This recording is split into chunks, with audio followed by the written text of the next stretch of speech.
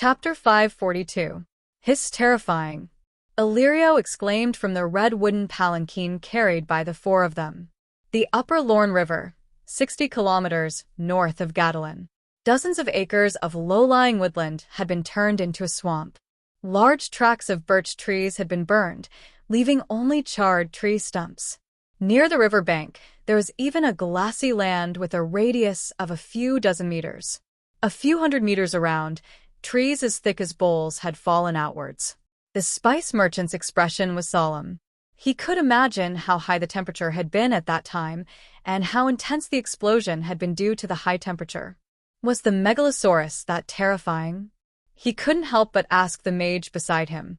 The Dragon Queen had caused too much of a ruckus here, attracting the attention of countless nobles, mercenaries, and extraordinaries in the western continent. That day, when the Dragon Queen had first appeared on the west bank of the Little Lorne River, a messenger crow had informed Governor Pentos, who was 500 kilometers away. However, Illyrio was too fat and couldn't gallop on horseback. By the time his carriage reached the vicinity of the Dragon Queen's furnace, it was already 3 days later. Then, without stopping, he took a boat north to find the birch forest where the Dragon Queen and the Crab King had fought. In order to better understand the truth of the matter, he had even hired a slightly famous fire mage. At this point, the Dragon Queen had already left for 2 days. Hundreds and thousands of people had arrived. Even now, other than Illyrio's group, there were many mercenaries and spies from nearby cities who had come to investigate the remains of the battlefield.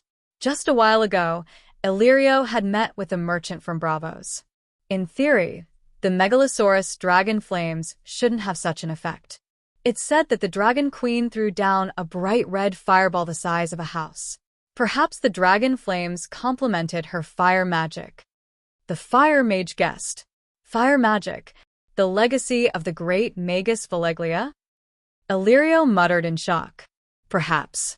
In the past few months, there have been rumors in the Extraordinaries that the Dragon Queen had regained the glory of the ancient great Magus Valeglia, becoming the strongest of the younger generation in the West. Now that I look at it, you really do live up to your reputation. You truly deserve to be called the #1 mage of the younger generation in the West. The old mage said admiringly. The heavenly Tao is good at reincarnation and never lets anyone go.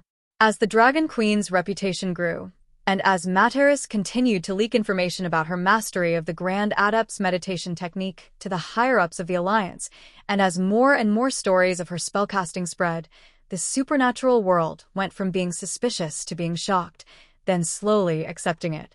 Finally, they recognized her as the #1 of the younger generation, the legacy of the great wizard. A strange look flashed across the fat merchant's eyes. He wondered if the Dragon Queen had taught Aegon the world's most powerful fire wizard meditation technique. He should remind Aegon that only with the combination of the dragon and the great wizard's inheritance could he exert the power to rule the world. Why is she only the #1 of the younger generation? Illyrio pointed at the messy forest that seemed to have been attacked by a flaming tornado and asked in confusion, who else can surpass her? If it was before, I would say yes. In the western continent of Ursus, almost every city has its own god. They are all demigods and supernatural mages. But now, a look of confusion and shock appeared on the fire mage's face. He shook his head and sighed. Some mercenaries saw the Megalosaurus burning crabs bigger than riverboats and loaches thicker than the pillars in front of the Red Temple, judging from the flooding around. The one who fought with the Dragon Queen that night must have been 1 or 2 water-type demigods. It could very well be the legendary Crab King. The Crab King is as famous as the old man in the river. He was once the master of the Rhone River. The huge waves and the flood that washed ashore were probably his water magic. In theory, water magic should have an advantage over fire magic. Besides, this place is near the river and has plenty of water. However, we are all sure that the Dragon Queen won, and it was a clean victory. What does this mean? Perhaps we can remove the younger generation. The Dragon Queen is the Queen of Fire among us supernatural beings. The Queen of Fire. Illyrio sighed. The timid girl who lived under his roof and did not even dare to speak much had grown to the level where she was like a demon. It had only been 4 years. Why did she fight the Crab King? Governor Pentos asked. Perhaps for the tile's steel.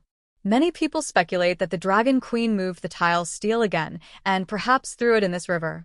It had to be said that there was no lack of smart people in this world. As long as there was enough information, they could really reconstruct the truth. Tile steel. The merchant's fat face trembled a few times. He sighed. 18 tons of tile steel. The few tile steel swords that my family kept to preserve their value have depreciated. The news of the Dragon Queen killing the Crab King at the Rhone River spread throughout the cities of the Western continent. Singers and poets were once again busy, writing a new legend of the Dragon Queen. In a few days, the story of the Dragon Queen slaying the Crab King was being sung in every corner of the city. However, the Dragon Queen was very depressed these days. Since they set off in the morning, they only reached Astapor the next night because they were carrying a 500 kilograms iron ingot. Then, she changed her clothes and began preparing for battle. Riding the Black Dragon, she brought Little Green, Little White, and the 17 pterosaurs to the 3 cities of Slaver's Bay. She was waiting for the allied pterosaur knights, waiting for the enemy to take advantage of the void. In the end, she waited for 2 days and did not even see a single dragon scale. This time, she suddenly understood. The enemy might have enough pterosaur knights, but they might not have enough dragons. Just like how she had more than 20 knights with the Holy Knight seal, but only 17 pterosaurs. She should have taken the initiative to attack Madaris when the enemy had completely lost control of the air. Just as she was thinking if she could make up for it, Matari's Raven spy sent news. A group of pterosaurs had landed at the camp outside the city today. There were more than 50 of them, including shadow pterosaurs and swamp pterosaurs. However, their size was generally smaller than the previous 2 groups. Danny was stunned for a moment and began to regret. When she was stealing chickens to smelt the Sphinx statue, Madaris was also stealing chickens and took the opportunity to subdue another group of pterosaurs from the Sosrath rainforest. The 4th day after Danny brought back 1,500 kilograms of tile steel, the top garden of the Great Pyramid of Astapor. Night. The Dragon Queen was having dinner with her vassal. Didn't you destroy the dragon's horn? How can they still capture pterosaurs? Chola was puzzled. The little devil shook her head and put down the wine glass.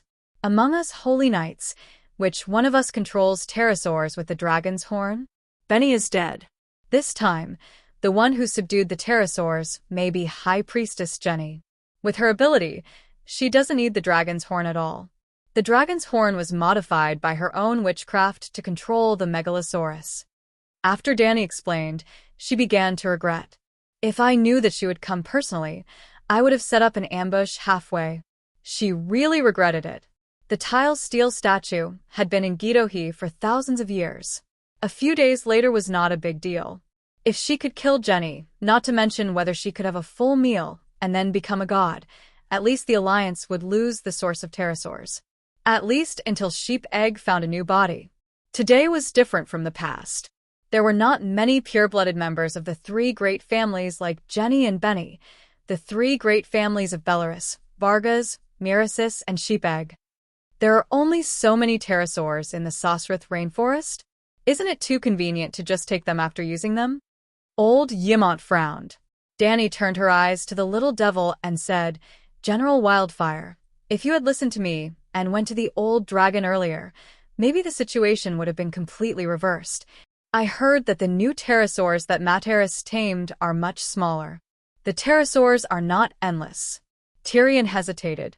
So, you should have gone earlier. Danny said lightly. So, it's too late for you to force me to go now. Tyrion thought. I'll go. I'll go to the rainforest tomorrow. Old Guy volunteered. Well, after he came back, he contracted a shadow dragon. Unlike General Wildfire, who was cunning and had a strong desire to survive, Old Guy was like Old Bart. They were both true knights and regarded dying for their king as the highest honor of a knight. He was a man of his word. The next morning, After receiving the iron gut, Tile's steel sword from the queen and Mormont's iron armor, he carried a big bag of dry food, some dragon essence, 10 leather bags of wine, masks, mosquito nets, and other things and set off. Well, since he had 18 tons of Tile steel, Deshiong was no longer obsessed with the Tile steel armor. As for the food and wine, Danny certainly did not want old guy to die in glory. Considering that even viruses were magical beasts in this damned world and might not be able to be disinfected by boiling, it was best not to drink the water or eat the food in Sosrith Rainforest. Old guy left in the morning. Dragon Queen's old friend Zal came to Astapor Pier. It's indeed more prosperous than the time of the good Lord. It's also cleaner. Even the confusing red brick debris is gone. Zal's mood was very complicated. Excluding the hostile relationship caused by interests, he still admired the achievements of Danny's old friend. It was easy to occupy a city. Many Centaur Khalasar could do it, but it was very difficult to govern a country with hundreds of thousands of people and even make it better in a short period of time. Accompanied by General Wildfire, Zal took a carriage and went to the manor outside the city to see a group of prisoners before returning to the Great Pyramid to see Her Majesty the Queen. General Wildfire is in charge of the Mage Corps and the Winged Dragon Legion. Now, he has become the Minister of Foreign Affairs and even has the only yellow jacket in Slave Bay. He is really the Queen's right-hand man. Zal looked at the dwarf, who was wearing the same clothes as him, and said with a complicated expression. The dwarf noticed the gaze of Ambassador Queers and looked down at the golden silk jacket. He smiled and said, "Your Excellency Zal is overpraising me. Her Majesty is just flattering me. In fact, I like wine and beautiful women. I don't care about the alliance." What the dwarf said was 100% true. He was willing to serve the queen, but he had no interest in the cause of freeing the slaves. Zal thought he was being sarcastic. In terms of damage to the alliance, the dwarf was enough to be in the top 3, second only to Klein and the Dragon Queen herself, especially when he put the wildfire bomb to practical use. Even Matt Harris could not make the wildfire so stable. It could almost change the future of the war. However, he was on the Alliance's assassination list and did not have many days to live. Thinking of this, Zal looked at the dwarf with a more intimate gaze. The dead Dragon Queen's important minister was a good minister of the Alliance. "I will see the Queen later. I wonder if you can put in a good word for me to Her Majesty?" Zal took out an exquisite ebony box from his pocket and quietly stuffed it into the dwarf's hand. Ah. The dwarf was stunned. Just as the Dragon Queen had guessed, Zal took the back door. Chapter 543. Of course, the Chinese were not the only ones who were used to giving gifts. The foreigners were not weak in this aspect either. Otherwise, how did Danny spend the tens of thousands of gold radiance coins back in quills? Wendro, who took 777 gold coins from the Dragon Queen but did not do anything, was still doing the most difficult and tiring work in the labor camp to this day. However, even though the little devil was the son of a duke, he did not have any real power. During his time as the Prime Minister of King's Landing, he was busy trying to survive and did not have time to ask for bribes. The heavens took pity on him. No one had ever given him a gift in his life. At this moment, it was the first time in his life that someone had taken the back door. Even though he was mentally prepared, he was still a little stunned. He looked around and saw that no one was paying attention to the open carriage. He awkwardly used his sleeve to cover the wooden box the size of a harmonica. Playing with it in his hand, the dwarf asked softly, "What is this?" "The Emperor's blessing." Zero lowered his head and explained softly in the dwarf's ear, "The king of barren lands, Bu Hao, invited all the famous doctors and sorcerers in the world and spent millions of gold coins to develop something to liven things up. Just one is enough to make you crazy." The dwarf lifted his chin slightly and put the box into his pocket. He said proudly, "I don't need it." "Yes, you don't need it. It's just a small token." Zero smiled in understanding. "But what do you want me to say to the queen about this small token?" The dwarf glanced at him and smiled faintly. "General Wildfire, as the saying goes, you can't punish the nobles, but you can't humiliate the knights. The rules here are the same as the Westeros. Even if the nobles and knights belong to different camps, they should not be humiliated like this. Wendro, a member of the Quill's royal family, is actually picking up dung in the manor. It is unreasonable and chilling to the nobles. General, you should help Her Majesty correct her mistake. Zero was filled with righteous indignation and said helplessly. Wendro took 777 gold coins from Her Majesty, but did not do anything. You know this better than me. How can the Queen not hate him? Tyrion said, the Queen still remembers that small matter from a few years ago? Zero was stunned and said in disbelief, I remember it clearly. Tyrion nodded. Zero's expression changed. He suddenly remembered that he had taken away her delicacies after the Dragon Queen had rejected his proposal. He had even taken away her favorite peacock tongue. He also demanded the return of the gift he had given her. He seemed to be even more hated than Wendell. No, that's not right. I'm only giving without getting anything in return. I didn't take advantage of her, unlike Wendro. It must be different. Otherwise, why would she give him a golden mandarin jacket? With this thought, Zero calmed down. General, how much salary do you get in a month at Slaves Bay? Zero changed the topic. I've been fined half a year's salary. I haven't received much money recently, Tyrion said. Sigh, Her Majesty is going overboard. General, you have made outstanding contributions. It is already wrong of her to not reward you generously. How can she deduct your salary? Zero shook his head repeatedly. I'm loyal to the Queen's great cause. I don't care about money. Tyrion spoke righteously and sternly, like a revolutionary warrior who is not afraid of sacrifice. This guy really does deserve to be killed. Zero sneered in his heart, but said with a pleasant expression, being loyal to the Queen and being rich is not contradictory. I didn't come empty-handed this time. If the general can make me not return empty-handed, I will definitely satisfy the general. How can you satisfy me? Don't look at me because I'm small. I'm actually very hard to satisfy. With that said, Tyrion could no longer continue to pretend to be stupid, and he couldn't reject him harshly. The Queen had arranged for him to receive Zero not because he had too much free time. The Battle of Toros had proven the power of the wildfire bullets. It also showed how much the wildfire bullets were consumed in a single battle. Now, the wildfire general rode his dragon to the Liberty Maiden Island to be a pirate on odd days, robbing the Alliance's supply ships. On even days, he went to the wildfire factory to supervise the fire mages' smelting of wildfire bullets. He was very busy and didn't have time to be a diplomat. He definitely shouldn't have come to receive Zero. However, the Dragon Queen needed someone to play along with her, to let the Alliance redeem him without any suspicion. After thinking about it, there was no one more suitable than the gnome in Slaves Bay. 10,000 gold coins. Zero raised a finger and said. A hint of greed flashed through Tyrion's eyes, but he forced himself to remain calm. He said, if Sir Zero has 1 or 2 friends in the prisoner camp, I might be able to put in a few good words for you to the Queen. I have traveled widely and have friends all over the world. Zero raised a finger and said with a hidden meaning, one price, 100,000 gold coins to rescue all the prisoners above the rank of knight. 100,000 gold coins. The greed in Tyrion's eyes grew stronger. His face twitched a few times, but he still shook his head. Sir Zero, not counting the 30 to 40 winged dragon knights who were captured in the last 2 dragon wars, there are more than 500 nobles who were captured in Toros. Yet, you're only offering 100,000. That's too insincere. Are you confident that you can convince the Queen to release all the nobles?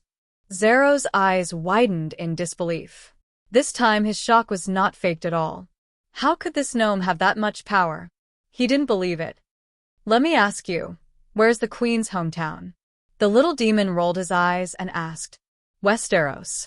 But she grew up on the streets of a trading city. What does that mean? Let me ask you again. Is the Queen a noble? The gnome didn't answer and asked again. Of course, the king is the greatest noble. She is a Westerner and is familiar with the etiquette among Westeros nobles. She is also a knight who values glory. Why can't such a queen abide by the rules of nobles, accept the ransom, and release the prisoners? Zero frowned and said, "What are you trying to say? If I can use the normal way to ransom the prisoners, why should I? Why should I use your back door?" Moreover, Westeros nobles weren't stupid. They wouldn't accept the ransom and release the prisoners before the war ended unless both sides exchanged prisoners of war. It was almost impossible for someone like Zero and Dany to use money to ransom their own generals in the middle of a war.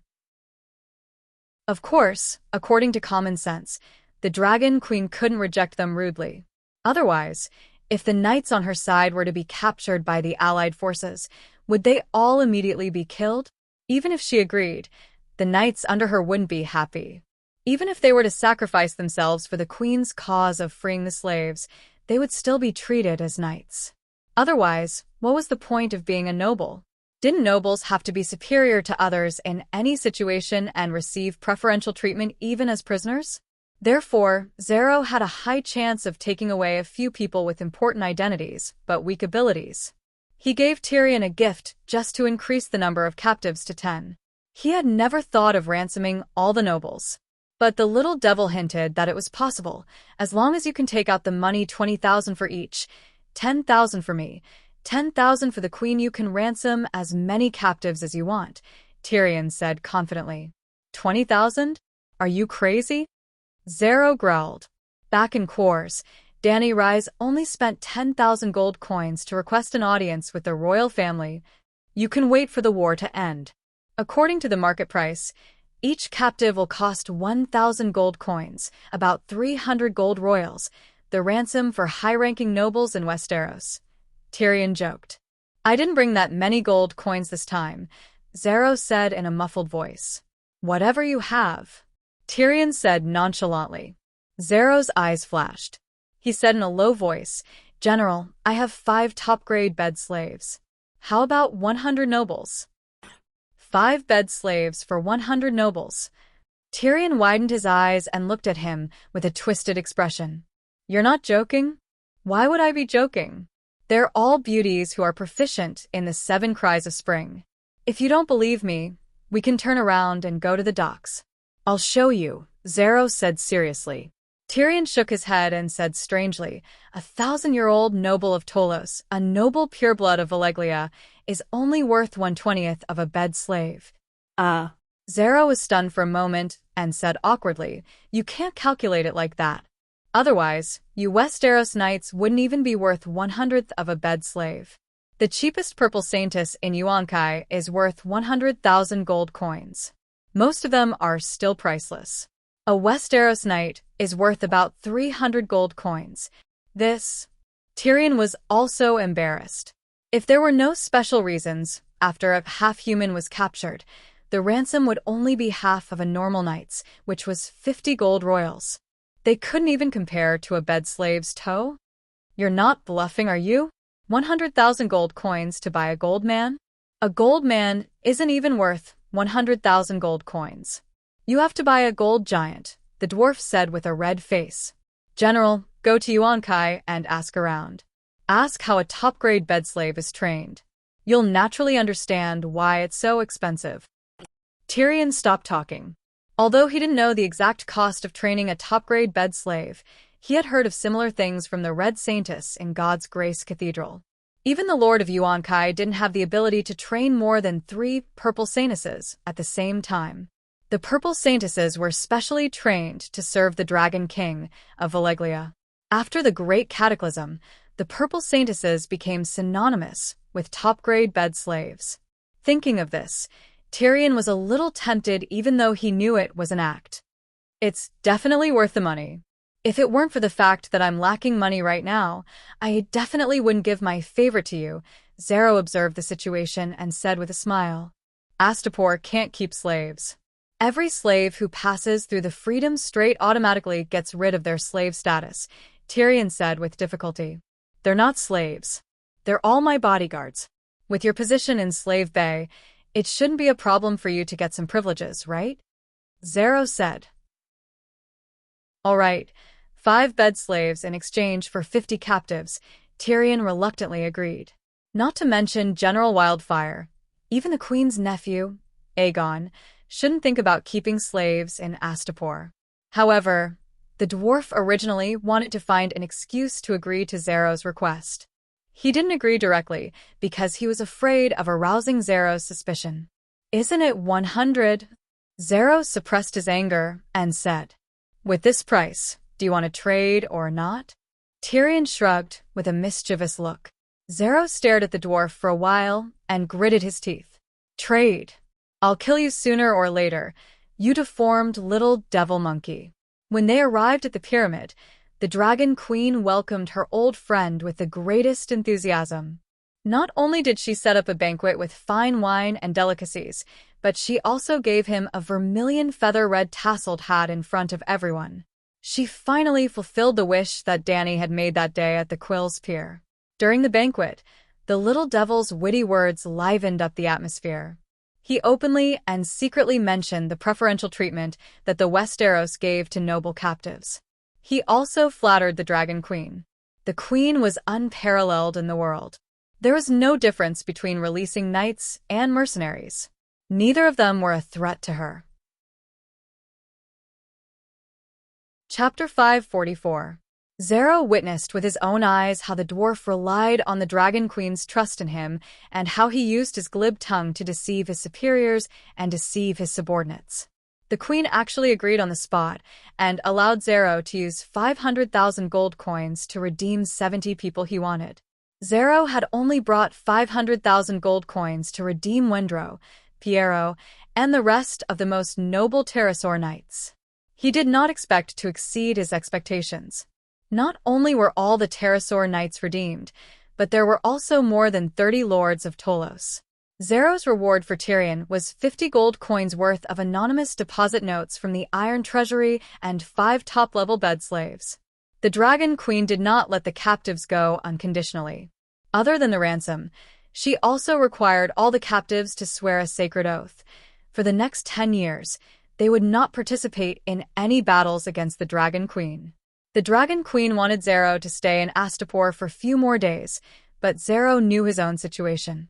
A month ago, they had ordered the world's top assassin organizations to assassinate the Queen's only relative and most trusted official. Who knew where the assassins were now? If the Queen's eldest nephew was assassinated while he was visiting Slaver's Bay, he would lose his only relative and even his heir. No matter how deep his friendship with the Queen was, he would not be able to escape the fate of being washed in dragon flames. So, on the afternoon of the second day, Zero hurriedly took the 70 dispirited captives and left on a ship. They would first take a ship to New York on the free Maiden Island and wait for the Zingis Pterrorsaur Knights to pick them up. On the pier by the sea, Tyrion and the Dragon Queen watched as Zero's ship disappeared into the sea. "Tyrion, did Zero ask you about Garth?" Dany asked. In the process of reminiscing, Zero asked about Rhys, Prince Rhys, Lady Hyder, and so on in a roundabout way. She was confused and was stunned a few times.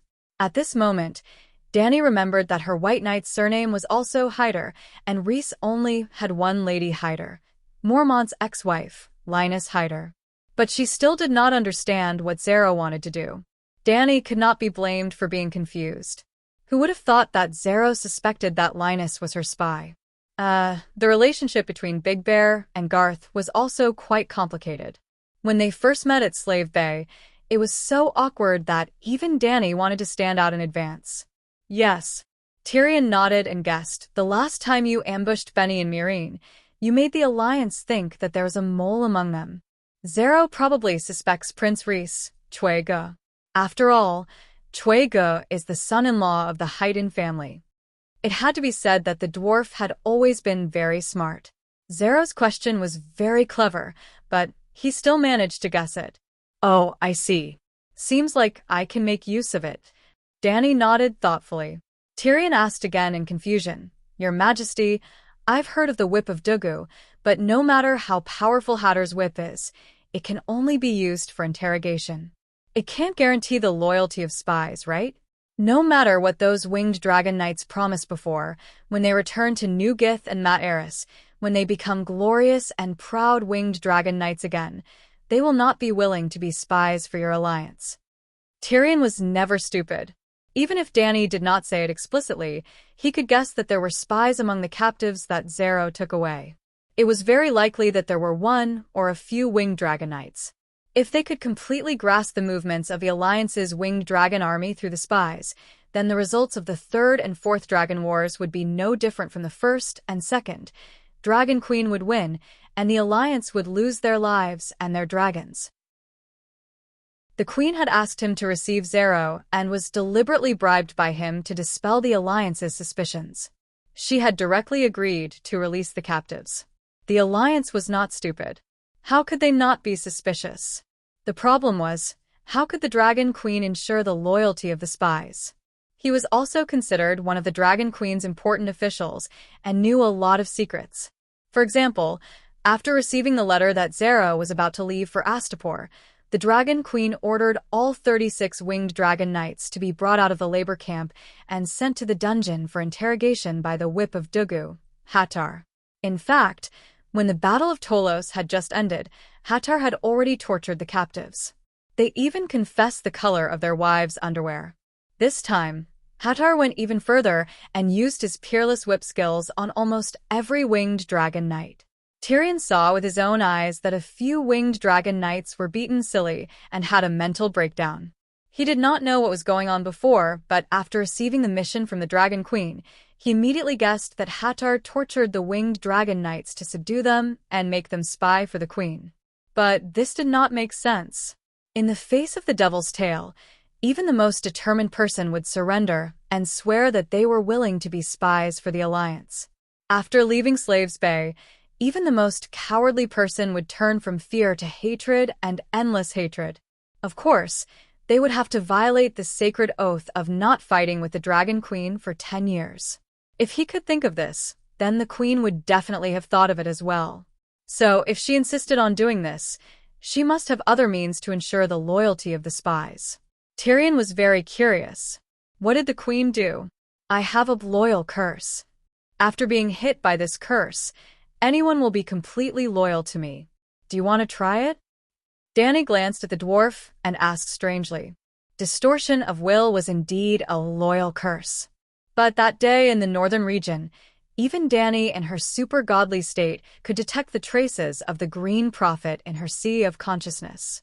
Dany's whisper was no more secretive than the green prophet's distortion of will, and the sheep egg was definitely stronger than Dany at the Great Wall. So, Dany did not dare to use Dany's whisper on the Pterosaur Knights. In fact, the evil god's whisper did not have much effect on demigods, unless the one who used the whisper was a true god. The whisper was only effective on creatures whose strength and will were lower than the user's. It was ineffective on creatures of the same level, and it was impossible to use it above their level. She asked Hattar to torture the knights only to destroy their spiritual, well, physically. Since they had broken down, they naturally could not detect that Dany had entered the space of consciousness to endow them with spirits. She did not need to distort their will. She only needed to mark the position of the knights. She did not dare to use the soul mark she learned from Kuei-shi. The sheep egg would most likely be able to detect it, and he might even attack Dany herself through the soul fragment left on the spies. Just like how Dany used Kuei-shi's soul fragment to use the true dragon roar on the Shadowbinder. But these words could not be said to the little devil unless he was really retarded and agreed to accept the loyal curse. Tyrion tilted his head and looked at Dany. He grinned and said, Your Majesty, I can guarantee that the loyal curse will only have side effects on me. If loyalty could be measured by numbers, then the Scarlet Loyalty Curse could only increase a person's loyalty by 100 points. But my loyalty to you is 10,000 points. Turning 10,000 points into 100 points is too much of a loss. Hehe, is your 10,000 points of loyalty positive or negative? Dany sneered. Of course it's positive. It's really positive. Tyrion puffed out his chest and puffed out his belly.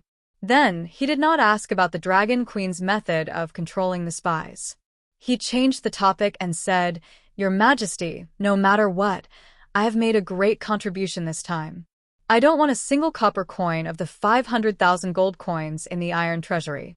As for the 5 bed slaves, they are naturally no longer slaves. Can you let me keep them for a year and a half? How dare you say such things in front of me? Dany narrowed her eyes, as if knives were coming out from her eyes. If a year is not enough, how about a month? Tyrion complained.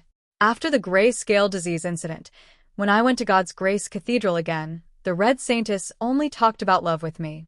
She did not even let me touch enough. Dany looked disgusted as if she had swallowed a fly. She waved her hand and interrupted him. Go find the Green Saintess and let the Red Saintess do your business again. If the 5 slaves are not willing to turn over a new leaf, let the Green Saintess teach them. Whatever you want to do, go find her. Tyrion agreed on the surface, but secretly decided to delay the Queen's order for a few days. When he was in the Westeros, he had heard of the famous bed slaves in Yuan-Kai, who was thousands of miles away. Only the Dragon King of Valeglia had the right to enjoy the Purple Saintess. But when he came to Slaves Bay and went through many difficulties to become the Queen's Minister of State, the bed slaves were gone. Dragon Queen was better than Saint Bailey. Saint Bailey closed all the brothels in King's Landing and drove away all the prostitutes. Dragon Queen was still rational and kept the Red Saintess system.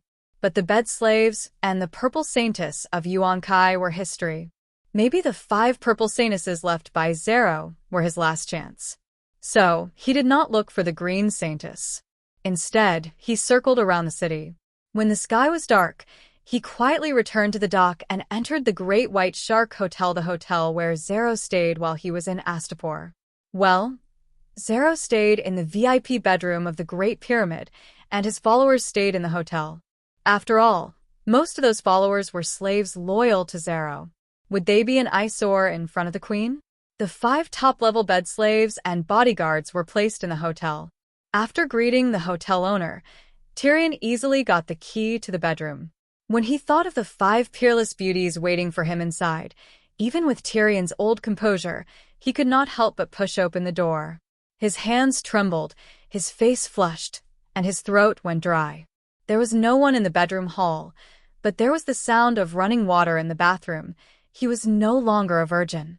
When Tyrion heard the sound of running water, he wanted to have a nosebleed. 5, huh? Seems like I can't handle all of them. After hesitating for a moment, the little devil gritted his teeth and took out a small ebony box from his pocket. He opened it and took out a pill the size of a soybean. The smell of medicine was strong. He swallowed it with a smack. He did not know if it was the effect of the medicine or his imagination. In an instant, the little devil was full of energy. Baby, the Wildfire General is here. He arched his body and rushed into the bathroom while howling. He pulled open the curtain. Zero was a lid. Zero was a lid. Zero was a lid. And it was a completely curved lid within a lid. Facing the Dragon Queen, who was as beautiful as the moon and had an extraordinary temperament, his heart was as calm as still water. He even felt disgusted. It was clear how big of a lid he was. Hence, Zero was not lying. His bed slave was also his bodyguard. A whoop, the Wildfire General's mournful howls could be heard from half a block away. However, the innkeeper had been informed beforehand and knew what the Wildfire General was doing. He stopped all the people who were rushing over to save him. It's a misunderstanding. Everyone has misunderstood, the innkeeper said. On the second day, the Wildfire General did not attend the Imperial Conference. He did not go to work either. He went to New York Town to be a pirate or to manage the wildfire factory in the suburbs. On the third day, the Wildfire General was absent from work as usual. At this time, the Dragon Queen, who was busy forging armor for herself, was finally alerted. The winged dragon Tessa of the Wildfire General was nowhere to be seen. Did that fellow escape? After entering the dragon spirit state to sense Tessa's location, Dany told old Ymont and the others with a strange expression, "The Wildfire General is about 5 kilometers west of the city by the sea." Aegon volunteered to look for Tyrion. Dany agreed. The salty sea breeze blew Tyrion's messy blonde hair. He faced the sea and sat on a black reef the size of a horse carriage. He used a green cloak to wrap his body. He was like a wooden statue, motionless. "Tyrion?"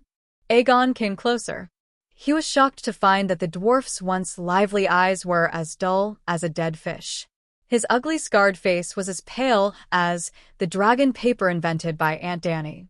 "What happened to you?" Aegon asked with concern. "You suddenly rushed out of the inn 2 nights ago and disappeared. We were very worried."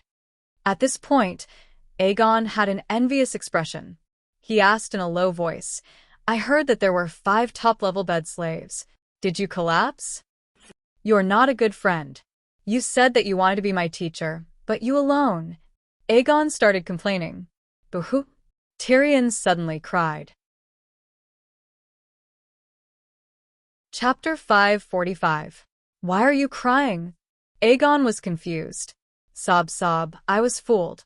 They're even more, sob, sob, sob. The grievances in his heart burst out like a flood.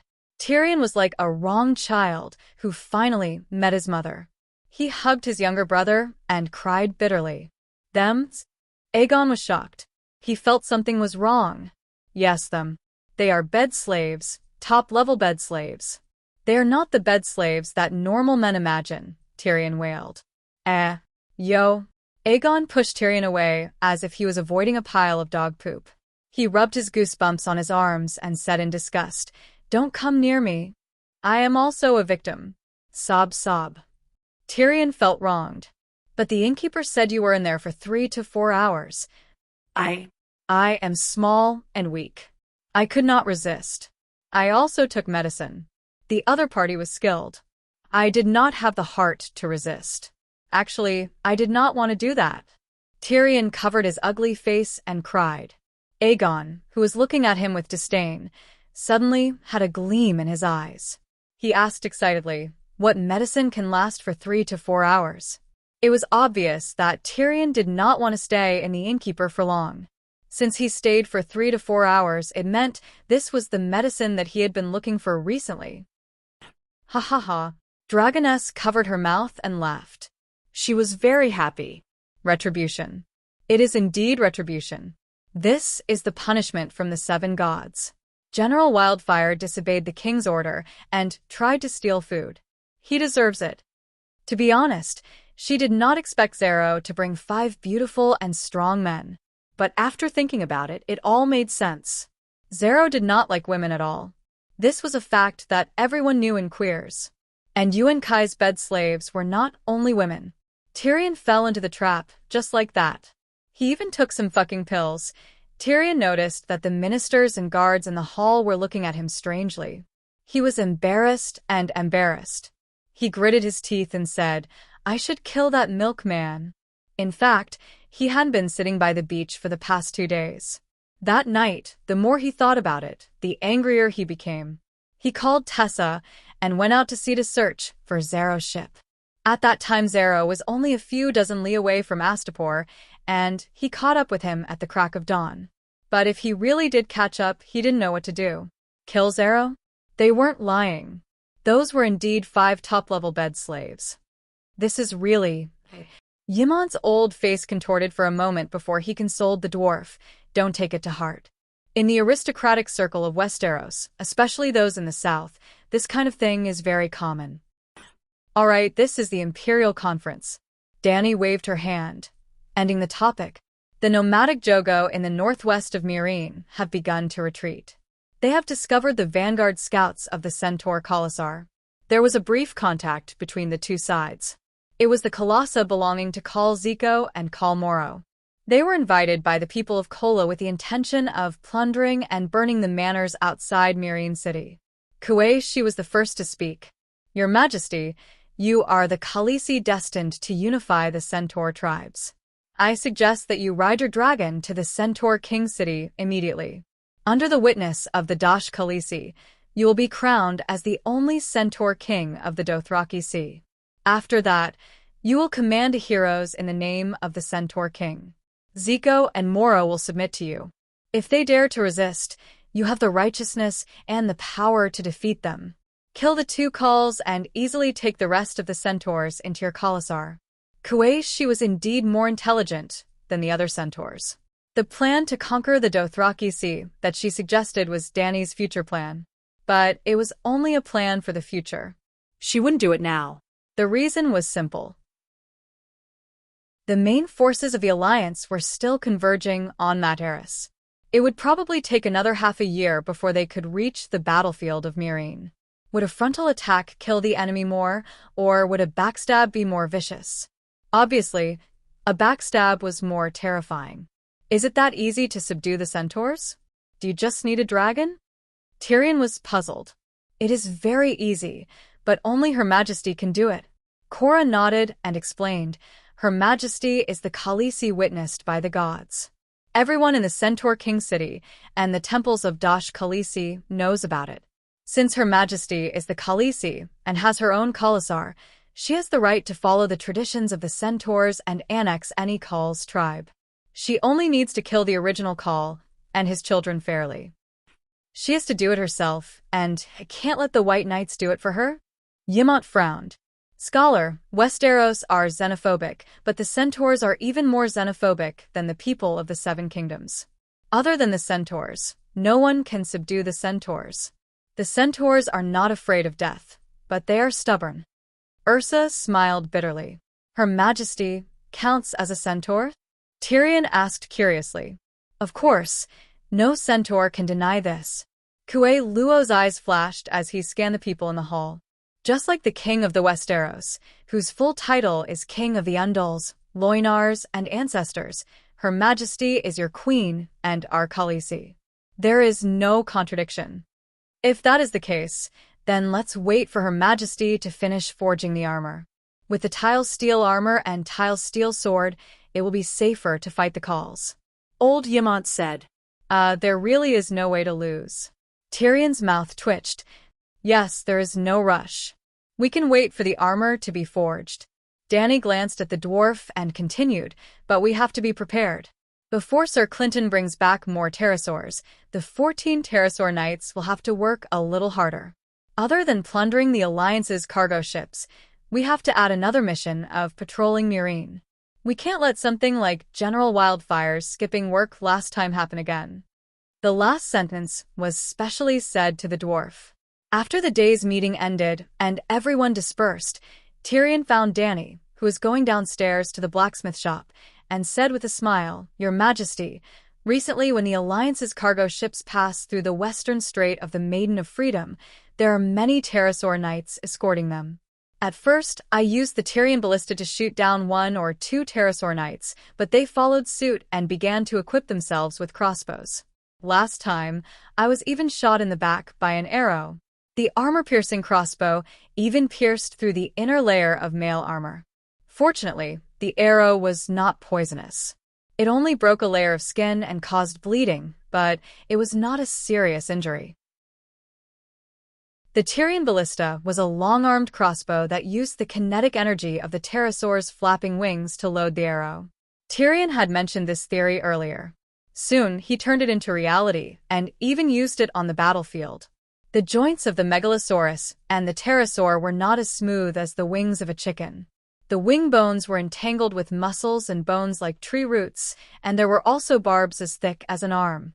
Tyrion chose a barb on each side, ground it through, and strung it with an iron chain. There was an iron ring at one end of the chain, and the 2 arms of the crossbow originally worked by the elastic force of the stretch. The Tyrion ballista had a very simple but extremely exquisite mechanical structure. It could convert the flapping force of the wings into the pulling force of the string. After the string was loaded, even if the pterosaur continued to flap its wings, it would not affect the ballista. The flapping force of the pterosaur's wings was as high as a few thousand kilograms, and the pulling force was only 200 to 300 kilograms. The impact on flight was negligible. At this time, the pterosaur's combat mode was like this. The dwarf rode on the pterosaur's back, holding the crossbow in front of him that was the size of a Gatling gun, and chased after the other pterosaur knight. By Ubu, the other party also took out a crossbow, and while dodging the crossbow, they shot at the dwarf. In theory, the dwarf was a fully automatic machine gun. He had an absolute advantage in artillery fire, and he should be invincible. However, they were riding on dragons, not fighter planes. Fighter planes could not collide, but close combat between pterosaurs was normal. The small crossbow could not kill the pterosaur either. Tyrion had made a few mistakes, and the crossbow arrows had hit the back of Tessa's head. Therefore, in a situation where there were many of them, Tyrion was no match for them, and in the process of escaping to New York Town, he could really be hit by stray arrows. "Can you also help me make a set of tile steel armor?" The dwarf revealed a fawning smile. Dany thought for a moment. The Dragon Knights in the Dragon War were indeed dangerous. When Old Tortoise transported the iron ingots over, it was not a big deal to help the pterosaur knight equip with a tile steel armor. So, she said, "Do you want plate armor or chain armor?" Seeing that she agreed, the dwarf was overjoyed and hurriedly said, "Thank you, your majesty. You are so generous and cherish your subjects. I want plate armor. Plate armor is sturdy and can also withstand high-speed impacts." "No, you are mistaken. The armor is for you to wear, but it will not be given to you for free." Dany shook her head. "Am I also considered to have made outstanding contributions?" Tyrion raised his eyebrows and asked, "Not enough. You will be promoted because of your contributions. When you become a count, we will talk about this again." When they came to the blacksmith shop, Tyrion was shocked to see that the Dragon Queen had taken off her brocade dress and changed into a white shirt and dark blue canvas pants. Her silver hair was tied up high, revealing her delicate and small ears. The top two buttons of her shirt were undone, revealing her swan-like slender neck. The hem of her shirt was tucked into her brown leather belt, and her canvas pants wrapped tightly around her two strong and straight legs. She was wearing knee-high riding boots, which made her look valiant and elegant. She had a different kind of charm, but she was holding a hammer in her hand. She walked to the stove where the heat waves were rolling. She raised the hammer. Ping, ping, bang, bang, bang, the seven gods above. The Dragon Queen is forging. "The Queen is forging." The dwarf murmured, "Oh, your Majesty's armor has to be forged by herself. It involves a lot of magic arrays. Only she can complete the enchantment during the forging process." Tobu had already recovered from his shock, so he spoke very plainly. "But how can she forge?" Tyrion was puzzled. Tobu glanced at Dany in awe and sighed. She didn't know anything before. "I taught her everything. I have to say that the Queen's blacksmith talent is as extraordinary as magic." "Your Majesty, what magic did you add to the armor?" After measuring the height, arm length, and other data, Tyrion went behind Dany and asked, "You won't understand." Dany did not look back and continued to swing the hammer. Standing behind the Queen, Tyrion smelled the fragrance of orchid and osmanthus from her body. He felt a little uncomfortable. He moved to the side of the big iron block and said with a flattering smile, "You don't have to talk about the principle. Just talk about the function of the magic circle." Dany squinted at him and said lightly, "Don't even think about it. I won't help you enchant it." The dwarf rubbed his nose awkwardly and said with a silly smile, "Tell me about it. I'll learn a little." There are two very simple effects. First, it has a similar function to the Great Wall. It increases magic resistance, blocks evil spirits, and effectively reduces the damage of magic and divine arts. Second, transformation into wings. Dany said with a strange expression. Tyrion's body shook and murmured, "Transformation into wings sounds very strong. What is it?" Chapter 546. In this world, it was easy to turn Battle Chi into a horse, but it had never turned into wings. Well, a fire mage who could control fire could control the flames to change into various animal forms. Even the megalosaurus could be transformed, let alone a horse. Of course, a magical horse couldn't be ridden. But if one wanted to use magic to control the flames into wings to fly, it was almost impossible for mortals, even for true gods. The power of a true god was unpredictable and difficult to judge. The fundamental principle of the fire ladder technique was that the fire wizard power in the fire mage's body resonated with the fire element in a certain way, producing the effect of water and milk blending. Just like a drop of water could easily dissolve in a pool without appearing out of place, a drop of water had no buoyancy or sinking power in water. As for Newton's law, sorry, it was not Newton's turn to behave atrociously in this fantasy world. So, Danny came up with an idea. Could she carve a magic array in the armor, so that after the armor was imbued with magic, it would have the same effect as the fire ladder technique? Can it be done? Even in the craziest legends, I have never heard of an armor that could grow wings and fly. After listening to the Dragon Queen's introduction, Tyrion doubted. Hee, summer insects can't talk about ice. Clang. Danny put the hammer on the anvil, sneered, stretched out her right hand that was stained black with coal ash, and picked up the dark red iron in the dwarf's sluggish eyes. It seemed to be a piece of shoulder armor. Boom.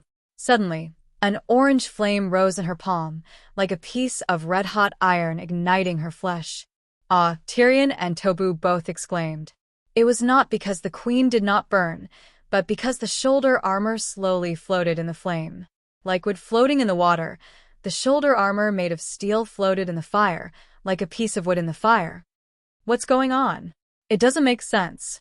Where did the gravity go? Tyrion was shocked. Haven't you seen Pogba's fire ladder technique? Why didn't you ask where the gravity went at that time? Danny smiled proudly and withdrew her magic. The flame disappeared, and the piece of iron fell into her palm. Tyrion was envious and said pitifully, "Your Majesty, the winged dragon knights are very dangerous. Almost half of them die from falling from the sky. Look, can you give it to me? You don't have mana. Enchantment is useless." Danny shook her head. If she hadn't killed Benny and her magic power hadn't increased tenfold, she wouldn't have come up with the idea of magic wings. It was too exhausting.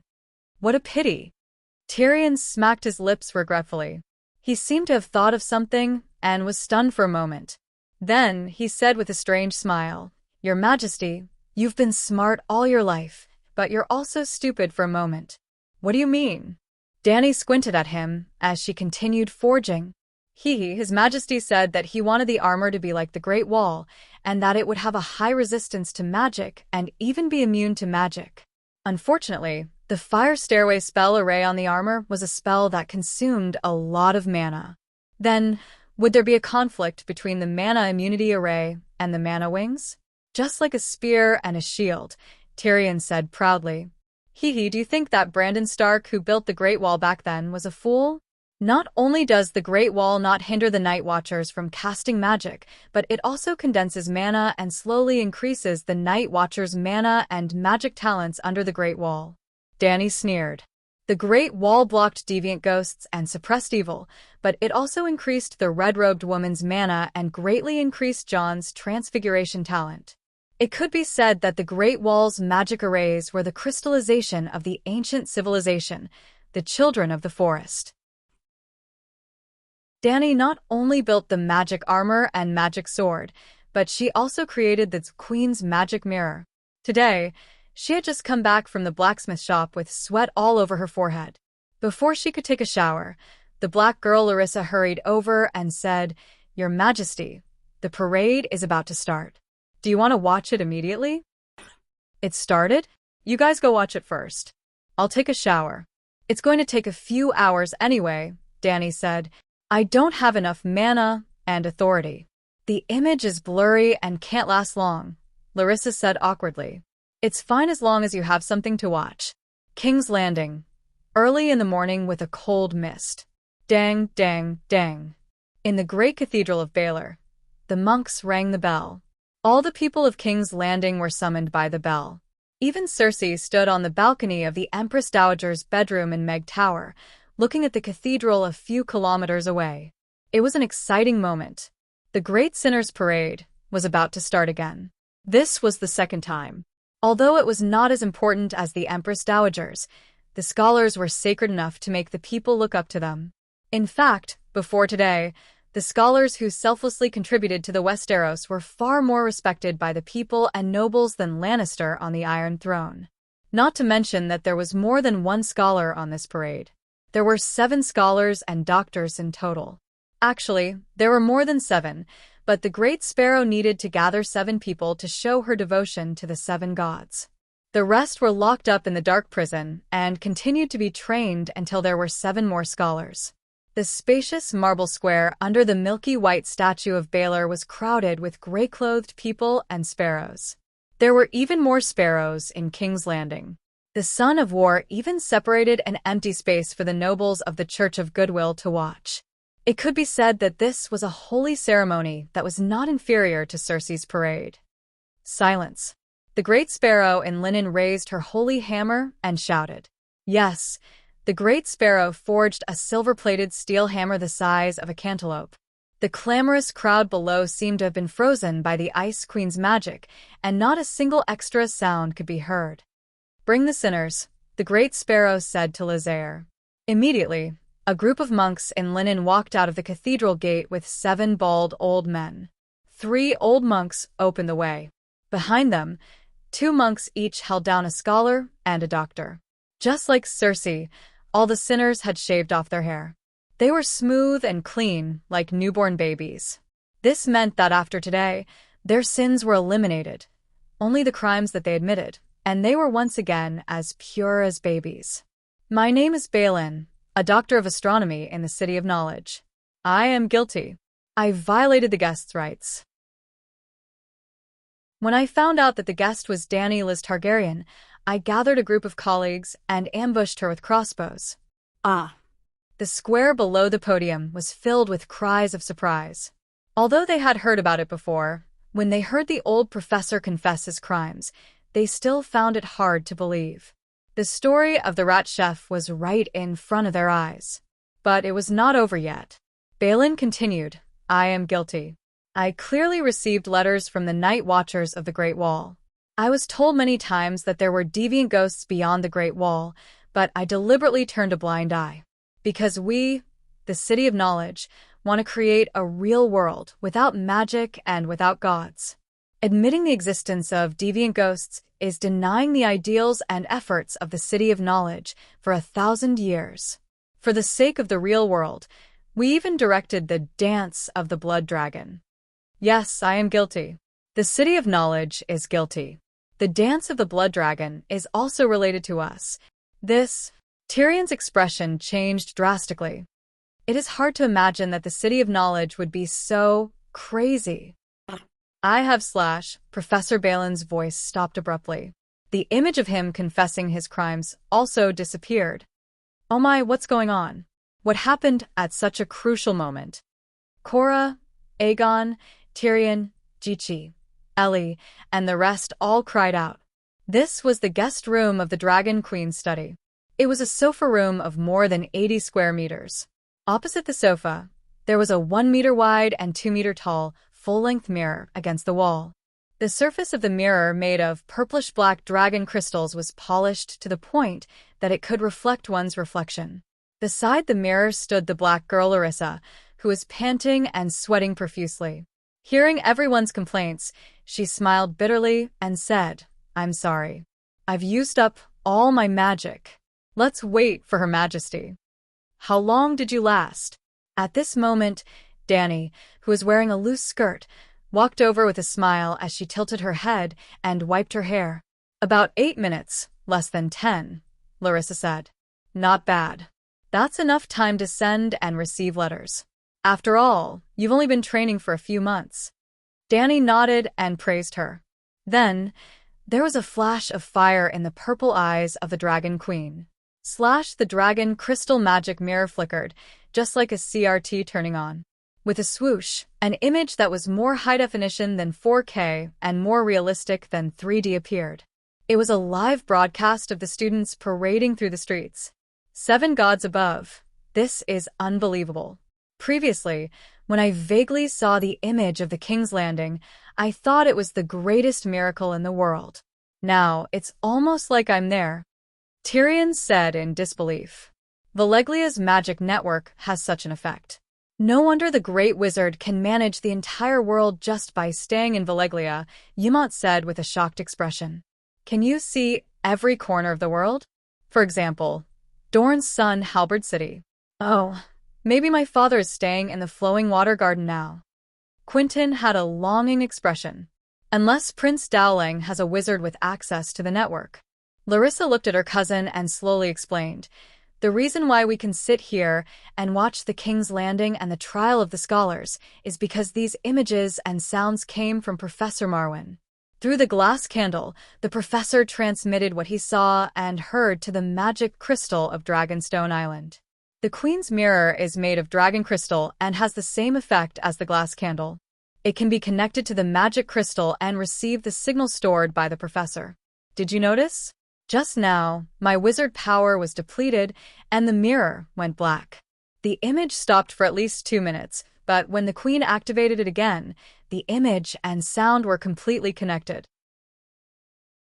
After Blackie's reminder, everyone realized that the scene of Professor Balin's confession was perfectly connected. That means we can watch half of it first and continue at night? Tyrion said blankly. Dany shook her head and said, "In theory, it's possible, but my magic crystal is far inferior to that of the great wizard Valeglia. His crystal is the size of a carriage, while mine is only the size of a human head. The information it can store is limited.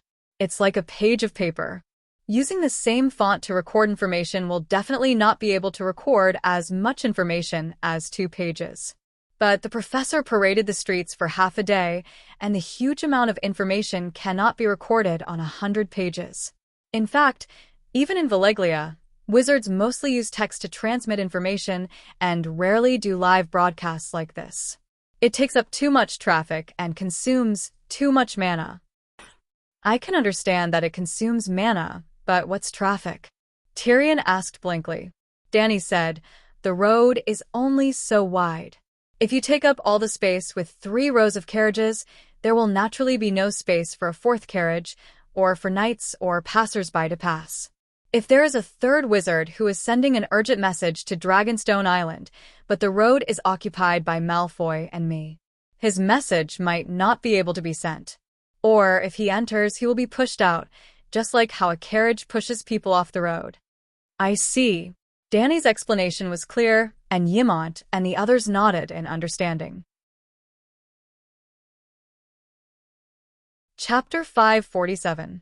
Tyrion understood it better and said thoughtfully, "The information that Larissa received before was blurry, as if it was covered with a layer of gauze. But yours was as if you were there, clear and real.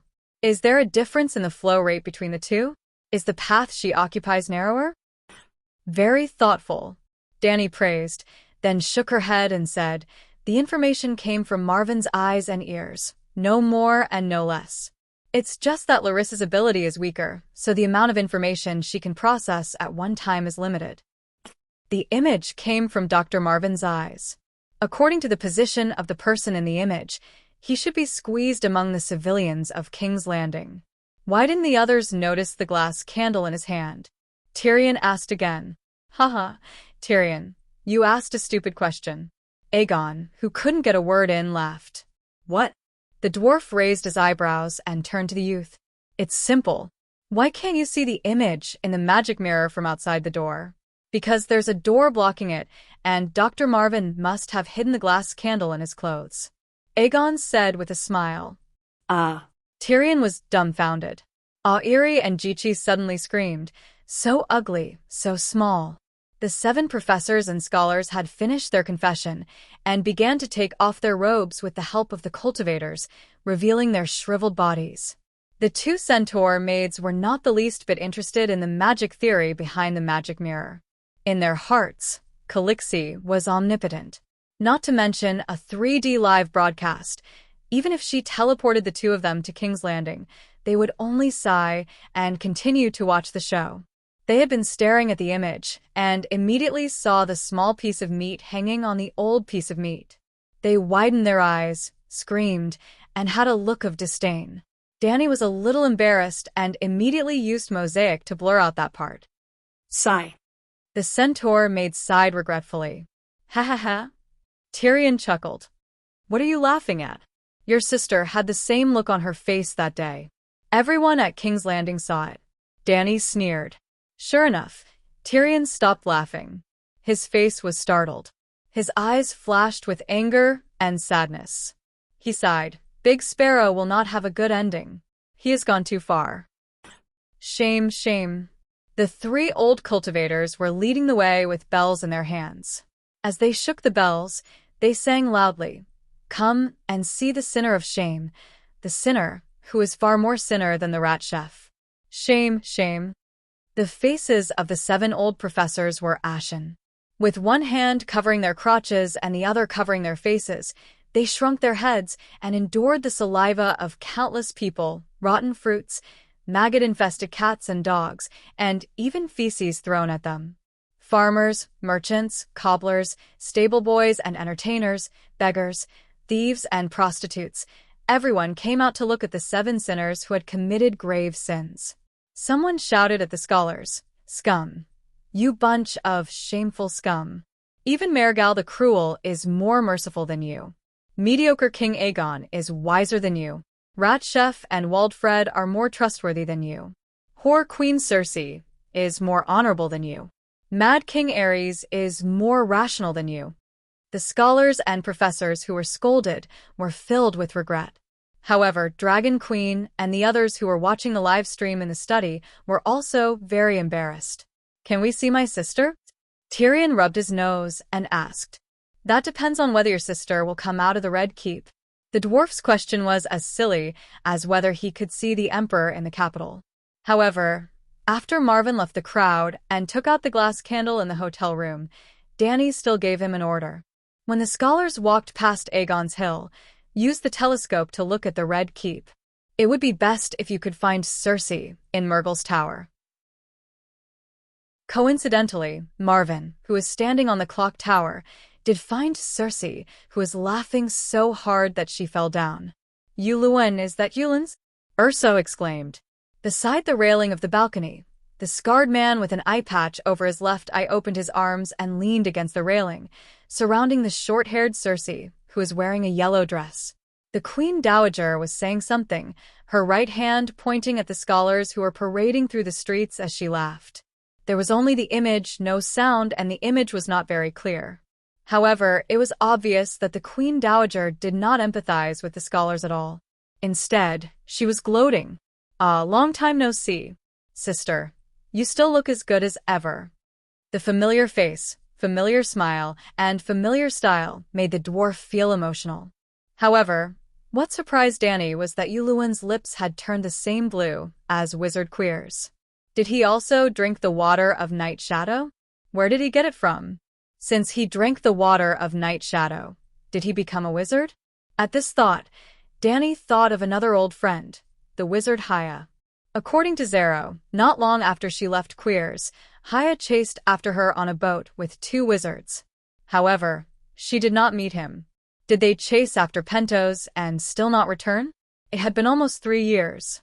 Yuluen's lips have turned blue. He must have drunk the water of Night Shadow and become a wizard.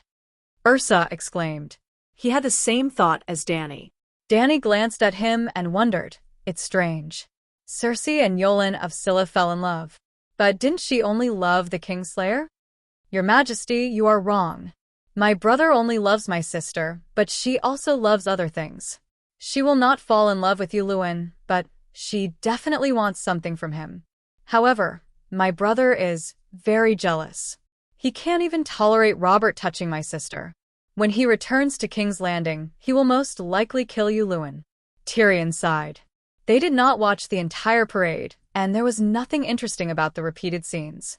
The next day after the parade, the 7 professors and a group of prisoners were sent to Dragonstone Island. After confirming that there were deviants beyond the Great Wall, the Great Sparrow began to actively search for criminals to guard the Great Wall. Dragonstone Island was the transit point. However, there was a small interlude. Because of 3 of the prisoners, Dragonstone Island received an envoy from Uncle Finger. His name is Oswer Catterblack, a tall white-haired warrior. He represents Peter Baelish and conveys a request for loyalty to the true dragon, Professor Marwyn said in the Magic Mirror. Why is Pinky pledging loyalty to me? Isn't he living a carefree life in Arryn Valley? Dany asked. Perhaps he wants to live a carefree life forever. After all, his title of Duke of Hellenberg came from Lannister. Waiting for you, Marwyn said with uncertainty. Has anything special happened in Arryn Valley recently? Danny asked. Special? I've been busy with the magic network. I haven't paid attention to Aran Valley, Marwyn said blankly. Danny thought for a moment and said, "Call Scholar Pylus here. He's in charge of the Crow's Nest and often communicates with scholars from other places. Perhaps he can answer my question." Scholar Pylus had indeed been collecting information on the various kingdoms. Not just Aran Valley, but also the Northern Territory, the Western Territory, Dorne, and the Stormlands. The scholars of each duke's territory will regularly exchange information with the scholars of other duchies. This is their daily work, the gray-haired youth said solemnly. If the scholars knew nothing about the Seven Kingdoms, why would the lords keep them? Of course, this also allowed the scholars to easily control the information network and the power of public opinion that connected the Seven Kingdoms. Your Majesty, I think there are 3 points worth your attention. First, Duke Baelish suddenly has an illegitimate daughter called Elaine Stone. He once tried to marry Elaine to the heir of the valley, Sir Hatton. If Robert Arryn dies, Duke Baelish can continue to exert influence in the area. But recently, the Duke seems to have changed his mind. Miss Elaine and Sir Hatton rarely contact each other. Second, the roseless Iron Guard Brienne Tass went to the area to find Sansa Stark.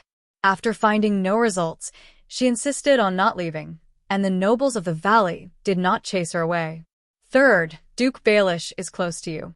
He once let the ships of Seagull Town help Sir Rhaegar Setigar transport food relief across the river. At the same time, Duke Baelish rejected the Iron Throne's invitation to go to King's Landing to be the finance minister. Elaine Stone. Dany had a strange look on her face. Scholar, do you think Baelish really wants Elaine to marry that Harold? How can this be faked? Harold is the heir of Duke Robert Arryn. How can he lie to him? Of course, both parties only have intentions, and there is no marriage contract. Terminating it now does not count as a breach of contract. Could it be that Uncle Finger is really capable of sending a cannon from 1,000 miles away? Elaine is most likely Sansa, and Uncle Finger and Sansa seem to be in an incestuous relationship. Giving his woman to another man, what kind of fucking spirit was this? Is Brienne alone? Dany asked again. She has always been alone since Riverside, Scholar Pylus said. Not necessarily this time. Madame Stoneheart is definitely behind Brienne. Dany's guess was right. Madame Stoneheart had already infiltrated the Eagle Nest without Littlefinger's knowledge. Tom Seven Strings, who sang the ballad of The Violet Night for Sansa, was a spy for the Brotherhood without banners. Tom Seven Strings often used his identity as a singer to gather information for the Brotherhood, and he had already met Sansa. Tell me about that messenger.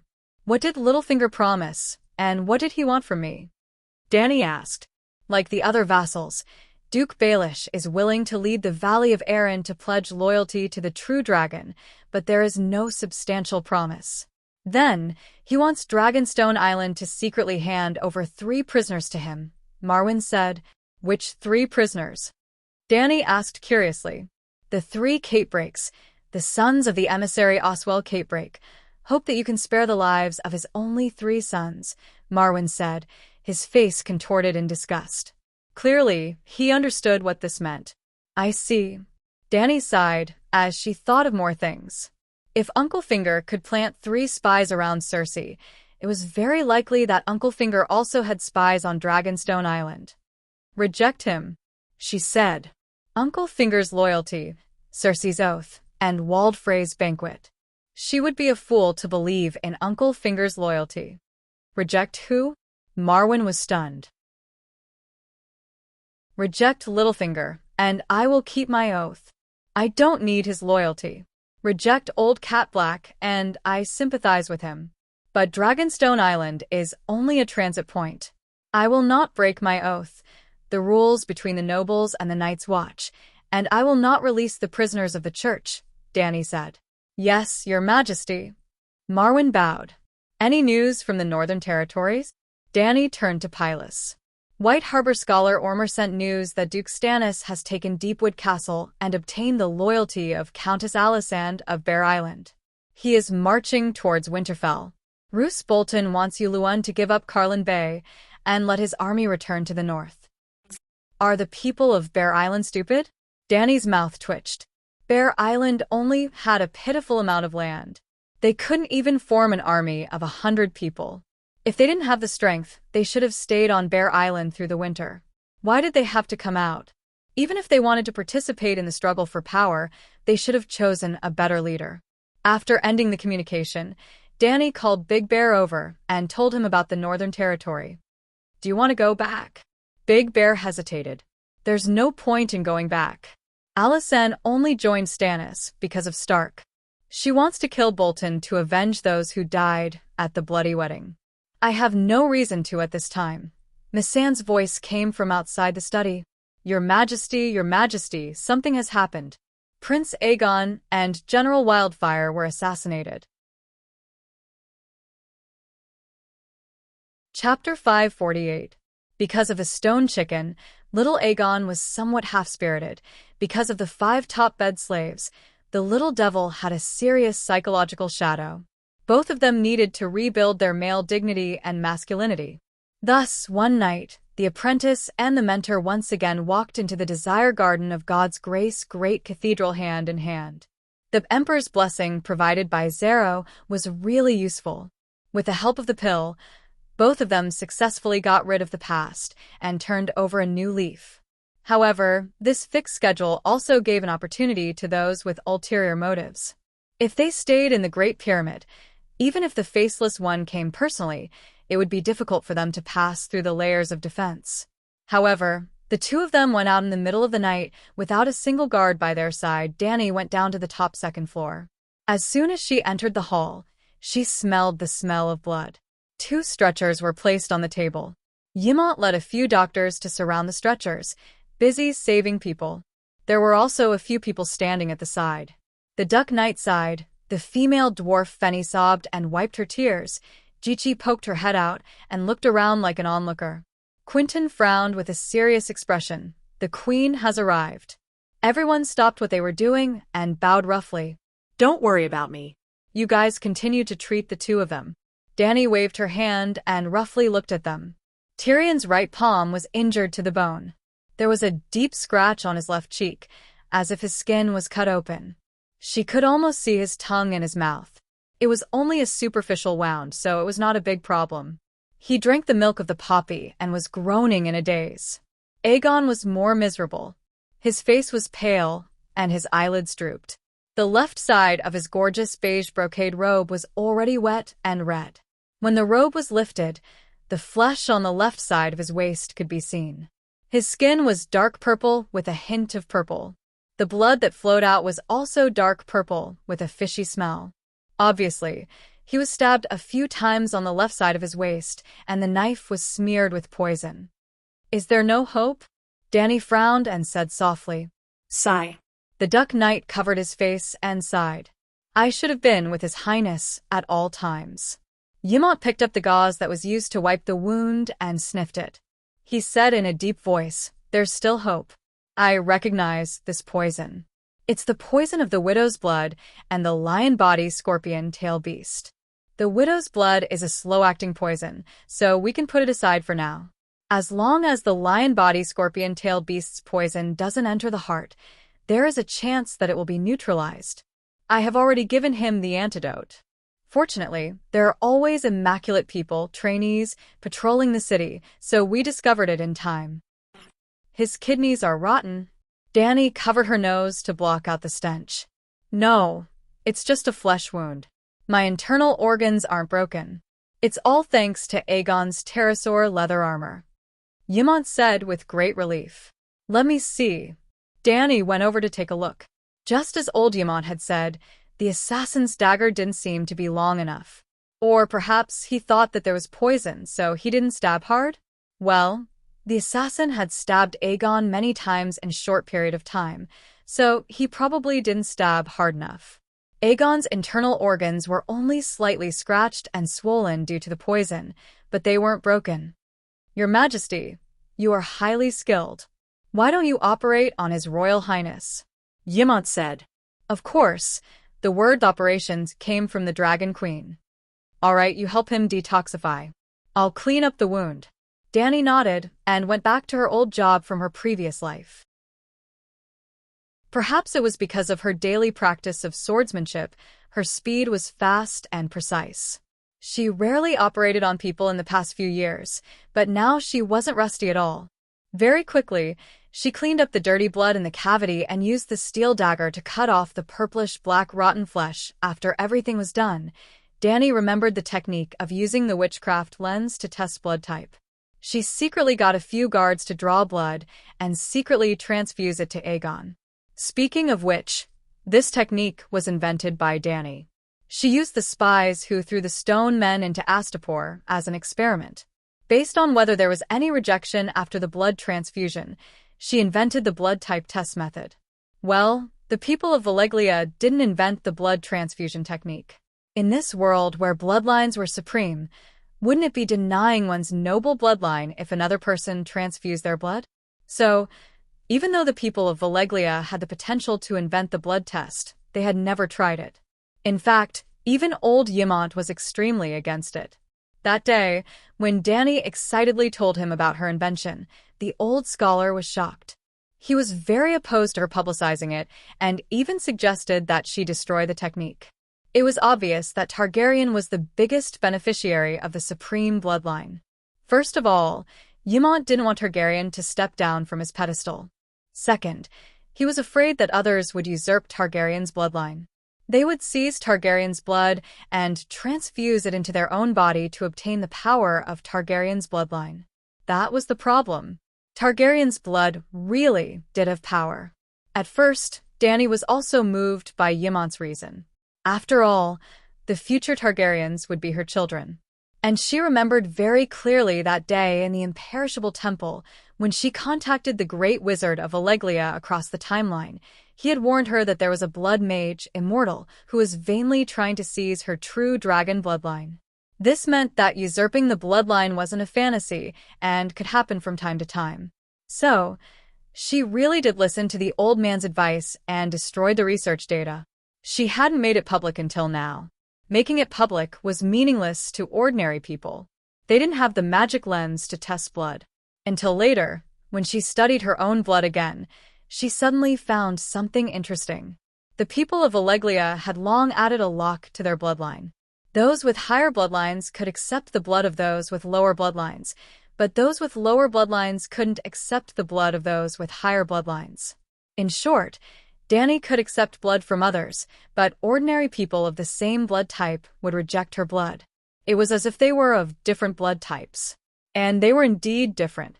Their energy levels were different. In the end, Valeglia was the ancestor of blood witchcraft.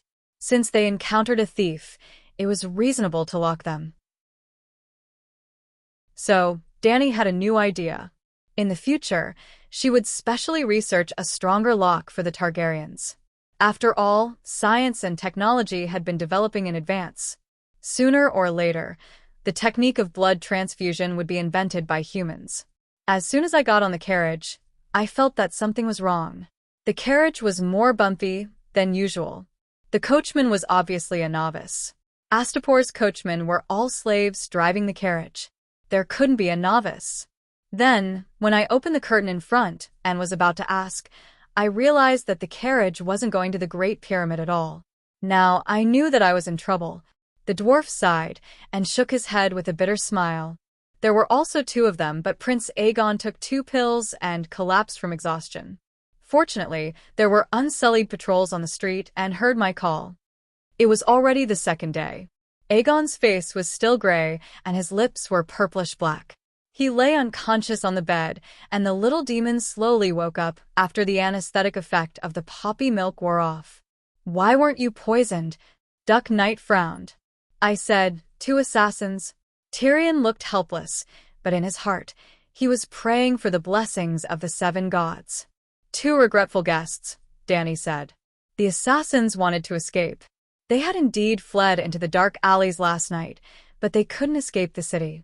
Before dawn, the patrolling Unsullied received a report from the citizens of Astapor and arrested the 2 suspects.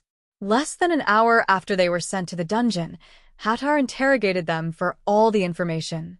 Quell's regretful guests? Tyrion sighed and said with grievance, "We were caught in the crossfire.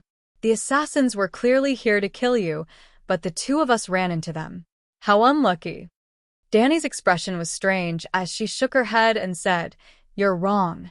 They were trying to kill you." "No way. How did we offend?" Tyrion was stunned. "Just the two of us?" he tried to ask. "I'm not sure. I knew it. After doing so many atrocities, how could they not hate me?" The dwarf covered his face and wailed. "Atrocities?" Dany raised her voice, her expression unfriendly. "Sigh, isn't that how the Alliance sees it?" The regretful guests weren't faceless and couldn't change their faces. They disguised themselves as sailors and were hired by sea merchants who were doing business with the Alliance at both ends of Slave Bay. After entering Astapor, they quietly left the merchant ship. Originally, the assassins didn't even have the chance to get close to Aegon and Tyrion, but the two of them started to grow solid and started to go out in the middle of the night to visit the Passion Garden. The regretful guests didn't intend to kill the two of them on the spot. They wanted to interrogate the Wildfire General about the secret of how the wildfire bomb was stable. The regretful guests weren't faceless and didn't have a rock-solid will. Dany knew all the secrets of the regretful guests' organization. That morning, she rode the Black Dragon and brought Morona and Whitey to Quells, which was 2,000 kilometers away. Early the next morning, they quietly returned to Astapor. A few days later, a terrifying news spread to New JIS. The regretful guests' organization with 1,000 years of history had turned into dust. The Quells royal family with 1,000 years of history was also on the verge of extinction. The palace where the Dragon Queen once visited was destroyed by the dragon flames. The 13 magnates, their mansions were burned and 5 magnates died. The Tourmaline Brotherhood and the Ancient Spice Guild couldn't escape their fate either. Just like the regretful guests, their guild headquarters were destroyed by the dragon flames and no one escaped. The 3 commercial docks that belonged to the 13 magnates, the Tourmaline Brotherhood, and the Ancient Spice Guild were also baptized by the dragon flames, and half of the Quells Strait was ignited. Of course, Quells has dragon-slaying crossbows, but there aren't many of them, only 300. Zero's face was dejected as he held his head and sighed. A few days ago, when he brought 70 noble prisoners of war back to New JIS, the entire city came out to cheer. The Alliance's representatives all stood up and clapped at him. The officials and nobles all toasted him at the banquet: fresh flowers, fine wine, applause, praise. How high-spirited was that? Now, he was like a rooster that lost a fight. His head drooped and his face was dejected. The other party only had 2 dragons and didn't carry any wildfire. Even if 300 crossbows aren't enough, they shouldn't have been burned so thoroughly. They almost wiped out the upper echelons of Quells. Chuego was confused. "Sigh, it's most likely camel cavalry," the bald milkman said bitterly. "Quells has a special environment with the Red Wasteland as a barrier.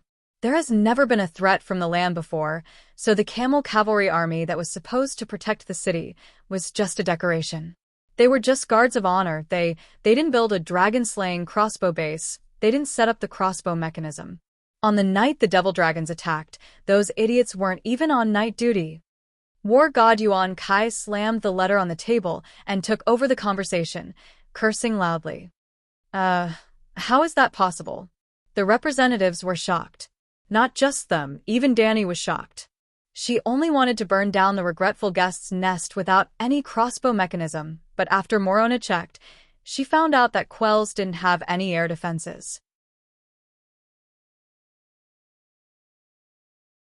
Chapter 549. 3 years ago, when Dany went to Quells, the city guards came out of the city to welcome her. They rode on camels covered in colorful blankets and sat on saddles inlaid with gems. They wore red copper scale armor, red copper long snout helmets, and bronze scimitars at their waists. They were beautiful and luxurious, but exaggerated was not suitable. She looked down on them until she met the yellow silk cloaks of the Gith people in Astapor. As it turned out, the strong were all created by the weak. In the next few years, Dany looked down on the yellow silk cloaks.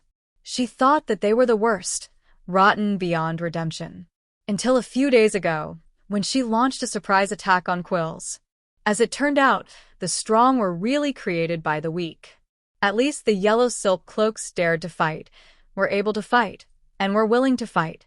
After Dragon Queen launched a surprise attack on so many cities, the camel cavalry did not even set up a crossbow formation. No one was even on night duty. They did not enter a state of battle readiness. Needless to say, under the cover of night, Dragon Queen's first attack was to burn down the warehouse where the crossbows were stored.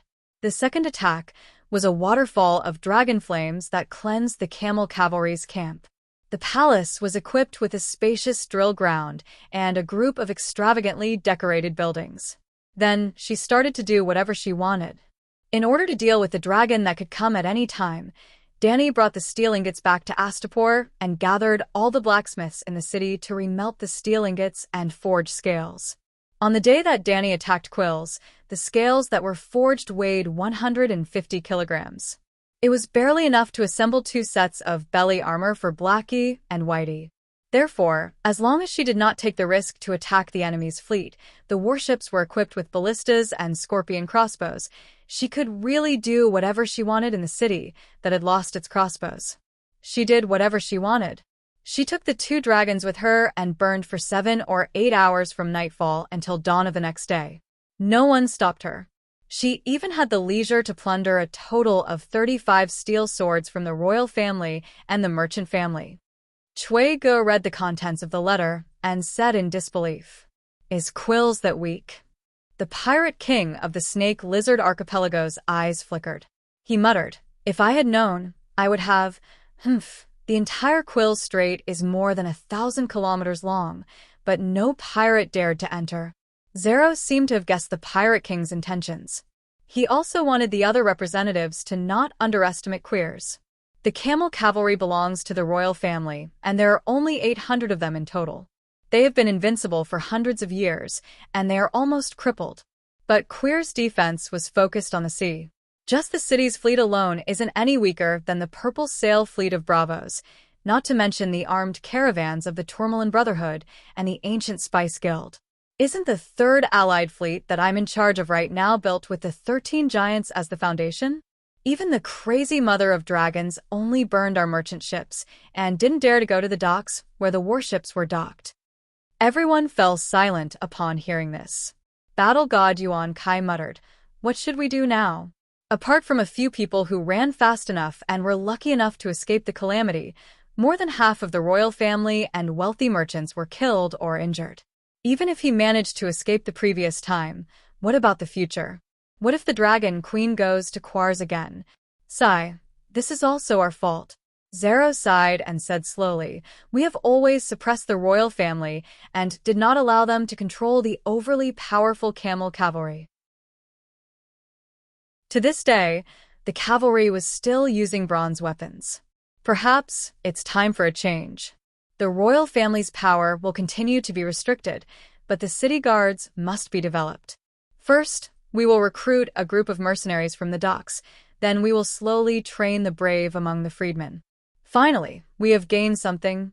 Toros smiled on behalf of Perlo. The regretful guests have done a great service. Aegon Targaryen was assassinated and most likely did not survive. That was why Dany Rise was so angry that she burned down the Assassin Guild. Sigh. We even hit the jackpot and encountered the unguarded Quars. Chuego was both happy and upset. If Quars had been more vigilant, even if the regretful guests had been wiped out, it would have been worth it to kill Aegon. However, after this incident, the world's major assassin organizations will be terrified. Even the rulers of the cities will strictly forbid the assassins in their territories from taking on missions related to the Dragon Queen. The revenge was too quick, too ruthless, and too cruel. Zanetti frowned. After the Dragon Queen burned down Quars, she naturally had to launch an attack of public opinion to let the people of Quars and the whole world understand her determination. If anyone dares to harm my precious nephew, I will take their entire family's lives. But it was a pity that her precious nephew did not die. There was no need to doubt old Yamont's abilities. The antidote to the manticore tail beast poison he had concocted had taken effect. The next morning, Aegon slowly woke up. There was only one thing. Aegon had been poisoned by a mixture of poisons. Other than the manticore tail beast poison that could cause the heart to stop beating, there was also a slow-acting poison, the widow's blood. Ow, ow, I want to pee. My stomach is bloated. I can't take it anymore. Aunt, save me. Master Ymont, save me. I feel terrible. Aegon hugged his bulging stomach and wailed at the top of his lungs. Even the stitched wound on his waist had split open. Blood that was a mixture of bright red and purplish-black oozed out. He looked extremely miserable. The widow's blood was extremely poisonous. It got its name because it was as red as blood. Those who were poisoned would have their bowels obstructed. Within a few days, they would die from the explosion of their stomachs due to the inability to expel their own excrement. Since you know that you have been poisoned by the widow's blood, you should eat less and drink less. At least you can last a few more days, Dany said helplessly. This world's martial prowess was very low. It looked like a normal medieval world, but the strange creatures and beasts would constantly remind you that this was a fantasy world. She could not do anything about the widow's blood either. I feel terrible. I'm dying. My stomach is going to explode. Aegon only cared about wailing. He was about to lose consciousness. Can you insert a tube and expel the feces? Tyrion asked. I tried.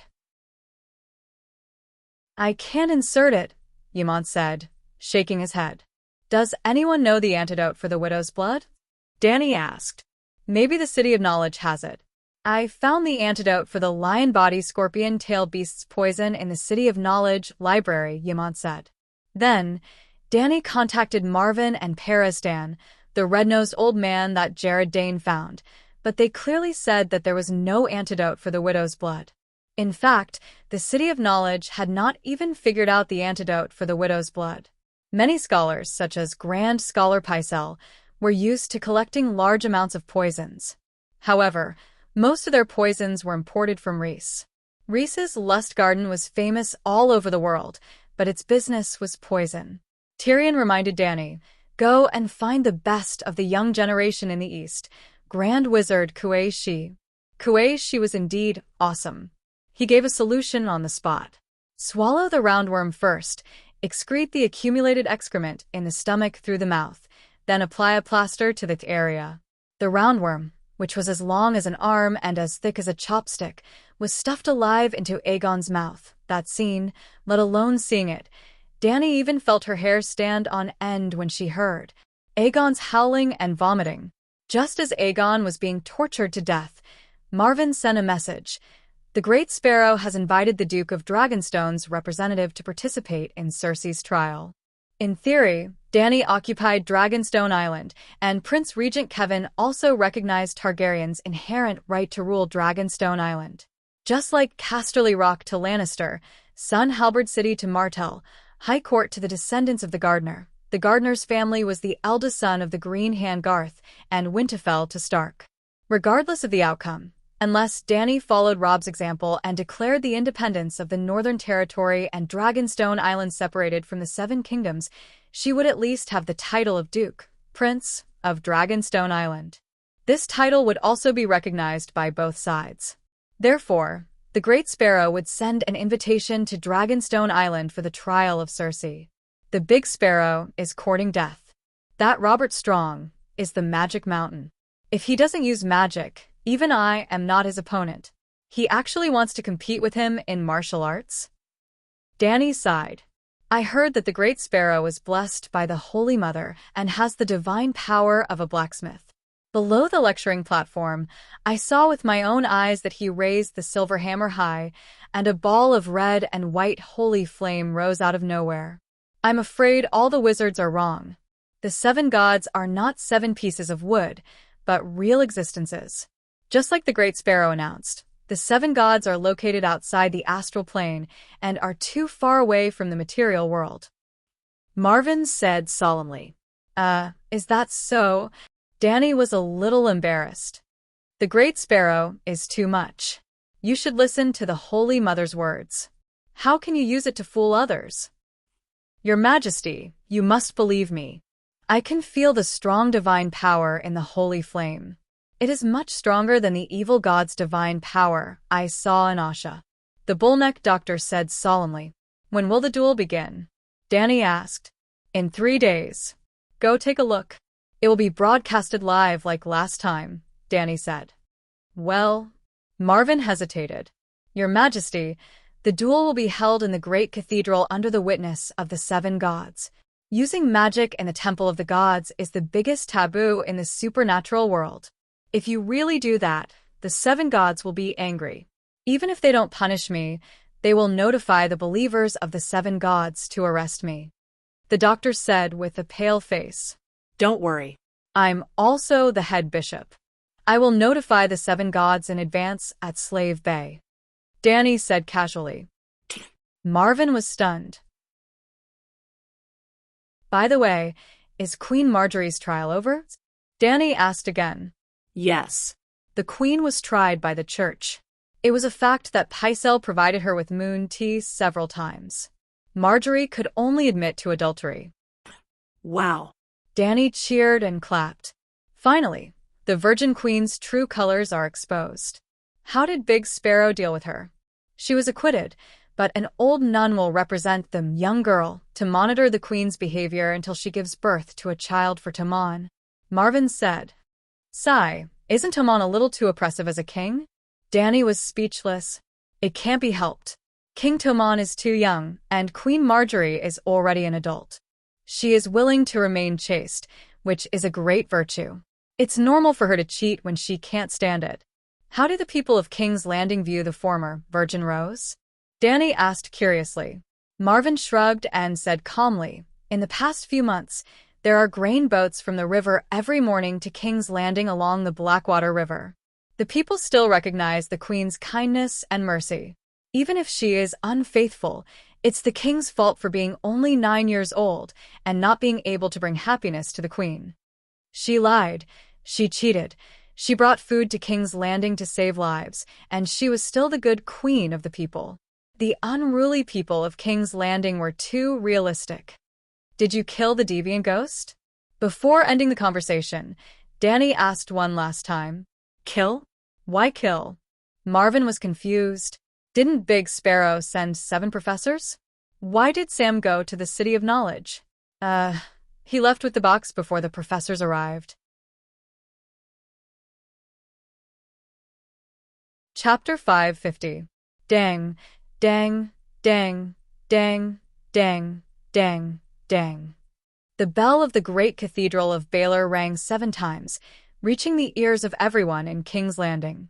Often, the bell of the great cathedral would ring 7 times only when the most important events happened. For example, the death of the old king or the ascension of a new king. In previous years, many people would never hear the bell of the great cathedral ring 7 times in their entire lives. In recent years, the people of King's Landing could hear it once, twice, or 3 times every year. But every time, they would not be bored by it, because every time the bell rang, it meant that something big had happened and there was a show to watch. In this year of winter snow and north wind, watching the show had become the only pursuit of many people. In other words, the laughter of seeing a happy place had become the only meaning of their lives. According to the Archbishop, the deviant ghosts were real. The long night was coming, and the people of King's Landing no longer expected to see the next harvest and fruit summer. Quick, go to the great cathedral. The bitch Empress Dowager's trial is about to begin. The Archbishop against the mysterious White Knight, Robert Strong. 7 gods above. Since ancient times, there has never been an archbishop representing the 7 gods to participate in the trial. Striker of the Flea's Nest gathered his tattered leather jacket and said with a thick white gas coming out of his mouth, "Since ancient times, there has never been an Empress Dowager in front of the people of the city." The butcher's face showed 70% nostalgia and 30% obsession as he said cheerfully, "Sure, let the deviant ghost plug your shit-spewing mouth." Striker's generous face was full of fear as he looked around vigilantly. He breathed a sigh of relief when he didn't find the golden-robed figure and scolded the bearded butcher in a low voice. "You're simply courting death. Some time ago, you personally dealt with the corpses that were sent to our shop. Didn't you recognize their identities? They were all unlucky people who flirted, insulted, and cursed the bitch Empress Dowager on the day of the parade. You don't want to go back to the brown soup shop in another way, do you? There are too many people talking about it. Can the bitch Empress Dowager let her white knight kill everyone in the city? The butcher muttered. You think she doesn't want to? As long as she can do it, that bitch doesn't mind killing all of us who have seen her ugliness. A few months have passed since that day, but the number of people who die in the hands of Robert Strong every day has not decreased, indicating that the anger in her heart hasn't subsided yet. Stryker sneered. Sigh, I'm a little worried about the Big Sparrow. Big Bear heard this and sighed. Many people who have lost their family and friends have ambushed Robert in the alleys. At the most exaggerated time, it was almost 10 against 1, but White Knight Robert still completed the mission safely and returned to the Red Fort. Who do you think Robert Strong is? A pockmarked youth who was about the same age as Aegon shrunk his neck and asked, I don't know where this monster came from, but I dare say that even fearless Barristan is no match for him. Big Beardy shook his head. I wonder if he's human, whispered Stryker. I've heard that no one has ever seen Robert eat or drink, or go to the toilet. Big Beardy was startled and murmured, either a god or a demon. While talking, the three of them walked to the end of Sister Silent Street and climbed up the Vezania Hills. Like countless people who had rushed to King's Landing, they were like a drop of water that blended into the crowded sea of people. In front of the square, under the stairs to the Holy Church, several people were stopped by gray-clothed sparrows with sharp axes and rusted swords. I am the owner of the brown soup shop on Flea Street, Stryker. I was invited to witness the trial of the Empress Dowager, Stryker shouted. The leading sparrow recognized Stryker's identity, nodded to his companion, and gave way to a passage. You go in, your companion stays. In front of the blacksmith's door, Stryker stood on the steps and tidied up his straw-like hair and old worn goatskin coat. Looking at Count Tully, who walked through the warrior's door on the side in a gorgeous velvet suit, and then looking at his leather coat stained with a large piece of oil, old Canon of King's Landing suddenly felt a little uncomfortable. There were 7 doors to enter the Holy Church. The monks went through the Father's door, the nuns went through the Mother's door, and the Sisters of Silence went through the Stranger's door. Believers could choose the corresponding door to enter according to their beliefs. Beyond the door, there was a long corridor, the Hall of Lights. Stryker had been to the Holy Church many times. Except for the first time, he had never been attracted by the colored lead glass balls hanging on the ceiling. Through 2 doors, he came to the Holy Church of the 7 Gods. The reflective marble floor, the heptagonal walls were all equipped with huge glass windows, and the arc-shaped dome was made of glass, gold, and crystal. Under the wall opposite the entrance, there were 7 altars lined up in order. The altars were filled with lit candles, illuminating the statues of the 7 gods standing on the back of the Megalosaurus. Even though he had seen it several times, Stryker still felt strange when he saw the 7 gods riding dragons. However, he also admitted that compared to before, the 7 gods riding dragons looked more powerful, and there was more a kind of indescribable sacred vitality that he could feel. It was as if the previous statues of the 7 gods were just wood carvings, but now they were the incarnations of the 7 gods in the mortal world. This wasn't an illusion. Many people had a similar feeling as him. Therefore, like Count Tully on the side, he respectfully and devoutly walked to the statue of the blacksmith god, knelt down, and silently recited the blacksmith's book. After that, he silently got up and walked to the position belonging to the ordinary citizen representative. The Holy Church of Baylor was almost the size of 3 volleyball courts, enough for thousands of believers to squeeze together to pray. At this time, 200 to 300 people had already arrived one after another. There were about 30 ordinary people like Stryker, who were famous in the various neighborhoods of King's Landing. The rest were nobles or representatives of nobles.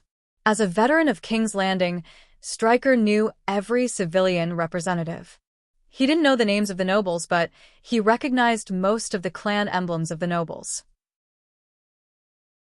For example, just 3 meters away from him, There was a scholar with a bull's neck, a slate chin, and 2 tufts of white hair standing up from his nostrils. Even though he was wearing the gray robe of a scholar and had a long necklace around his neck, there was a blood-red 3-headed dragon emblem pasted on his chest, revealing his identity: a scholar serving Targaryen from Dragonstone Island. After the 7 doctors paraded through the streets, the gray-robed and chained scholar was almost reduced to the state of being reviled by everyone. But anyone who saw the 3-headed dragon emblem on his chest would communicate with him with the most modest smile and the most amiable attitude. Stryker also gave him a friendly smile and said modestly, "Sir, you were also invited?" "What's the matter?" Marwyn frowned. "I'm the owner of the brown soup shop in Flea's Nest, nicknamed Immovable Stryker," the square-faced man said proudly. "I've been on Dragonstone Island for less than half a year, so I don't know much about the heroes of King's Landing. May I ask, what is immovable?" Seeing that the Great Sparrow and Cersei had not appeared yet, Marwyn also patiently talked to the big man. "Once, there was a female knight who was as kind as the Holy Mother, as beautiful as a young girl, and as wise as an old woman. She entrusted me with a gold note of 20,000 gold royals. I didn't have any selfish motives and handed it all to the church. She praised me as a true knight who is immovable. After the Archbishop knew about this, he also agreed with her evaluation of me." Stryker's face was flushed as he said proudly. Marwyn's heart moved, and he faintly guessed. In this world, there was only one beautiful female knight who could be so extravagant and give out 20,000 gold royals as a charity. Did the gold note come from the church's bank? The female knight was followed by a tall old knight? How did you know? Stryker was surprised. Marwyn revealed his teeth that were dyed red by the sour grass leaves and smiled meaningfully. Could it be? Stryker was not stupid. He had a flash of inspiration and said dumbfoundedly, "She is." Marwyn smiled and nodded. "Ah." Stryker howled, thumping his chest and stamping his feet. "I'm so stupid. Really, isn't that Sir Barristan?" He pulled up his mask, but I didn't recognize him. I've seen him hundreds of times before, for decades. Lower your voice." Marwyn took a few steps back, closed his mouth, and reminded him softly with a nasal voice. "Ah." At this time, Stryker also noticed his gaffe. Looking around, the commoner representatives quietly distanced themselves from him like Marwyn, and the nobles who were originally far away from him were pointing at him with disdain in their eyes, as if to say, "Look, this is a commoner." But there was an exception. Count Tully, who came in with him, had an expression like a seal carved from granite, stiff and rigid, and was hesitant to approach him. "Why are you looking for me?" Marwyn had a good impression of the Dragon Queen's old friend. "I had something to do before, but now it's gone." Stryker sighed and explained. "In addition to the 20,000 gold royals in gold notes, the Dragon Queen also gave me 20 gold royals and taught me to help the orphans. I kept my promise and used all the money to take in street children, and now there are 100 or 200 people living in my house. I can't afford to raise them, not to mention that more and more children are joining in. So, I heard about the Dragon Queen's oath about joining the Night Watchman having a salary of 2 silver coins and a bounty of 50 gold royals for surviving the long night. I was wondering if I could arrange for a group of older children with families to be night watchmen at the Great Wall. Not only could they support themselves, but they could also send money to their younger siblings. But I wasn't sure if such a wonderful job was real or fake, so I wanted to confirm it with you. But since I know that the knight, Keisha Alexander, is the Dragon Queen, there's no need to doubt it. I'll arrange for a group of people to go to the Great Wall later." "Well, you can send them to Dragonstone Island with our fleet." Marwyn nodded. "Thank you." Stryker glanced behind the short and fat doctor and whispered, "Count Tully is here to see you." After saying that, he automatically took a few steps back and gave the position to the 2 of them. "Count, you were looking for me?" Marwyn took the initiative to speak. Tully's steel-like expression eased awkwardly, as if he wanted to smile, but his muscles were frozen. "My son, Night Watchman Sam, thank you for taking care of Dragonstone Island." It was as if two souls were controlling the Count at the same time, wanting to say two different words with different tones, but the same meaning. Marwan sensed it and took the initiative to say, "Sir, Sam is a qualified night watchman, and his bravery has even been recognized by Her Majesty the Queen." Tully's lips curled into a sincere smile, but it immediately froze into cold black iron. "Humph, Dr. Marwan, you don't have to speak up for him. He has disgraced the night watchman and the Tully family."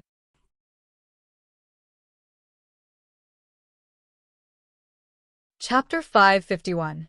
These days, there were only a handful of Westeros who could gain the recognition of the Dragon Queen. Brenny, the roseless Iron Guard who came from Taz Island in the Stormlands and was famous in the Trident River, was one of them. Marabad, the old monk who had been riding a donkey in the king's territory for decades to help the poor villagers and provide church services for the people, was also one of them. Stryker, the old fox of King's Landing who had a booming business at the brown soup shop but was getting poorer and poorer, was half of them and was still unknown. Anyway, Bullneck Marvin only knew these three people, and Sam was the other half. The Dragon Queen also admired Sam a lot. However, it was not that she approved of his virtue. Fat Sam's integrity was also good, but his bravery. He had the courage to eat anything and dare to eat anything. Of course, Marvin would not say that. "It's true. Your son is very brave." He was actually the first person to kill a deviant ghost. After him, the Queen sparred with a dozen deviant ghosts under the Great Wall. Marvin seemed to be praising Sam on the surface, but in fact, he took the opportunity to publicize the Dragon Queen's heroic fighting against the deviant ghosts. After all, he also knew the identity of the person in front of him, the most popular general in the Seven Kingdoms, the third Duke of River Bend. Even if he could not rope him in, he could erect the image of the Dragon Queen in his mind. Perhaps it would be useful when the right opportunity came. There were many legends about the Dragon Queen, but few people mentioned her battle record against the deviant ghosts. The main reason was that people did not believe in the deviant ghosts at all, or rather, they were skeptical. The Queen fighting a deviant ghost alone sounded like a legend. Secondly, the Great Wall was too remote, and the transmission of news was distorted and slow. Perhaps as more and more night watchers appeared, the business of Mole Village got better, and more prostitutes came to make a living, or even attracted a group of bards and singers. Only then would the story of the Dragon Queen truly spread. However, Marvin's calculations were in vain. Randall Tari's focus was not on the Dragon Queen at all. "Sam can kill a deviant ghost. Are you sure?" Count Tari's expression became strange. Were deviant ghosts that weak? Even the weakest man in the Seven Kingdoms was able to kill a deviant ghost for the first time. Even if the long night was real, there was nothing to be afraid of. The Jowling soldiers under his command were all great men, and each one of them could fight against 20 Sam warriors. It's not a secret in the Great Wall. Everyone calls your son the deviant ghost killer. When the Count saw a large number of cultivators walking in, he guessed that the martial arts competition was about to begin. He skipped the part about the deviant ghost killer and asked the main purpose of his visit to Dr. Bullneck. That child, that bastard betrayed the oath of the Night Watchers and threw away the honor of the Tully family. He actually gave birth to an illegitimate child, and it's a female savage. Randall Tully's thin lips pursed into a blade-like arc. His stone-like face flashed with 9 parts embarrassment and 1 part helpless concern. Now Marwan understood. Sam had intended to hand the baby over to his father, but the old man refused. Instead, he left the child on Dragonstone Island. Dragonstone Island and the King's Landing were separated by Blackwater Bay, and Dragonstone Island and the Iron Throne were enemies. The daughter of a wealthy merchant, Zhuo Wenjun, eloped with a poor scumbag, Sima Xiangru. Her father was ashamed and unwilling to help his daughter. Zhuo Wenjun sold wine on the street across from her father's house. Her daughter sold wine on the street. As a famous person in the city, her father was naturally embarrassed. Under the shame, he could only fork out money to support his daughter and son-in-law. In this way, Zhuo Wenjun not only kept her marriage, forcing her father to admit that what was done could not be undone, but also ensured that her family would not have to worry about food and clothing. This was the allusion to Joie, Wenjun selling wine as a prostitute. A straight-A student was indeed a straight-A student. She was much smarter than Wang Baochuan, who was struggling to stay in the cold cave. Alright, I've digressed. In a way, Fat Sam had unintentionally done the same thing as Zhuo Wenjun, leaving the child on Dragon Island and shaming the father. Lord Count, you're thinking of, give the child to me. Count Tully tried his best to keep his face emotionless. Marvin was in a dilemma. That's not your grandson. Your son can't even be compared to Pan Xia. What do you plan to do with the child? The short doctor asked. Randall Tully coldly glanced at the meddlesome doctor and said lightly, the glory of the Hornhill Tully cannot be tarnished. I will secretly send the illegitimate child to a sacred hall in the bay and let him become a nameless monk. This is the best way for him to atone for his sins. Damn it, I thought you brought him along to educate him. What a waste of emotion. Marvin shook his head with a straight face and said, I'm sorry, Count. The Queen has already handed the child over to Count Ballin Blackwater. He has become his adopted son. Blackwater Ballin, a mercenary who used despicable means to seize Stockworth Castle? Is he worthy? Randall Tully's eyes were cold as he growled, this is humiliation. The Duke of Dragonstone Island is humiliating me, humiliating the Tully family. The Duke of Dragonstone Island, mentioned by the first general, was naturally Dany. He did not acknowledge her status as the Queen of the Seven Kingdoms and was not at all interested in her status outside of the Seven Kingdoms. That was why he only called her the official title of the Westeros, which was recognized by the Iron Throne. Marvin said seriously, who can say for sure about the dark secrets of the noble families? You should go and find out what Queen Cersei did. The Count of Blackwater's methods may not be honorable, but he had no choice but to retaliate. Do you think his past as a mercenary can be erased? What honor does a mercenary have? Randall Tully said coldly. Count Tully, the Count of Blackwater is of the same rank as you and has the same status. You are an important minister of Lannister, and he is also one of the 3 ministers of Dragonstone Island. Insulting him is the same as insulting the Queen. Marvin was getting impatient. He was filming a live broadcast for the Queen. The Queen definitely did not like to see Count Tully's stone face. He was wrong. The Queen was watching it happily. Doctor, are you the one insulting me? When Randall Tully heard this, he really felt humiliated. He was the Count of Horned Hill, the descendant of Garth the Black Hand, the Minister of Justice, and the #1 general of the Seven Kingdoms. Yet, he was actually of the same status as a mercenary. Look at the subordinates of the Duke of Dragonstone Island. A heartless mercenary as a count, a dark star who murdered a child as a white knight, and that Ord Weishui who betrayed the Queen. These scum are the important ministers of your Queen. As the saying goes, if the upper beam is not straight, the lower beam will be crooked. Marvin was also angry. He retorted, no matter how bad they are, they still follow a great knight queen and walk on the path of glory.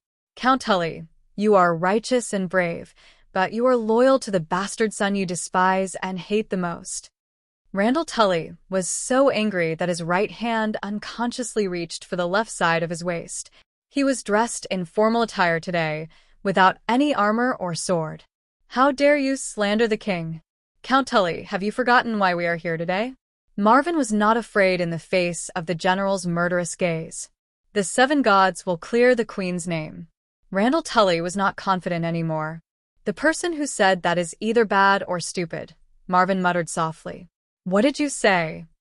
The Prince Regent, Queen Cersei, and Queen Marjorie have arrived. A monk's shout interrupted the quarrel between the two.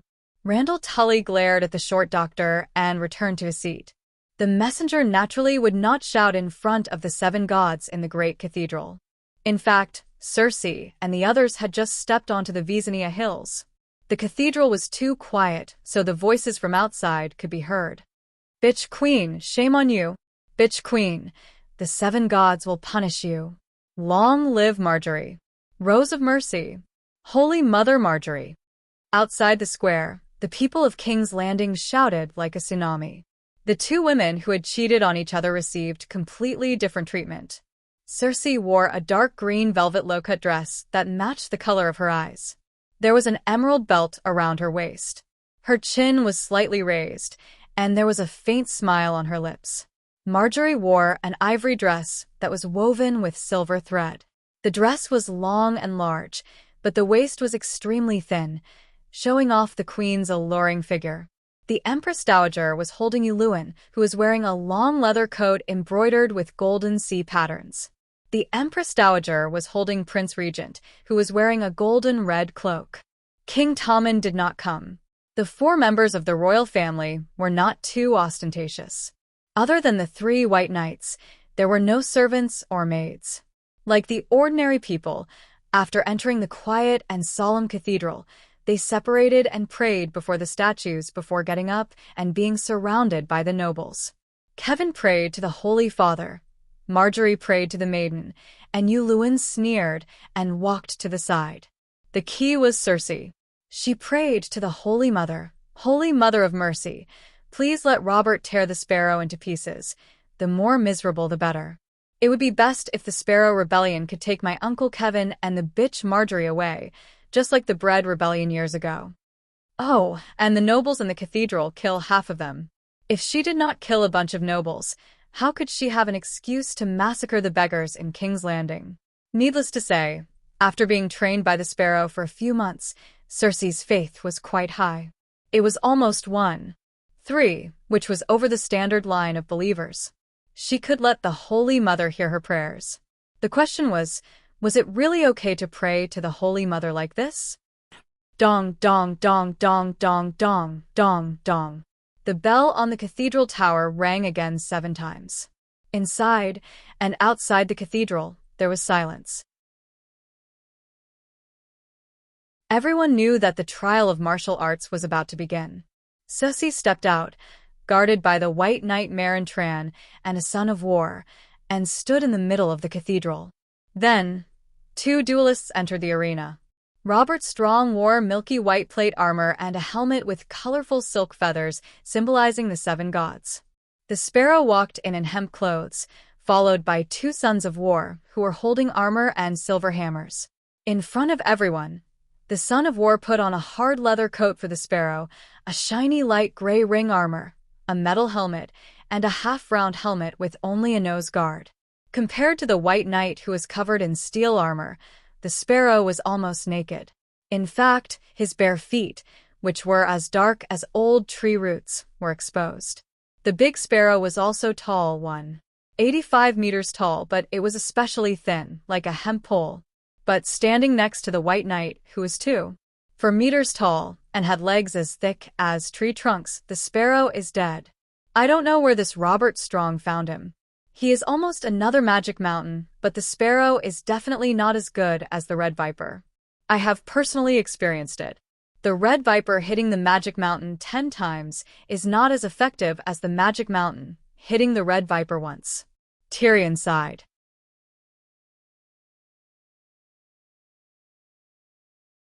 Chapter 552. The Great Sparrow and Robert Strong walked to the statue of the Father of Justice and knelt on one knee facing each other. Circe stood between the 2 of them. An old monk walked forward with a polyhedral crystal in his hand and held it high. When the candlelight and skylight from the dome met the crystal, it immediately scattered a thin layer of rainbow light. The monk turned the crystal and adjusted the angle of the rainbow light so that it shone on Circe's face. Then, with a holy and pious expression, he shouted to the statue of the Heavenly Father in a high, solemn, almost sing-songy voice, "Just Father, Mother of Mercy, Maiden of Light, industrious blacksmith, brave warrior, wise crone, mysterious stranger, please look carefully and be the witness of your lamb. Find the truth in Circe Lannister's soul. If she is innocent, please return her freedom. If she is guilty, please punish her." That's a bit low. He even used the crystal to create momentum. Dany commented softly with her right hand under her chin. "Who do you think will win?" "I'll be the banker. The Great Sparrow will be torn in half. 10-1. How about that? Tyrion raised his right hand wrapped in gauze and grinned. Who's betting with you? The big guy will definitely win. Everyone knows that. Jiki pouted. Everyone knows. Irri nodded in agreement. He's so strong and has iron armor. He's definitely going to win. Cora shook his head and sighed. Your Majesty, do you want to bet? The dwarf moved closer to Dany and asked with a smile. How much money do you have to bet with me? It's fine if I lose, but if the Great Sparrow gets the help of the 7 gods and turns the tables, can you afford it? Dany gave him a sideways glance. There's no losing. Everyone knows that. Tyrion shook his head. Okay, let's bet a little less. 100,000 gold coins. Take it as a reward for the bribe you gave to Zero last time.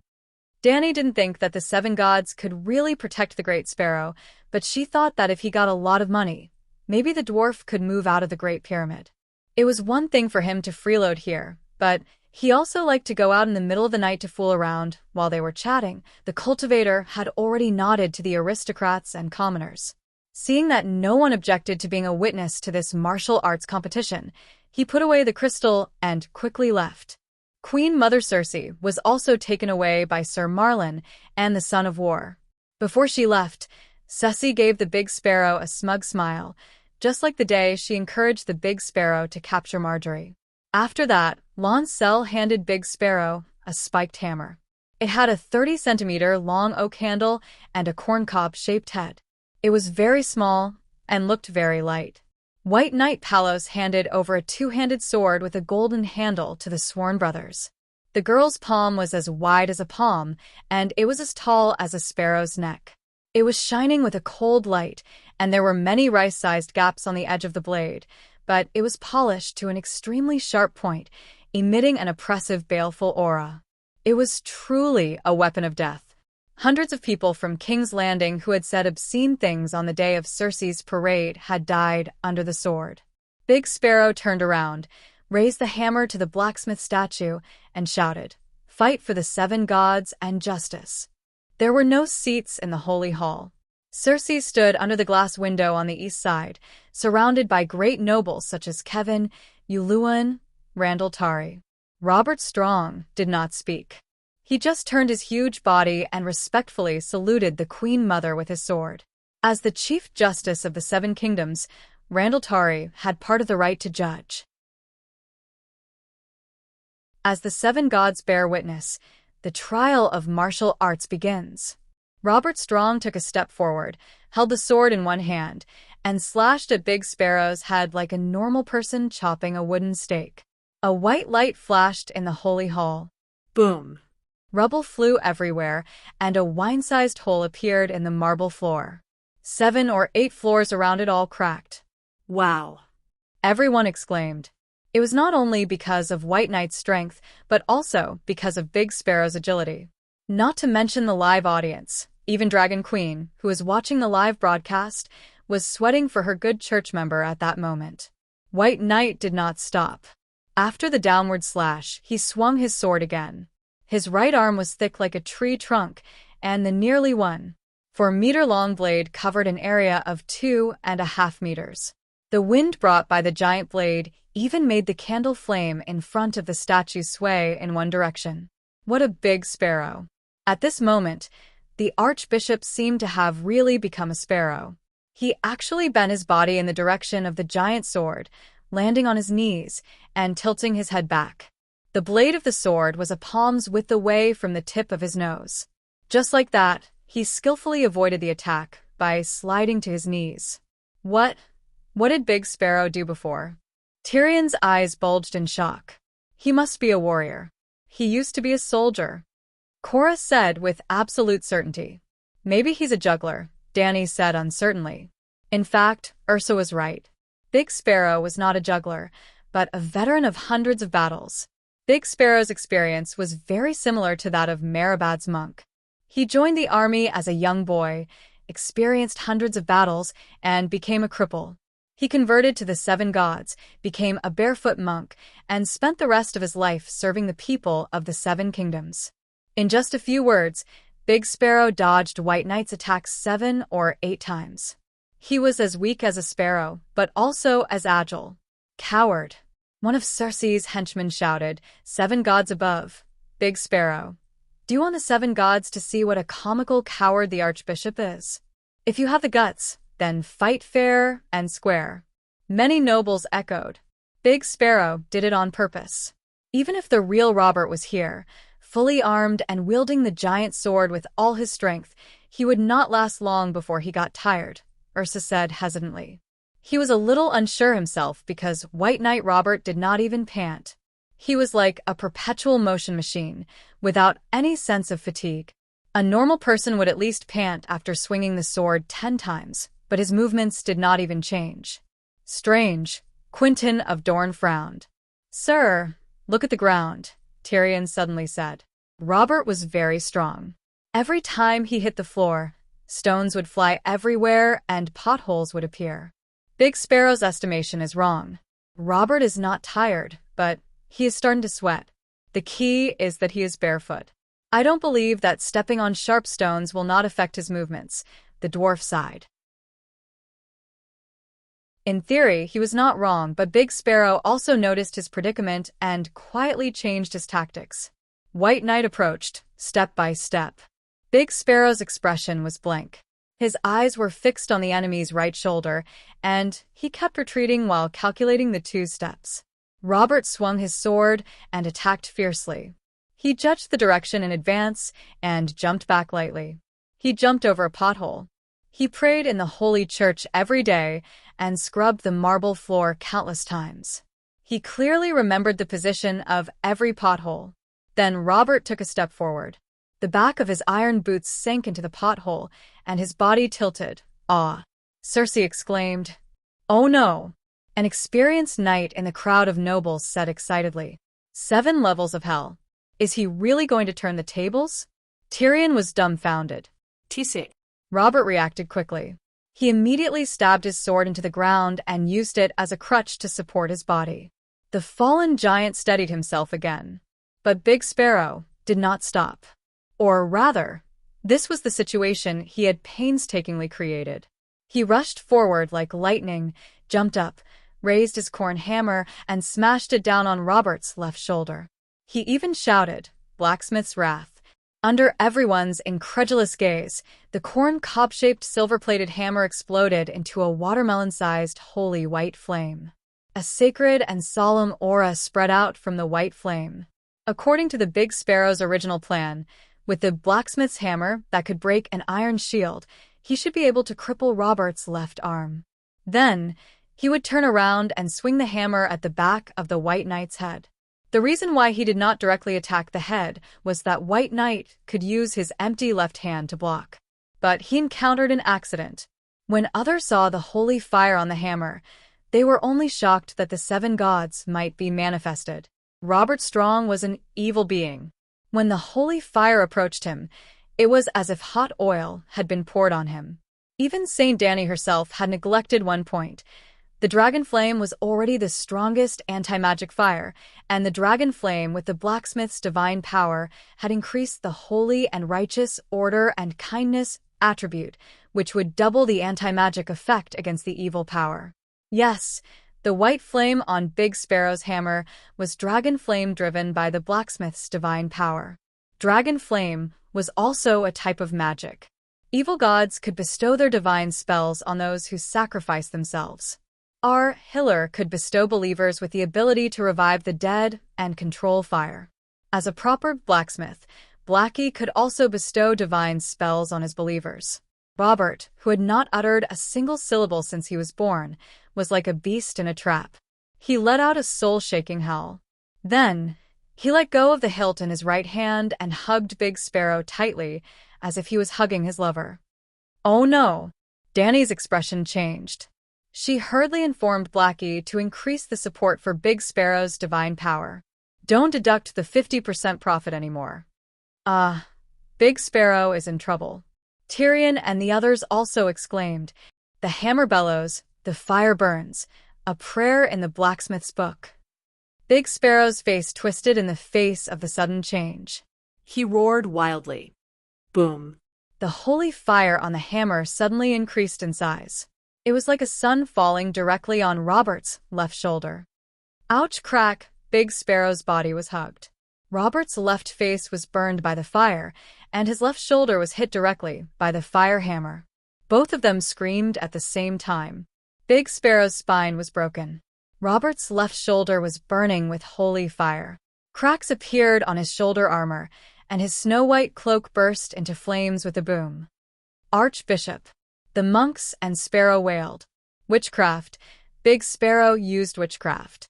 He's an evil wizard, Cersei screamed. Both sides are injured. That flame, what is it? Is it really the blacksmith's wrath? The nobles and civilians were shocked and confused. If they had seen the white flame for the first time, and if this was not the great cathedral of Baelor, they would have thought that Big Sparrow was a wizard playing with fire witchcraft like Cersei. But more than half a month ago, the church spread the news that the archbishop had received the blessing of the Holy Mother and obtained the blacksmith's divine power. Everyone was confused. Why did the blacksmith's divine power not come from the blacksmith, but from the Holy Mother? But they also heard the follow-up story. Big Sparrow, who never knew how to forge, suddenly became a blacksmith grandmaster and forged a steel sword of a higher level than the missing blacksmith grandmaster Beautimort.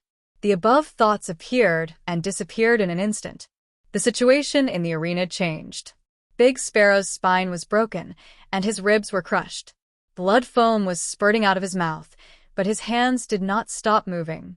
He raised the hammer again and hit the left side of Robert's iron helmet, which was probably the temple. Clang! The nut that fixed the helmet and the helmet fell off, and the bucket-like fully enclosed helmet cracked into several pieces. A small part of Robert's long face was exposed to the eyes of Big Sparrow and the audience behind him. You. What are you?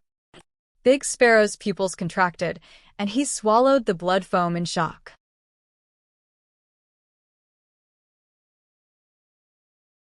Chapter 553. After obtaining the stigmata of blacksmith, Big Sparrow could not only use the blacksmith fire, divine dragon flame, but also learn many forging techniques out of thin air. Therefore, he could instantly determine the weakness of the opponent's armor, and he could also break the gap of the armor with his hammer to destroy the complete structure of the armor. So he broke Robert's shoulder pads and broke Robert's helmet with one blow of his hammer. Half of the helmet fell off, and half of Robert's face was exposed. What a tragic face that was. Eyes flashing with bloodthirsty red light, black lips without white breath, a greenish-gray nose, pale gray skin with a hint of purple, and a face covered with a network of purple-black blood vessels. No, those were not blood vessels, but traces of stitches. Is he still human? He's even uglier than Yuluen Duke. Someone in the audience exclaimed. Yuluen looked over with a dark face. He had always heard rumors that Robert did not eat, drink, or poop, and was curious about his true identity. Kill him, kill Big Sparrow. Cersei's face was pale, and her eyes were filled with fear as she screamed hysterically. In fact, Big Sparrow probably would not survive even if she did not shout. How could he live with a broken spine? You're not human. Big Sparrow suddenly understood. He struggled to lift his hammer and shouted, Sacred fire of the seven gods, burn the sinner of the impure. Boom! Flames rose from the hammer again, and the high temperature and holy aura made Robert want to dodge. If he did not dodge, he would die. If he was hit in the head, he would definitely die. Subconsciously, White Knight, who was kneeling on the ground, grabbed Big Sparrow's armor with his right hand and threw him out. Clang! The Big Sparrow was thrown out without any resistance, but his hammer did not completely miss. It hit Robert's loose faceplate, and holy flames splashed everywhere, landing all over his head, face, and chest. Together with his left shoulder and cape, which were already burning, Robert was almost a man on fire. A woof! The White Knight slapped the flames on its face with all its might and let out a terrifying roar that could grab one's soul. The duel is over. Robert Strong wins. Go put out the fire. Cersei shouted to the nobles around her for help. Your Majesty, the Archbishop isn't dead yet, nor has he admitted defeat. Count Tully pointed with a solemn expression at Big Sparrow, who was coughing blood while struggling to get up. Kill him, Robert. Kill the sparrow. Cersei yelled at the White Knight, who was writhing on the ground. What kind of fire is that? It seems to be as scary as the dragon flame. Maybe Big Sparrow can really win, if he can hold on for another half an hour and doesn't die, Tyrion said blankly. Take off your helmet and cloak, Yulin reminded. Cersei hesitated. She was not stupid. Did she not know that taking off her helmet would free her from most of the holy flames? But after taking off the helmet, how much of a commotion would the human face under the helmet cause? However, when the mask fell off just now, many of the nobles had already seen half of his face, but they did not recognize him. Perhaps, now that he had been burned, even if his mother came over, she wouldn't be able to recognize him. Thinking of this, Cersei made a decision and shouted, Robert, take off your burning armor. Even the dragon flame couldn't ignite steel. If it wasn't for the blacksmith's divine power driving the holy flames, it would have extinguished itself after burning the cloak. At this time, the flames were getting smaller and smaller, but the blacksmith's holy flames were too damaging to the corpse monster, causing Robert Strong to struggle and howl like crazy.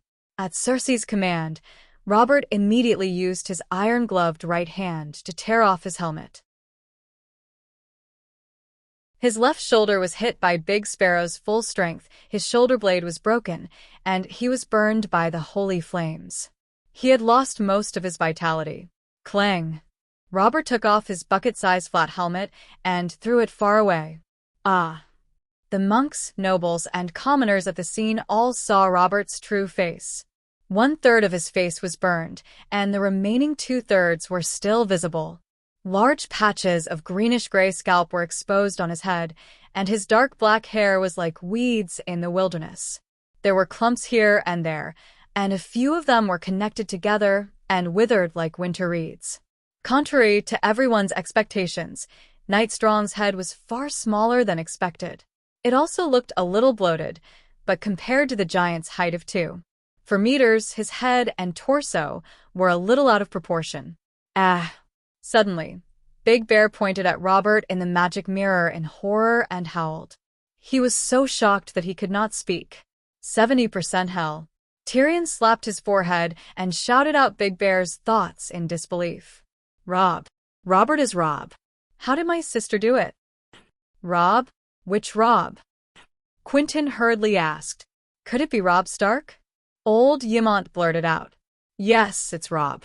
Since I'm not the only one who thinks so, it must be Rob.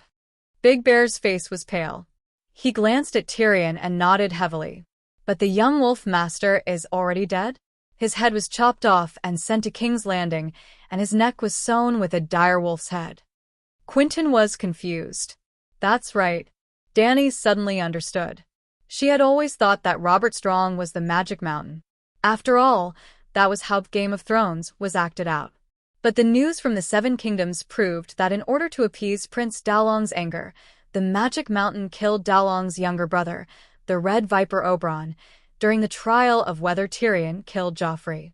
Tywin had already chopped off the Magic Mountain's head and sent it to Dorne. The Magic Mountain's body was too big, and his head was almost impossible to fake. More importantly, Tywin did not need to fake it. The Magic Mountain was poisoned by the Red Viper's black witchcraft and would definitely die. Not to mention the dead Magic Mountain. Even if he was still alive, Tywin would offer the Magic Mountain's head if there was a need to appease the people of Dorne. There's a witchcraft school in the East, necromancers. They specialize in magic that can revive the dead. Necromancers search for limbs that are rich in Ian spirit and sew them together into a complete, controlled demonic corpse. Dany explained simply. Obviously, Stark's corpse had a high concentration of Ian spirit and was the best material for demonic corpse. It was also the best material for deviant ghosts. It was also the best carrier for the Green Prophet. Cersei also knows necromancy? Ursa asked in surprise. Tyrion said with certainty, Cobborn, it's Cobborn. That guy was originally a scholar in the City of Knowledge. After he was discovered to be secretly researching necromancy, the professor stripped him of his necklace and chased him out of the City of Knowledge. After that, Cobborn joined the most notorious warrior group and continued his evil experiments on human bodies. After that, the warrior group chopped off Jaime's dominant hand. Cobborn helped treat Jaime's injuries and followed them to the King's Landing. Lannister would definitely repay his debts. No matter how bad Cobborn's background was, he was still valued by my father and sister. Roar. At this moment, Robert had already taken off his burning shoulder armor and cape. Purplish-black blood flowed from his burns as he walked to the side of the big sparrow. With a kick, he sent the hammer in his hand flying and stepped on the holy son of light's chest. His two large metal hands grabbed the big sparrow's head. The bloodiest and most tragic scene took place. It was like pulling a radish out of the mud. Poochie. The big sparrow's head was pulled off, and the jagged broken neck was still connected to a few white and red vertebrae. Chi-chi-chi. Blood spurted out from the neck, like a fountain. Roar. Robert Strong threw the head away and let out a soul-twisting roar at the Heavenly Father's statue. The holy church was filled with blood, and it was as quiet as a tomb. Only the candlelight was swaying, and the Heavenly Father's angry eyes seemed to be covered with a layer of dim blood. I won. Suddenly, Cersei laughed loudly. She excitedly shouted to the surrounding nobles, I won. I won the tournament. I am not guilty. The 7 gods have proven my innocence. Ha ha ha. You cheated. Robert Strong is not human. Lancel's angry roar came from the crowd of monks. Cersei turned around and saw her cousin's eyes were red, his face was distorted, and he was about to collapse. Yes, Robert is not human. A human cannot look like this. As the representative of the commoners, Stryker decided to be fair. This monster looks very similar to young wolf Master Robb Stark. This is witchcraft, a vicious blood witchcraft. A noble from Hudgian said angrily. Yes, the trial of this tournament was very sensational. More than half a month ago, even Dragonstone Island sent a representative, not to mention the other nobles of the 7 kingdoms. Those who could come were all here. This is not fair. The queen cheated with witchcraft. Someone started, and more than a dozen nobles who were not part of the Iron Throne's faction immediately agreed. This is necromancy. Don't think that no one knows. Go to the other side of the narrow sea and invite the red-robed monks or necromancers to identify it. Everyone knows. Marvin's face was pale, and he also spoke on behalf of Dragonstone Island. Don't slander me. Seeing everyone's suspicious eyes, Cersei quickly stood up and pointed at Marvin, cursing, Look at his chest. He is from Dragonstone Island. That little bitch Dany Rise, ahems. Prince Regent Kevin hurriedly coughed a few times and interrupted his niece, Queen Dowager. Dragonstone Island is Targaryen territory, and the Iron Throne has acknowledged this. You should call her Prince Dany Rise. It's all the same. Cersei waved her hand and continued, Dany Rise definitely doesn't want me to be well. Everyone knows that. Just like how I don't speak well of her, her evaluation of me should also be heard in reverse. So, Robert Strong is a human, he just looks a little strange. Look at my fiancé. Yuluen was pulled over by his fiancé, without any warning. Look, he looks 30% human, 70% ghoul. Cersei pointed at Yuluen's scarred face. He's even uglier than Robert Strong, but who can deny that he's a living person? Marvin's mouth was wide open, and his expression was blank. Yuluen's facial muscles contorted, and he looked even uglier, as if he was scarier than White Knight. Everyone was also skeptical. There's also the White Knight who escaped, the Hound. Everyone knows how ugly he is. Oh, there's also the White Knight, Loras. You should really see him. I swear, after seeing him, everyone will think that Robert is a handsome man. Little Rose Marjorie and Prime Minister Blow-Up-Fish, Mace Tyrell, Hand of the King, father of Loras and Marjorie, both had dark expressions on their faces. The dwarf in front of the magic mirror held his stomach and laughed. Look, this is my sister. Isn't she cute? She always has a gift that makes everyone hate her and Lannister. His cute sister continued. As for his small head and big body, haven't you seen a little demon? Deformed and twisted short legs, deformed and thin arms, a deformed head that's bigger than a normal person's. Even his penis is. The dwarf's laughter stopped abruptly. The audience in the holy cathedral fell into deep thought. The audience in front of the magic mirror turned around and looked at Tyrion strangely. "I'm so touched. I never knew my sister cared so much about me." Tyrion clamped his legs together, his ugly face twisted.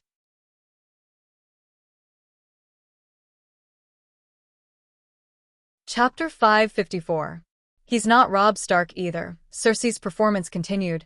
There are too many people who look alike in this world. Take that little devil who killed his father, king, and betrayed humanity as an example. You all know that I'm a filial daughter. In order to avenge my father, I offered the title of Earl and 100,000 gold royals as a reward to hunt down that devil who deserved to fall to the 7th level of hell.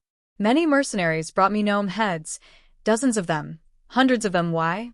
Don't the mercenaries know that I'm wise and powerful, able to distinguish between truth and falsehood? They all know, but they don't want to deceive their king. Those mercenaries just can't tell the difference between a normal dwarf and a little devil. If even that deformed little devil monkey has so many similarities, is Robb Stark the only one in the world who looks like him? There are also those with evil intentions who say that this is black magic and want to go to the other side of the narrow sea to invite the necromancers. Please use your brains. Where is this? The great cathedral of Baelor, the residence of the 7 gods. If there's really something evil, why don't the 7 gods show themselves? Or do you doubt the sanctity and dignity of the 7 gods? Cersei spoke with conviction. The more she spoke, the more she felt that her words made sense. Her voice became louder and louder, and her tone became more and more confident. It was as if, as long as she convinced herself, she would be able to convince the whole world. Needless to say, most of the spectators, even the cultivators and sparrows, were intimidated. Even the evil Marvin looked at her in shock. His mouth opened and closed quickly. He didn't retort, nor did he know how to retort. I didn't expect Empress Cersei to be so capable. It sounds real. Could we have guessed wrongly? The bear said in a daze. Sigh. My sister has never lacked cleverness. Tyrion shook his head and smiled bitterly. What are those cultivators doing? Ymont exclaimed. Marvin turned his head away from Cersei and looked at the sparrow's corpse. The scene changed as well. The scene changed again. While Cersei was arguing with the crowd and suppressing the disgruntled crowd, several silent nuns and the gray-robed friars moved forward together and formed a circle around the archbishop's corpse. Silence and her sister were strangers' wives and could be considered as Westeros embalmers. It was their professional job to stitch up the mutilated corpses. At the same time, several Sister Silents were helping Big Sparrow to fix the body. The dislocated and broken bones were restored to their original positions, the severed head was put back in place, the torn flesh was stitched up, and the dirty blood was cleaned up. The rest of the monks, nuns, and the church's armed forces were all kneeling on the ground and reciting the chapter of the Holy Mother from the 7 Stars Bible. Circle after circle, more and more believers entered. There were members of the church who had rushed over after hearing about the archbishop's death, as well as representatives of the commoners and some devout nobles. As more and more people joined in, the solemn chanting drowned out Cersei's eloquence. Hey, the martial arts trial has already ended. Many people are waiting here. I'll announce the results first, and then you can do whatever you want. Cersei shouted at Archbishop Matthew, who had been holding a crystal in front of her face. The Archbishop of Baelor wasn't the only one in the cathedral. There was also a group of archbishops under him. In fact, as the headquarters of the Church of the 7 Gods, the cathedral was one of the training centers for the archbishops of the 7 kingdoms. The other one was in the old town, the Starry Cathedral. There were more than 10 archbishops stationed there all year round. As a participant, Big Sparrow naturally couldn't be the judge of the martial arts trial. Matthew, who had been picked out by Big Sparrow, became the judge of the martial arts trial because he was devout enough. However, the martial arts trial didn't need a judge. It was as simple as that. Your Highness, you have won. Everyone saw it. There's no need to announce it. Randolph frowned. He was a notary on the Iron Throne side. If the church went back on their word, he had the responsibility to protect Cersei's rights. Everyone who was invited to the martial arts trial today had the responsibility to protect her. Even Dragonstone Island had to protect the rights of the victor, Cersei. All right, Cersei muttered regretfully. She waved the wide sleeves of her skirt, held her head high, and prepared to leave with White Knight. Buzz, suddenly, a change occurred. Ah, the Holy Mother has appeared. Sussy heard someone exclaim as she turned to leave. She even heard the voices of Uncle Kevin, Marjorie, and Mester. Holy Mother? Sussy turned around and was stunned. Without a doubt, Big Sparrow was dead. If it was in the past, even if he was as devout as the Son of God, he would have died. Ascending to heaven was just wishful thinking. Even the 7 gods were fake. 7 pieces of wood. You want to go to heaven? Dream on. However, it was different this time. If the 7 gods were a position, then someone had already joined them. Once they joined, they had to fulfill their duties.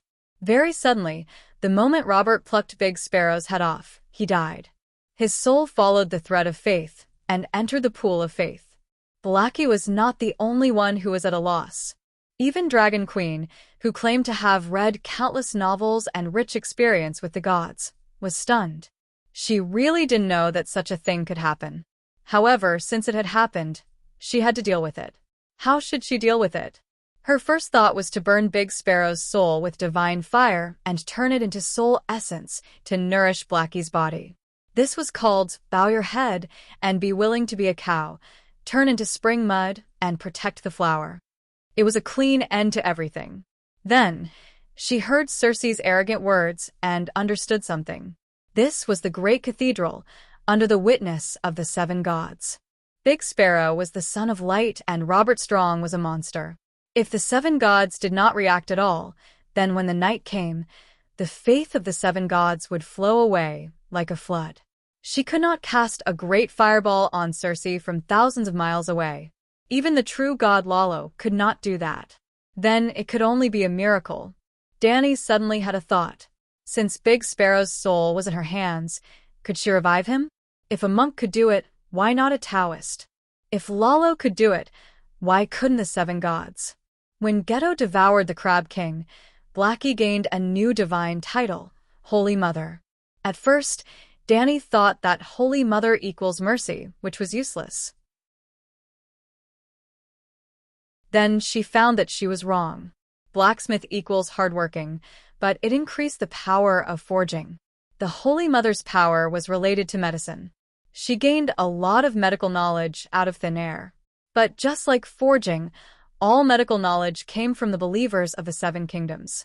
The medical knowledge of the 7 kingdoms was still at the stage of leeches sucking blood, and the medical doctors of the City of Knowledge were not pious to the 7 gods. Even old Ymont only had 10 piety. She could not even get the knowledge of a medical doctor. At most, she could only become an experienced doctor in the countryside. Except for some strange recipes, the knowledge she got was not even as good as what she learned in school in her previous life. So, she felt that the Holy Mother's divine title was useful, but it was not. Until this time, when she accidentally met Big Sparrow's soul in the pool of faith, she had a flash of inspiration. If the knowledge given by the divine title was useless, then what about the Holy Mother's power? She could use the power of the Great Guardian and Blacksmith to drive the Dragon Flame, turning it into Platinum Holy Flame and Crimson Glaze Flame. The Glaze Flame could even melt steel. What if she used the Holy Mother's power to drive healing? Could Dahe use healing? No, it could not. But Dany could. After learning from Bouillon that there was a difference between Type A willpower and Type B active spirituality, in addition to using willpower to develop Dany's whisper and willpower enhancement technique to supplement herself with Type A spirituality, she also created a healing technique. Last time in Tolos, Little Green's wings were torn to pieces, and its legs were bitten by the pterosaurs like chicken legs. There were holes and blood everywhere. The 6 pterosaurs were also miserable, with their wings torn and unable to fly. Didn't she deliberately use Type B spirituality to repair their bodies? A long time ago, Dany found that spirituality could heal Megalosaurus, but this time it was more targeted. In the past, in 100 units of spirituality, there were only 10 units of Type B active spirituality. If 100 units of Type B spirituality could heal injuries, then Danny had to endow the Megalosaurus with 1,000 units of total spirituality. Now, she could separate out Type B spirituality on her own, which required 100 units, so she would give it 100 units. This was almost useless when facing Megalosaurus, because Megalosaurus could absorb unlimited spirituality, and she was willing to invest unlimited amounts of spirituality on her children. However much spirituality there was, it was all absorbed by the dragons, so there was no need to separate out Type B spirituality. But for the pterosaurs, Danny had to scrimp and save to raise her children. For ordinary people, your soul is already saturated and has reached the upper limit of spirituality absorption. At this time, it was necessary to have a treatment technique that was cheaper and more efficient. There was only one thing. The pure spirituality version of the healing technique was effective, but it was very slow. It did not have the effect of healing visible to the naked eye like in the game, when the holy light was used. At this time, because of the death of the big sparrow, Danny had an idea. If she used the Holy Mother's power to drive the healing technique, what effect would it have? But no matter how powerful the healing technique was, it could not grow a head out of thin air. She needed to sew the big sparrow's limbs back. Coincidentally, because of the death of the big sparrow, many cultivators and nuns in the Holy Church were praying to the Holy Mother. Those whose piety was between 200 and 250 were saints. Based on this standard, the big sparrow had more than 10 saints under his command. The piety of the saints was enough to open the door of faith and actively communicate with the Holy Mother. It just depended on whether the Holy Mother Danny was free and whether she was willing to talk to them. Child, peace be upon you. Holy Mother. Archbishop Matthew, whose piety was 211, was shocked speechless. He could not believe what he was seeing. So holy, so noble, so benevolent, so gentle, so majestic. Wasn't this the Holy Mother that he had seen a few times before? If he did not have the experience of walking the path of the sage, learning from St. Bailey's fasting and praying, how could he become an archbishop? Whoa! The Holy Mother is merciful, the Holy Son. Matthew fell to the ground and cried. There were grievances, relief after fear, and also attachment and relaxation after seeing the Holy Mother. Suffering is also a part of glory. Don't be sad, don't be hesitant. Go and sew up the Holy Son's mutilated body. With a wave of her hand, the Holy Mother Danny sent Matthew's soul out of the place of faith and back to his physical body. Well, Matthew had fainted for a short while. His sudden fainting gave the surrounding archbishops a shock. It was also because he had fainted that Count Tully stopped Circe from using her power. I saw the Holy Mother, and she asked us to sew up the Holy Son's body, Matthew said to his colleague beside him.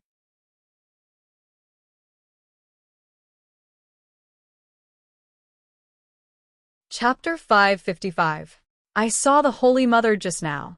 She asked us to stitch up the Son of God's body immediately, Archbishop Matthew said to the people around him. Many people were suspicious, thinking that the old archbishop was so sad that he was hallucinating. However, it was necessary to stitch up the archbishop's body, so they did not refuse. They only asked, "What does the Holy Mother want to do?" "I don't know," Archbishop Matthew said blankly. Even Holy Mother Danny did not know what she could do, let alone him. If she treated a living person, she was confident that it would take effect in a day or two, but a dead person, it was also the first time she had the idea of using the Holy Mother's power to drive the healing spell. It was also the first time she used it in actual combat. It was the first time she healed a dead person. This countless first met, and Holy Mother Danny did not know what would happen. Therefore, she did not give Matthew any guarantee at all. Later, if the sparrow had saved the universe in his previous life and was luckily saved by the Holy Mother, then the Holy Mother would smile mysteriously. Of course, I want to resurrect the Son of God. If the sparrow died and the experiment failed, the Holy Mother would tell the believers with compassion, I am here to bring the Son of God back to heaven. You should be happy for him. The Son of God has completed his mission in the mortal world and is about to enter heaven, opening the next stage of the path of glory. You say goodbye to him."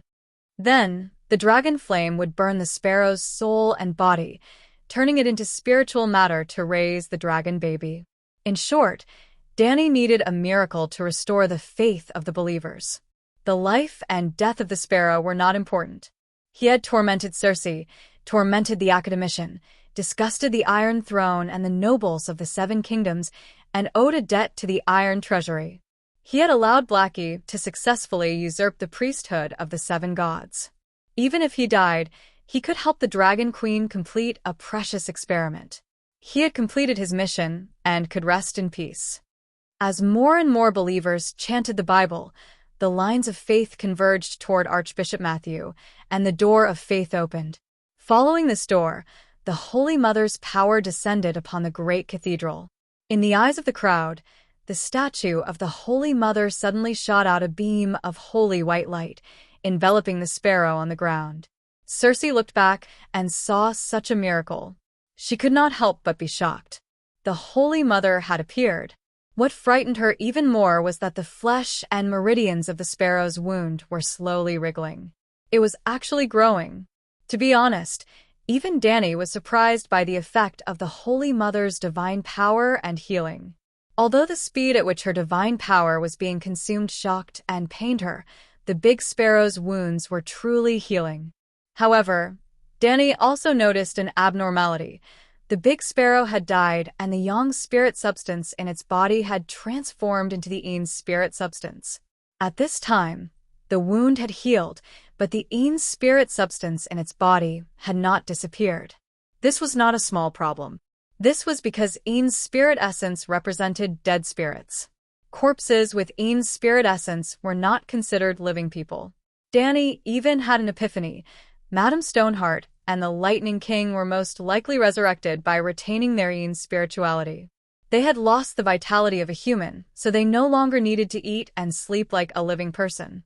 His physical body had lost its vitality, and the most precious part of his soul had been taken by Lalo.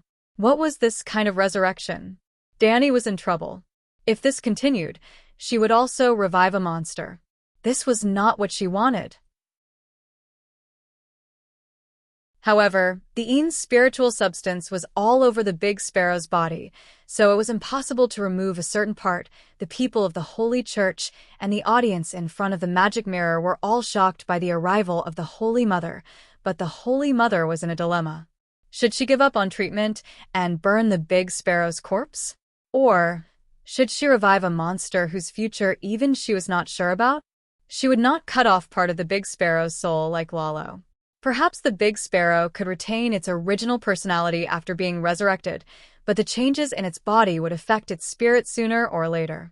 If I can burn the corpse and rebuild the body from the flames according to the way of hatching a dragon, wouldn't it become a dragon? Danny found her own ridiculous idea funny.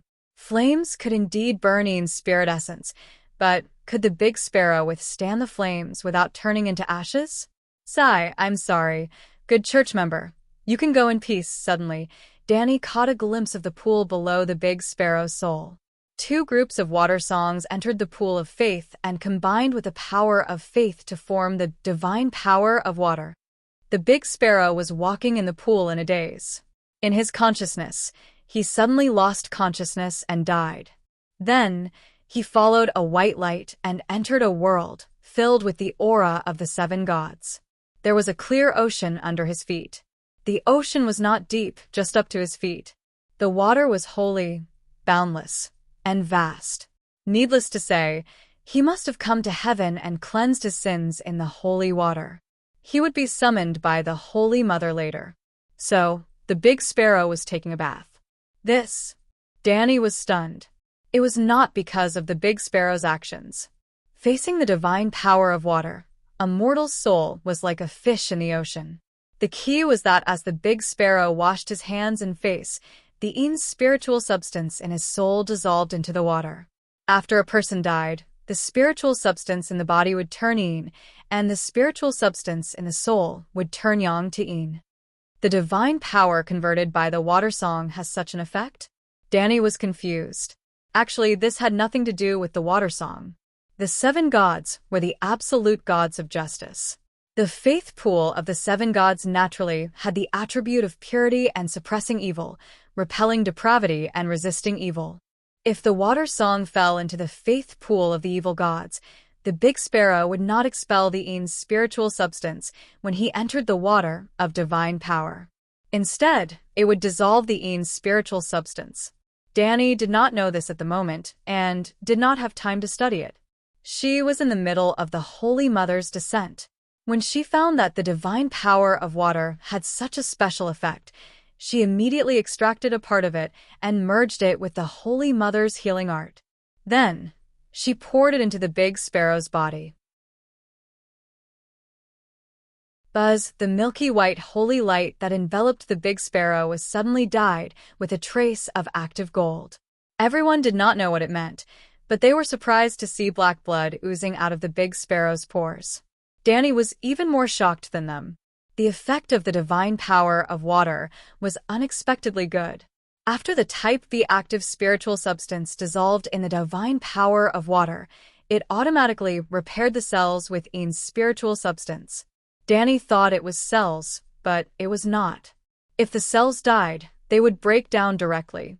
Part of them would be absorbed by other cells as nutrients, and the remaining impurities would be expelled from the body. In short, the original healing art, spiritual bestowment, Type B active spiritual substance, could only heal the wound, that is, the physical missing part, and would not repair the intact part. After adding the divine power of water, it changed. For example, if a gecko lost its tail, the Type B active spiritual substance could make the missing tail grow out of the wound, but it would not make the gecko's belly grow a second tail out of thin air. For example, if the hand was cut by a knife, the Type B active spiritual substance could speed up the recovery of the wound. Driven by the Holy Mother's divine power, it could further speed up the recovery. The recovery could be seen with the naked eye, which could be called a miracle. But if it was poisoned, the healing art based on the Type B active spiritual substance would fail, and the Holy Mother's divine power would be useless. Unless in the future Danny found another kind of spiritual substance that could deal with poison. That was off topic. Now, for the Aeon's spiritual substance in the big sparrow's body, after adding the divine power of water, it was neutralized by the Type B active spiritual substance. In a word, the divine power transformed by the water song in the faith pool of the 7 gods was especially effective for resurrection. What's the principle behind this? Danny was very surprised and also very confused. After coming back to her senses, Danny's heart ached so much that it was about to bleed. Originally, there were 2 balls of water song, one big and one small, but now there was only one big ball left. And the divine power of faith. Even if the big sparrow prayed for 100 years, it wouldn't be enough. The price is too high. It's a big loss. After carefully calculating the cost, Danny wanted to regret it, but it was too late to regret now. She could only brace herself and divide a large ball of divine power of faith to wrap the soul of the big sparrow. It was like wearing armor for the soul, and through the holy mark between the big sparrow's eyebrows, it was sent back to the body that had been dead for more than half an hour. The 2 silent sisters, who were helping the archbishop clean the blood that was seeping out of his skin, suddenly opened their throats and howled hysterically. The silent sisters, as their name suggests, swore an oath of silence and could not speak. Why did the devout silent sisters scream? The monk close to the archbishop also screamed. The archbishop is alive. His fingers moved, I saw it. Lancel's eyes widened and said in disbelief. The archbishop's cold body is warm again. The silent sisters were shocked. Silence. Archbishop Matthew was also trembling with excitement, but he still forced himself to calm down and said, "The Holy Mother has descended. What is your attitudes?" Yes, the light that fell on the big sparrow's body did not disappear. The Holy Mother was still descending. So, the monks joined the chanting army again. This time, They were more devout than countless times before, and the divine power of faith poured into the divine power of faith doubled. How could they not be devout when they witnessed the arrival of a miracle in person? Not to mention the monks, the nobles, and civilian representatives who participated in the martial arts competition were also shocked and looked at the statue of the Holy Mother with eyes full of awe. The Holy Mother is merciful. Stryker knelt on the ground and kowtowed to the statue of the Holy Mother. The Holy Mother is merciful. The devout nobles were in tears as they knelt down trembling. The Holy Mother is merciful, bringing the blessings of life, protecting every woman. Her smile ends the war, gently protects the little children. Whoosh.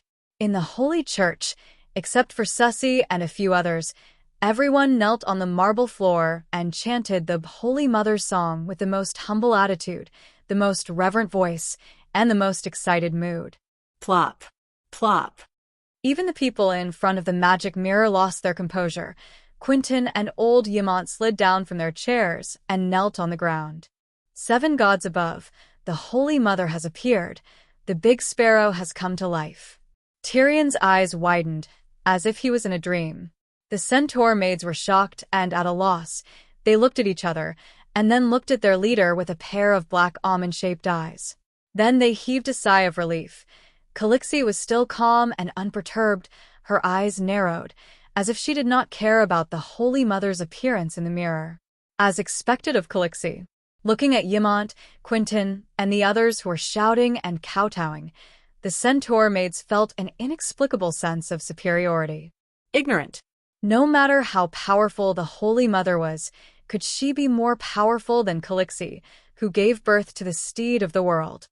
7 gods above. The big sparrow is really moving.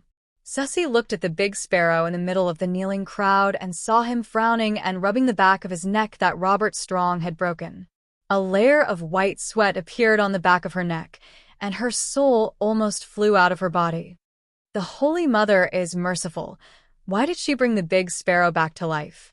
Sussy wailed, pulling Robert Strong and running towards the Holy Church's gate. After a few steps, she found Yulun still standing there, his face solemn and his eyes flashing. Cersei whispered, "Why are you still standing here instead of running?" "I'm looking at the Holy Mother's quality." Yulun's voice was faint. Looking at what? Cersei was stunned. Yulun's left eye patch had been removed, revealing a black eye that shone with malice. They only looked at each other for a moment. Whoosh! It was as if a tornado had fallen, sucking in their souls and drifting them into the depths of the cloudy sky. As if countless years had passed, Sussy came to her senses and pointed at Yulun in horror. "Your eye."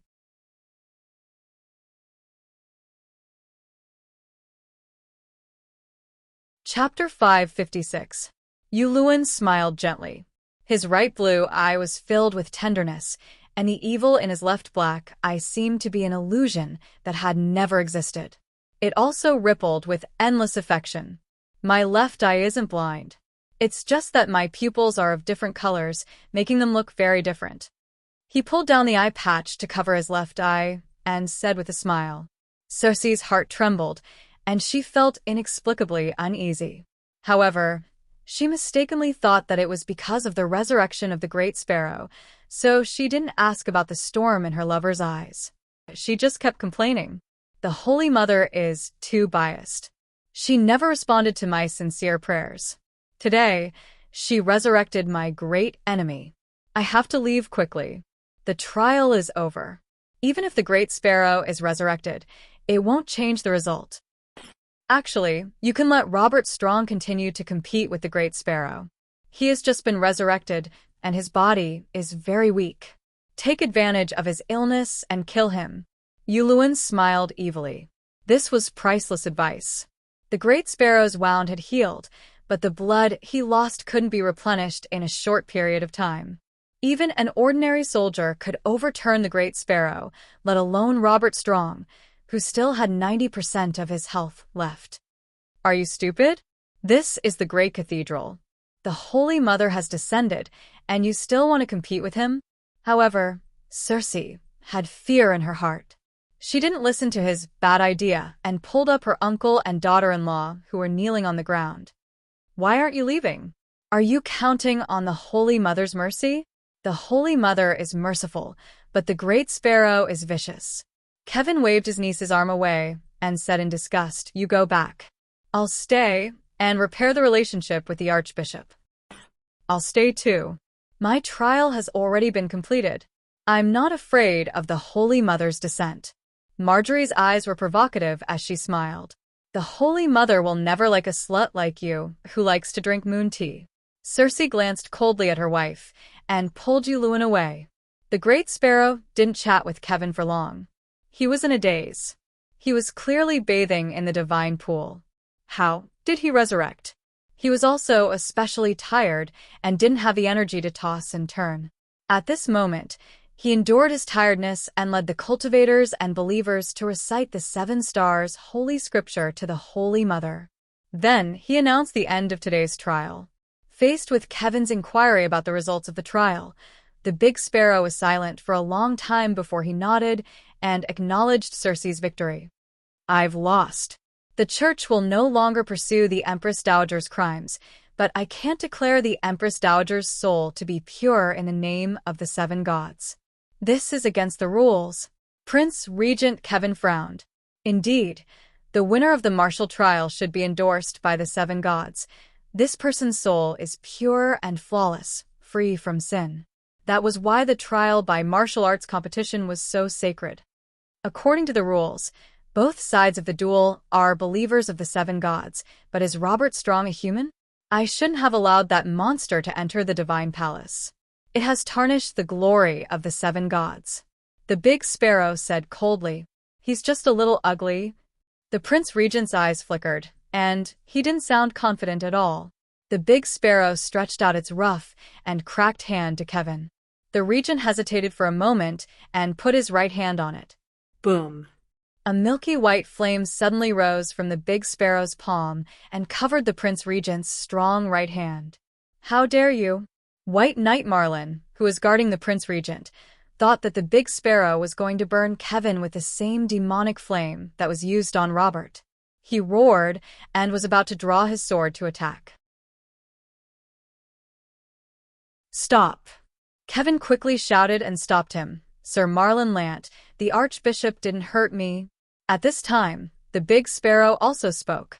This is the new magic that the Holy Mother gave me. Holy healing. The old man turned to look at the statue of the Holy Mother with a soft smile and sighed. The Holy Mother gave me the blacksmith's divine power before, hoping that I would use the blacksmith's power to cope with the coming long night. But I fought bravely and failed to live up to her expectations. I understood the past. So, I asked the Holy Mother to take back the blacksmith's power and give me the seal of the Holy Mother that saves the world. In the future, I will no longer hold a sword, and my hands will only exist to remove pain. Kevin said in surprise, Did you see the Holy Mother when you were resurrected? Not only me, but you all saw it too. The Holy Mother is here, watching all of us. The Big Sparrow's skinny old face faintly exuded a holy light. Kevin's body trembled and said in shock, What did the Holy Mother say about this trial? The Holy Mother didn't say anything. The Big Sparrow shook his head. How can she not say anything? Kevin's thick eyebrows frowned. It's about the reputation of the Empress Dowager and the legitimacy and holiness of the Iron Throne. How important it is.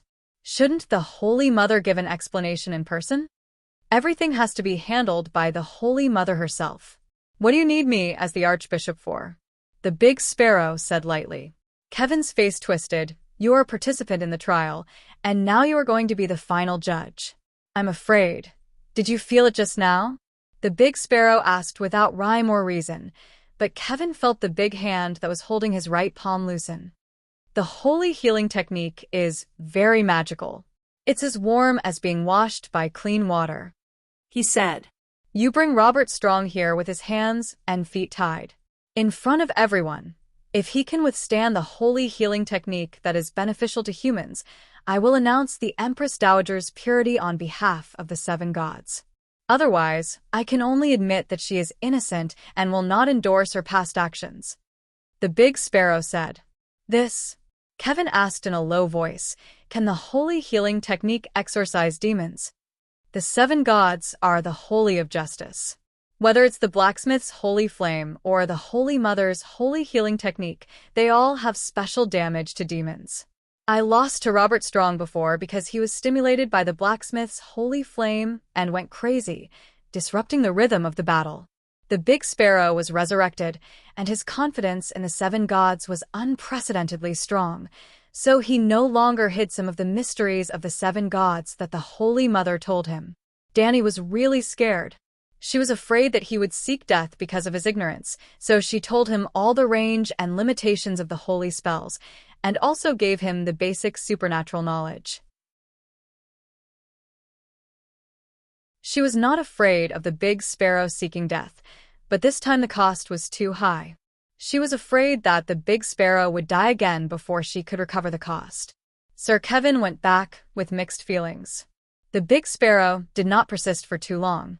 Before resting, he told the monks not to repair the floor of the holy church that was smashed by Robert. When he recovered his energy, he would personally atone for his sins to the Holy Mother. The news of the Holy Mother's arrival caused a huge storm in King's Landing. 7 gods above. Is this a myth? The dead can be resurrected by the Holy Mother? Sigh, I already said that Robert Strong was not human.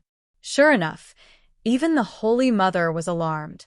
Previously, there were people in Hudjian who said that the Red God could resurrect the dead. I did not believe it, but now the big sparrow's head was pulled out alive. I saw it with my own eyes. I don't know about the Red God, but if anyone says that the 7 gods are 7 pieces of wood, I will become the son of war and fight for the glory of the Holy Mother. 7 gods above. When I was in the square outside the holy church, I felt a gentle and kind gaze. So, it was the Holy Mother. This was not just 1 or 2 people, or just the monks of the church spreading the news of the Holy Mother's arrival. Hundreds of nobles, dozens of civilian representatives, and even the royal family witnessed the miracle. It was said that even Empress Circe, who won the trial of martial arts, after returning to the Red Castle, arranged for the craftsmen to make a statue of the Holy Mother in the small room next to the bedroom. King's Landing welcomed a wave of popularity of the 7 gods' belief, and Slave Bay was also in turmoil. The old dragon knows the way, Lao Wu, who had been away for almost half a month, came back dying. No matter how careful he was, Lao Wu still suffered from the plague. When the pterosaur circled above Astapor but did not land, Danny's heart sank. She guessed that something bad had happened to Lao Wu. Sure enough, when she rode the black dragon and took off, she saw that Lao Wu's cheeks were full of green, bean-sized lumps, which looked like the skin of a toad. Your Majesty, I have the plague. Go to the gray-scale disease quarantine area. He panted and struggled to shout. At the rocky beach 50 kilometers west of the city, a courtyard house was built. It was the quarantine area where the patients with the gray-scale disease were kept. Danny was not reckless enough to come into contact with Lao Wu directly. First, she took a tube of blood, no doubt it was a syringe. After that, she returned to the laboratory and observed with the wizard lens. It was very scary. It was another magic beast-level virus. Danny did not know how to make the antidote. The only thing was that, like the gray-scale disease virus, Danny was completely immune to this virus, which she named Toad Face. In fact, it was caused by a mosquito passing through the breathing hole of the safety helmet and biting the nose. Because the patient's skin was swollen, it looked like the skin of a toad. Just when Danny was about to invite the first of the young generation in the East again, the toad skin on Clinton's body disappeared by itself, and he inexplicably recovered. After checking his blood, she saw that there was an extra antibody in his blood. This is not surprising. After the gray-scale disease patient recovers, he is almost immune to all the plagues in the world, Kuei, she said. Then why was Sir Clinton infected with Toad Face? Danny asked. Kuei, she said, the environment of Sosros is special. The plague that adapts to the environment there can rarely survive in the human world. If you can go to Asia, you will easily understand this. The black water in the River of Ashes is almost impossible for any creatures to survive, but a kind of aberrant horror fish was born in it. Supposedly, the horror fish's survival ability is strong enough. But after leaving Asia, the fish with rich dark energy in its body will die immediately. The same is true for the toad face virus you mentioned. After leaving the Sosros rainforest, it will immediately decay. After it has weakened to a certain extent, it will be eliminated by the grayscale disease antibody. Although Kueishi's theory and the fact that Old Man had recovered showed that the grayscale disease antibody could prevent the plague, Tyrion still felt lucky and proud for his actions that day. After more than a week, he vomited everything he ate and could only drink sun wine, which was dragon essence mixed with brandy. The once tall and sturdy middle-aged knight had become so thin that he looked like a sickly skeleton. Didn't he see that when the Dragon Queen mentioned Sosros, her face was solemn and her eyes flashed with faint fear? "Sir, tell me about your experience," Tyrion said excitedly. He was afraid of Sosros because he had not lived long enough, but it did not change his personality of yearning for adventure and the unknown. If one day in the future he had visited the relatively safe areas such as the Jade Sea, the Trembling Sea, the Summer Sea, and the Sunset Sea, he might try to explore the mysterious Sosros himself without the Dragon Queen's command. Old Man's skin was tightly attached to his skull, like a living skeleton, but his eyes were brighter than before. He recalled and said, "The pterosaur was flying in the sky all the time. I could only see green forests, green grass, bushes full of colorful flowers, wide rivers like bright silver streamers, and dark city ruins hidden in the forest. At first, it was okay. I drank the wine I carried, ate the dry food in my backpack, slept on the dragon's back at night, did not take off my clothes, did not light a fire, and found the dragon's nest safely after a week."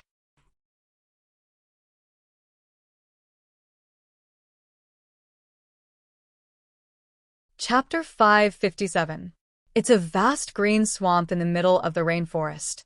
The air is filled with water vapor and heat.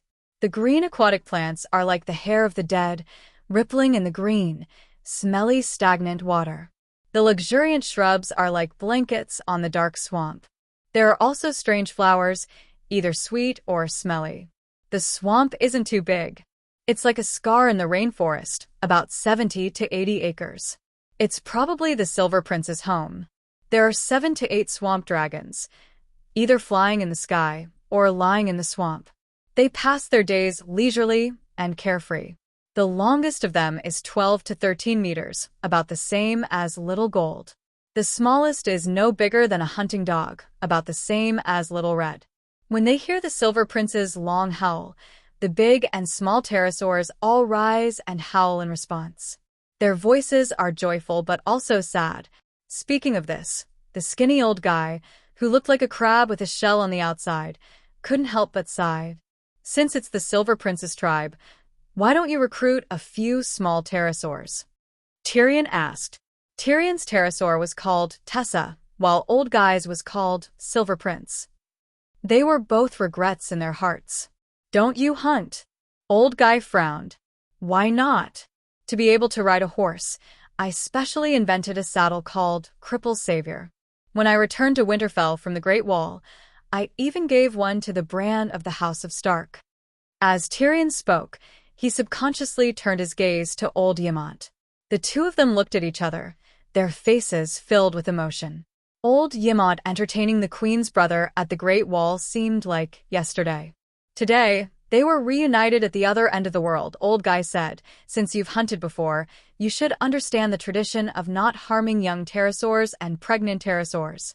Besides, what's the use of a young pterosaur? It's a waste of food, it has no combat power, and it can't carry people. It's better to leave it there and make it the Queen's natural hunting ground." "That makes sense. Then have you found any other groups of pterosaurs?" Aemon asked.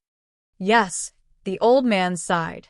"I saw that there were no adult dragons in the Silver Prince's tribe, so I didn't stop and continued south. After flying for only half an hour, they encountered a group of small pterosaurs that looked like a swarm of bees.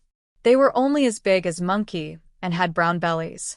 Although they were small in size, They were exceptionally ferocious.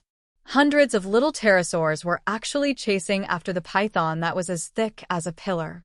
The python was 30 to 40 meters long. Its scales were sparkling, and its horns were towering. It was like a giant whale that had fallen into a lake, stirring up the mud in the swamp. The heavens and the earth were overturned, and the green swamp was drowned in black filth. However, it was still gnawed by the little winged dragon until its scales and armor were broken, and its blood dyed half of the swamp red.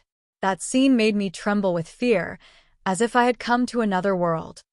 Tyrion was lost in thought. He began to put himself in the shoes of an old man and asked nervously, "The little pterosaur didn't attack you?" "No." The old man shook his head. "I can confirm 3 things about the Sosrath rainforest. Firstly, it is extremely dangerous. Ferocious beasts are everywhere, and it is wild.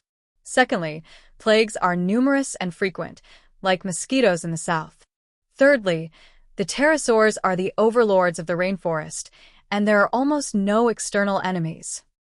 As long as the pterosaurs of one tribe don't invade another tribe, there are few wars between pterosaurs."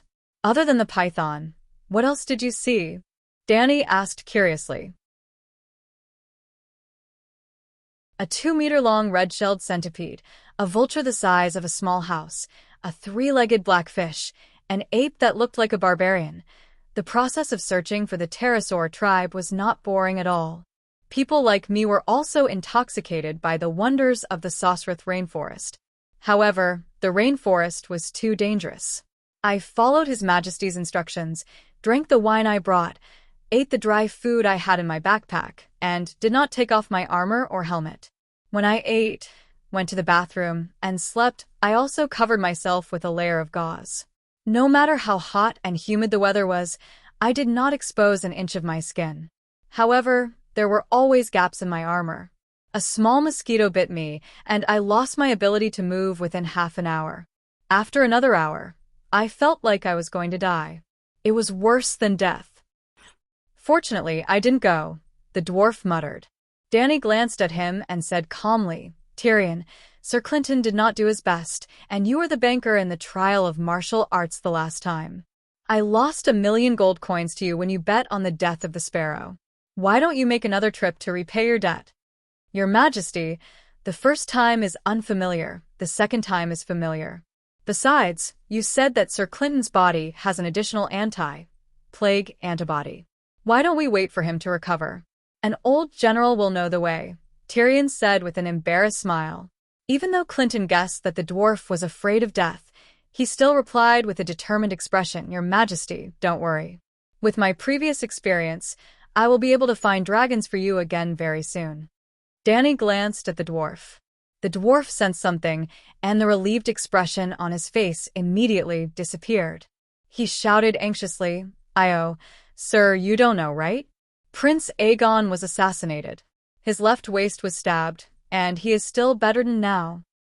"What? His Highness was assassinated?"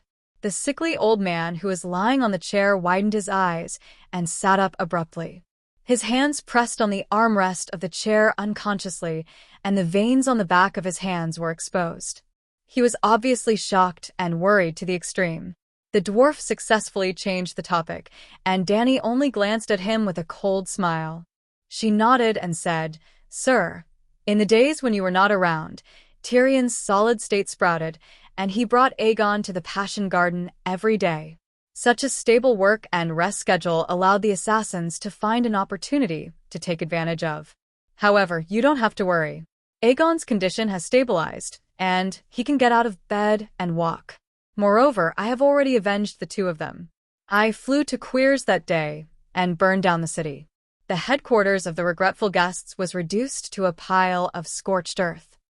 After much persuasion, Clinton still could not sit still.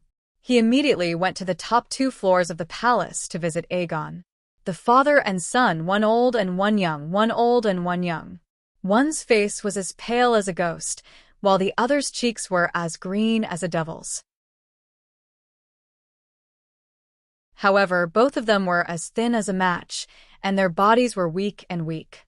They swayed and hugged each other like 2 hemp roots entangled together. They looked at each other speechlessly. It was so heartwarming, but also so desolate. Little devils. After a moment of tenderness, the old man suddenly turned around and glared at the dwarf. Prince Aegon, such an innocent and strong child, was tricked into this state by you. I. Tyrion shrunk his neck. He wanted to refute, but he could not find a reason to. He was infected with the grayscale disease because he brought him to attend the coming-of-age ceremony and had too much fun. He was assassinated because he provided him with the Emperor's blessing and gave the assassins a chance. However, the father and son, Aegon and the old man, seemed to be in a good mood. A few days later, both of them recovered. The old man began rehabilitation training, preparing to fight the Green Hell again. Aegon found Dahe, whom he had not seen for a long time, and continued to act pitiful, telling Dahe about the painful experience during the assassination. Winter had arrived. Old Ymont, who knew how to predict the season through the stars, began to go to the top of the pyramid every day to observe the direction of the stars with the stargazing mirror. This day, after finishing his work, he saw Aegon sitting at the foot of the wall under Dahe. He frowned and walked forward. Aegon, Dany's cargo ship plan is about to start, do you know? Auntie is going to take action against the new guys? Aegon suddenly understood. Walking forward, Ymont caught a glimpse of the black fire at Aegon's waist. He lowered his eyes and said gently, "This time, Sir Clinton did not bring back a pterosaur, and the war is about to start. Every bit of strength must be used." So? Aegon did not understand what he meant. At this time, even Sir Mormont has subdued a shadow dragon. Only the oldest grayish-green swamp dragon is left. You can't use it as a spare tire anymore. Your strength cannot be idle, Ymont said in a deep voice. Aegon's expression changed as he shouted, "Annie promised me." "Yes, she promised you. But as the only Targaryen male in his prime, even if you don't contribute much to the family, at least don't drag your auntie down, right?" Ymont's expression was solemn, but his tone was as gentle as usual. Aegon's face flushed red as he argued, "I also participated in the battle against Tauros. I even killed 2 city guards." "Yes, you are very brave. You live up to the name of Aegon." The old scholar nodded and praised. "Scholar, what are you trying to say?" Aegon suddenly regained his composure and looked at the old man in front of him. "Give the old pterosaur to the other knights. You wait for the next batch of pterosaur spares." The old dragon is 50 meters long, several times larger than Blackie. It is the Mount of Benny, the leader of Matari's pterosaur knights. Obviously, even Materis does not have the confidence to find another pterosaur stronger than it. Aegon frowned. That is true. But the more it is like this, the more it will be useful in the upcoming battle. Seeing Aegon's conflicted expression, old Ymont's eyes flashed as he said meaningfully, "In terms of strength, the old green dragon is not much weaker than the Megalosaurus." Megalosaurus? Aegon looked up at the sleeping Blackie and said dejectedly, "Scholar, tell me, why is Blackie ignoring me? He can clearly understand human language.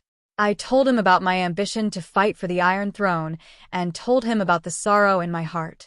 Why can't he sympathize with me?" Taming dragons is the same as learning magic. It requires talent. Many Targaryens do not have dragons and are even eaten by dragons. Ymont said, "But I definitely have talent.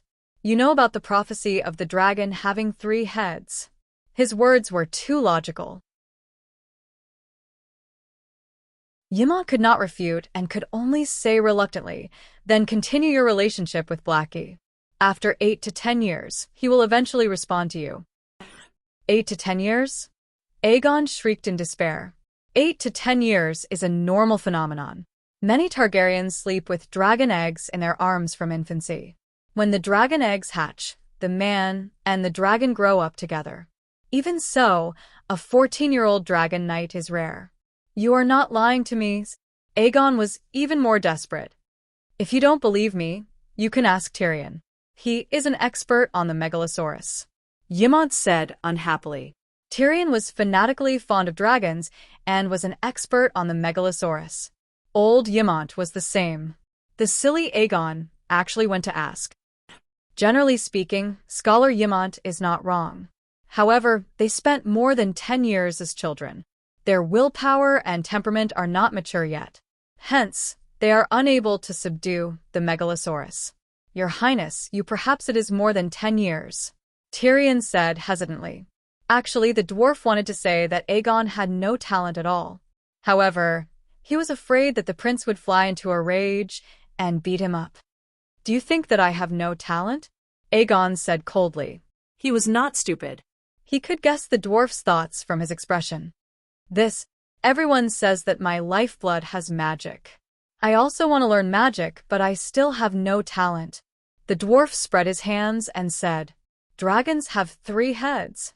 Aegon said through gritted teeth, Your Highness, wake up. Dragons now have 20 heads. There will be more in the future. Pterosaurs are also dragons. Pterosaurs are also dragons. Aegon's expression changed a few times. He suddenly made a decision in his heart. The next day, Aegon said goodbye to Dahe for the last time.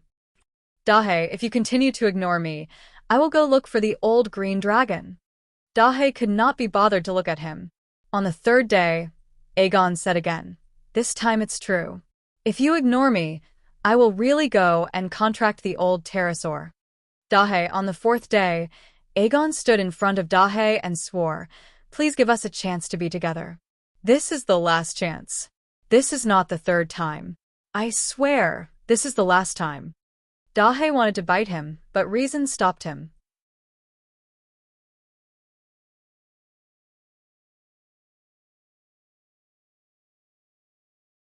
Chapter 558. Targaryen, your words are like a mountain. Aegon remembered his aunt's words. So, on the 4th day, he didn't go to Dahe. But after ignoring Dahe for a day, on the 5th day, he couldn't help it and went to Dahe again. Dahe, look, I also have the mark of the paladin. Dahe was still a child after all. After being harassed like this, he finally couldn't stand it anymore. He went against Mother Long's instruction to be silent and cold in front of Aegon and roared angrily for the first time. Get out! Aegon's hair was flying in the air from the Megalosaurus. His face was pale, his stiff body was shaking, and his mind was muddled. He didn't even know how to leave the top garden. He rested for a day. On the 7th day, Dragon Queen's persuasion was useless. Aegon insisted on becoming a glorious paladin, which was a pterosaur knight. I can understand how you felt that day. It was like a new life. After completing the contract, Aegon was in high spirits. He rode on the back of the dragon pterosaur and shouted to the shorter little demon next to him. Well, Tyrion rode on Tessa's back and was ready to lead Aegon on the first test flight around Slave Bay. Your Highness, after taking off later, you'll have a second life. The feeling is completely different from riding a horse, as if the whole world is under your crotch. If I have to choose between a woman and Tessa to accompany me for the rest of my life, I will not hesitate to choose Tessa. Of course, riding a dragon during the day and a woman at night is even better. Haha. Tyrion laughed proudly. Well, this guy really didn't talk big. He left Astapor in the morning, landed in Meereen City at noon, and had a good night. He returned the next morning. But the little demon only had fun once. The next day, he received a task and went out to do it. He didn't go to Sosrath Rainforest to find the pterosaur nest. Instead, he repeated Dany's journey west to the Westeros that day. He passed through the land of long summer, flew over Volantis, entered the strait, and landed on the stone island more than 6,000 kilometers away. Because, after more than 3 months of drifting on the sea, the first batch of 12,000 barbarians finally arrived at Queen's Point. Tyrion had 2 goals for this trip. The first was to bring the fire mage Pogba to Volantis and persuade Tam and Bo Chung to join the Dragon Queen. The second was to select a few shapeshifters from the barbarians and bring them back to Slaver's Bay. Pogba, the skinny man, was just a fire mage who performed for a living in Volantis.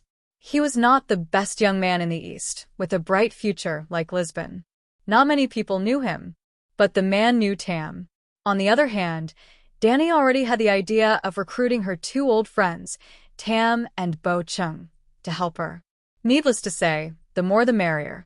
Tyrion had volunteered for this mission. It was too monotonous to supervise the wildfire production every day and go to the Strait of Freedom to plunder ships the next day. He wanted to personally experience the feeling of living in the ancient parasol tree at dusk. But he also made two requests. First, arrange for Blackie to escort him and Tessa through the land of long summer.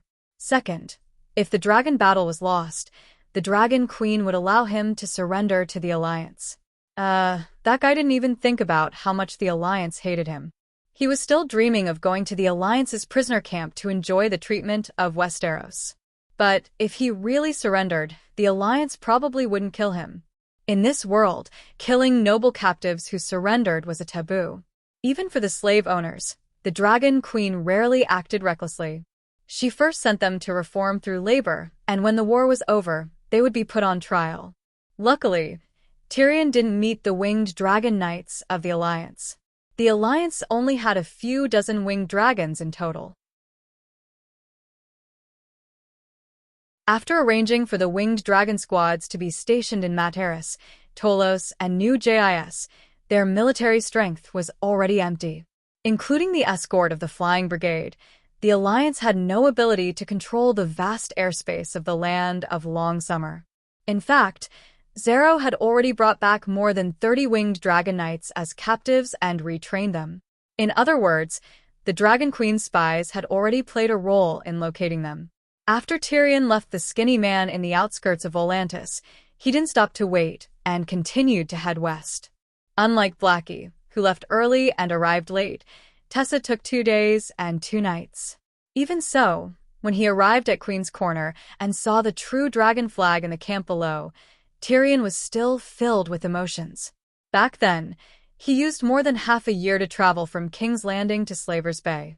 Now, it only took him 2 days. No wonder the people of Valeglia can rule the world.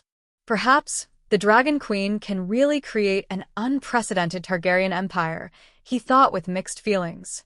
Megalosaurus, Megalosaurus, long live the Dragon Queen, long live Blackie. Suddenly, countless people rushed out of the manor below and gathered at the wide, threshing ground. They waved their hands and shouted at the winged dragons in the sky. The black dragon is a little different. It's bigger, and its wings are wider. Even its color has turned green. On the ground, among the welcoming crowd, Shield Breaker, Shalon covered his forehead with his hand and looked at the dragon under the scorching sun. That's not a black dragon, the great sea elephant mumbled. Hey, a few days ago, when the Hand of the Queen called us for a meeting, what did he say? The Dragon Queen will arrange for the winged dragon knights to come and pick up Eagle Howl, Wolf Eyes, and the other shapeshifters, Harley said. This Harley wasn't Dany's former shield-bearer, Harley the Hunter. Instead, he was her son, Longface, Harley the Longface. He had inherited his father's 2 positions of clan leader and Chiliarch. The other 2 were the Kiliarchs of the barbarians who followed the Dragon Queen to fight the other ghosts outside the Great Wall. Now, they had been promoted from Kiliarchs to Kiliarchs. They were in charge of a few thousand barbarians and were considered the leaders of the barbarians at Queen's Corner. Woo, following the custom of the Night Watchers, a horn signaled the arrival of allies. Tyrion saw a 2-story marble building in the center of the village. He guessed that it was Barristan's base. So, he rode Tessa and landed beside the pond in the square. Barristan was still dressed in the same way. A black iron helmet, white glazed plate armor, and a white, flawless wool cloak. Tyrion was dazed for a moment. This was the first time he saw the old knight in 4 years. The last time they met was before Robert went north to Winterfell. Sir, it's been many years. You're still as strong as ever. You look even better than before, Tyrion said as he slid down from the wings. This wasn't entirely a compliment. Although the old knight was 4 years older, he was full of energy. His appearance didn't change much, but his spirit was radiant. You, on the other hand, have changed a lot. Old Bart looked at the dwarf with a critical gaze. Green helmet, green armor, green cloak. There was a golden roaring lion's head on the chest of the cloak and armor. There was a hideous scar on his face that stretched from the corner of his mouth to his forehead. His nose was gone, leaving only 2 black holes. It was ugly, but it matched his disreputable identity. An unclean soul deserved to have an ugly demon-like appearance. However, beside him was a behemoth that was 40 meters long and 2 stories tall. What was the queen thinking, to let such a person become a glorious winged dragon knight? Old Bart felt very uncomfortable facing a little devil that killed his own father, king and father, and was an official of the same court as him. Compared to him, the big bear that betrayed his honor and became his sworn brother didn't seem so unbearable. Wow, is this a winged dragon? It's so big, so powerful. Tyrion looked closely. It was a small woman that was 1.55 meters tall. She was in her early 20s with olive skin, big black eyes that shone with surprise, and a head of glossy black curly hair. Although she was small, she was well-developed, beautiful, and sexy. She's called Tessa, my partner. Tyrion's eyes lit up, and he grinned and said, "You're right, she's very powerful, but her dragon knight is 10 times braver." Is that so? The short woman returned a charming smile and said, "Can I touch her?" "You can also touch the dragon knight, ahem." Old Bart glared at the dwarf and said seriously, "Tyrion, this is Princess Yalin of Dorne." Wow. Tyrion was surprised, and his eyes lit up even more. He bowed and said, "Your Highness, your beauty is enough to make the sun in the sky pale in comparison. Not to mention touching, if you want, I can take you flying around." Yalin was eager to try. Old Bart frowned and said, "Let's get down to business first." The few of them entered the hall of the stone building, and Barristan introduced Tyrion to a few of the barbarian 1,000 marquises and a dozen or so shapeshifters in the barbarian team. Not just shapeshifters. As long as the Dragon Queen gives the order, we can continue to take the ship to Slaver's Bay and help her fight against that alliance. Little Harley patted his chest and said, "The Dragon Queen keeps her promise, and we were given houses and land as soon as we arrived here. The free people also keep their promises, and we respect the Queen as the king of the fortress, and all of the free people will listen to the Queen's orders, and we will go through fire and water without hesitation." Big Sea Elephant said with a serious face, "We will go through fire and water without hesitation." The barbarian 1,000-man commanders and shapeshifters shouted until their necks were red. Barristan's expression did not change, and Yalin's eyes were filled with shock and disbelief.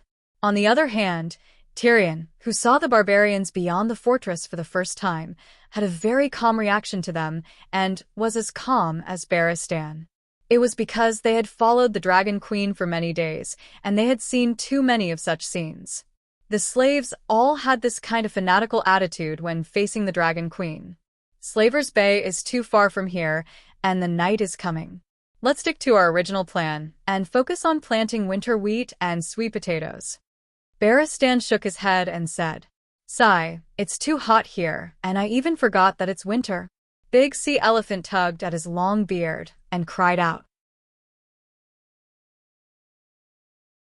"This is a good place.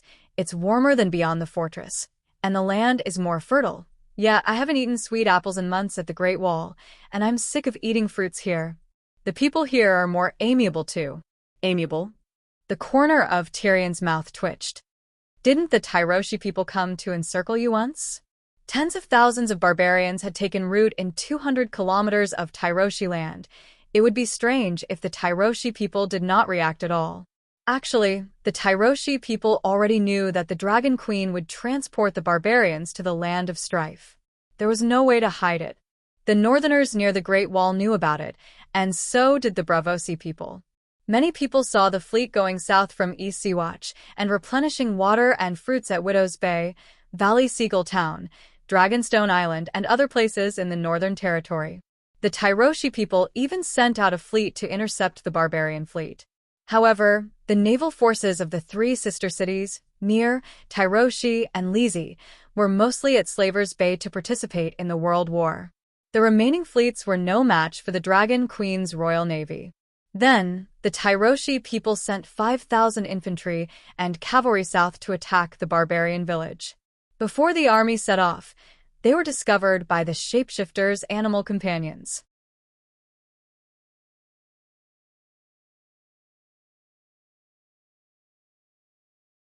Chapter 559.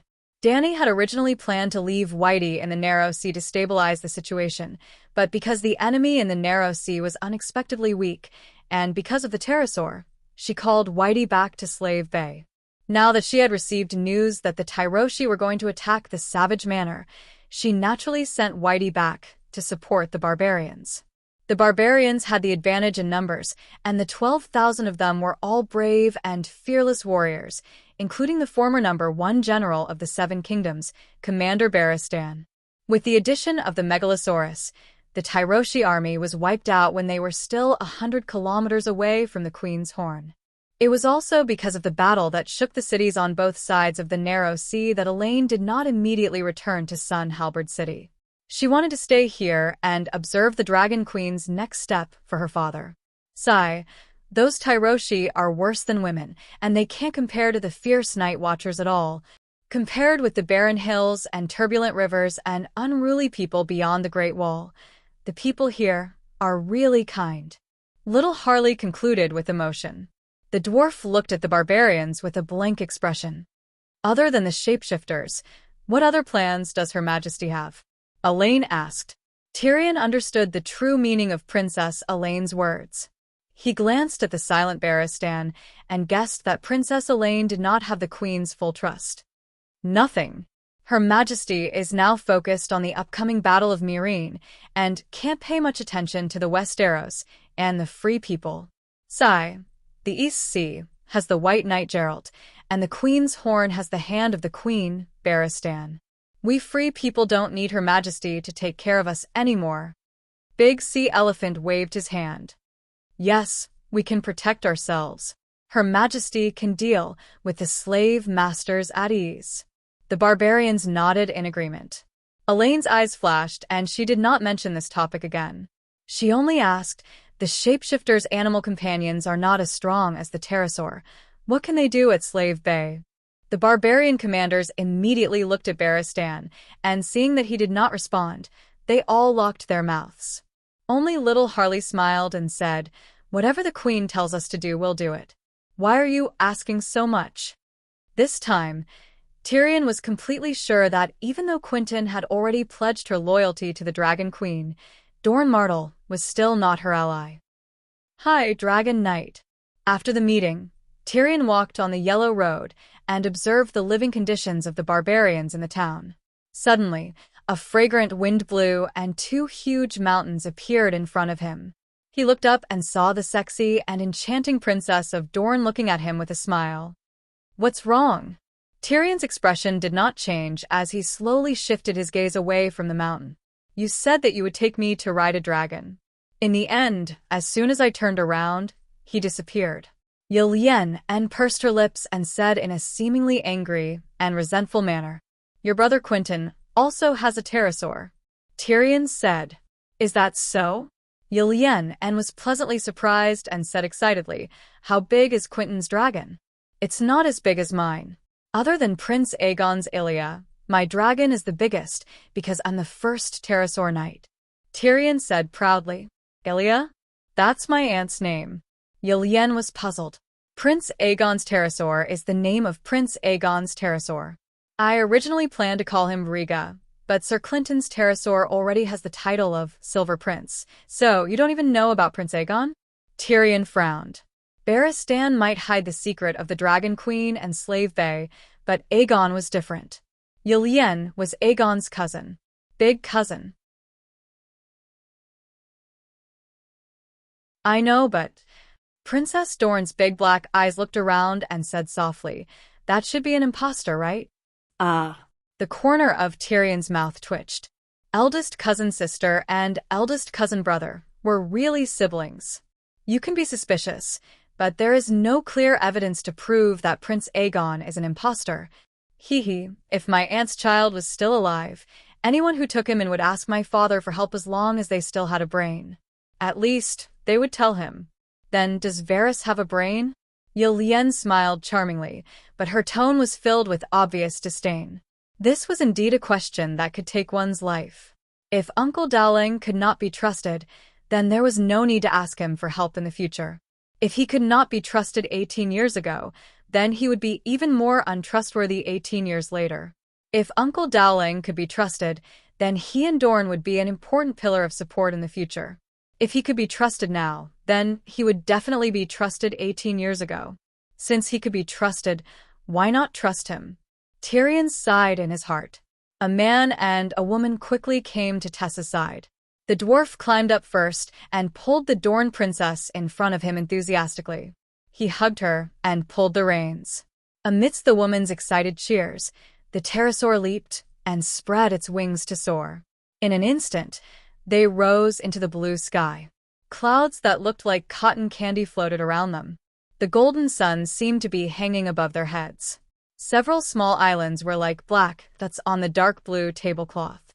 Looking down, the savage town that had 10,000 people living in had also become a piece of tofu. This is great. The feeling of flying is nothing compared to riding a horse. Yelyen's cheeks were flushed. She turned around and kissed the dwarf's ugly face. With a soft and warm body in his arms, the little demon raised his head. An hour later, Yelyen looked at the blue sky in front of her with misty eyes. A gentle breeze blew the wet hair on her forehead. Her body was languid and weak. What kind of person is Dany Rise? Her voice was a little hoarse, but her tone was less polite and more direct than before. A powerful queen that cannot be provoked. We can only submit to her, Tyrion said weakly. My father wants Quentyn to marry her and then take back the Iron Throne with the power of Dorne, Ylien said. Tyrion leaned back on the dragon's saddle. His chin rested on the Dorne princess's soft and delicate shoulder. He was immersed in her charm and muttered, "Give up on that idea. If she wants something, she will only use her own strength and wisdom to obtain it. Compromise, marriage, cooperation, and so on. None of them exist. In her eyes, she is the current of the new era. Others only have two choices. Either follow her lead and join in, or be washed away by the water, like garbage on a rainy day." Very domineering, but not wise. Marriage is the best way to reduce resistance. Compromise is the highest art of governance.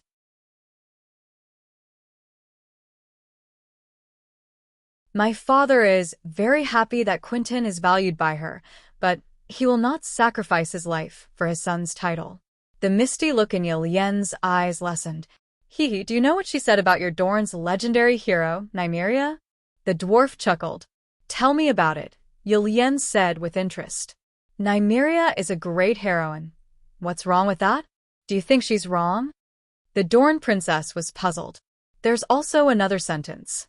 Nymeria is a great heroine, but Dany Rise is the most unprecedented empress. Ylyen was stunned.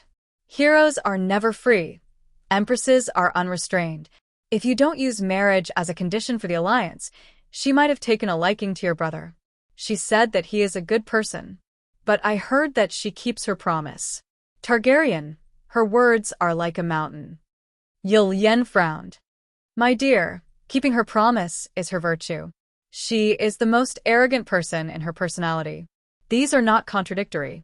Back then, how much did the cruel Meg hate the church? Didn't she follow the rules and carry out the trial of the seven with the church's warriors?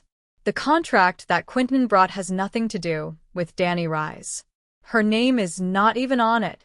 How do you expect her to keep her promise? Moreover, the contract is binding on both parties. It is obvious that you Dornishmen broke your promise. Broke my promise? Ylyen was furious.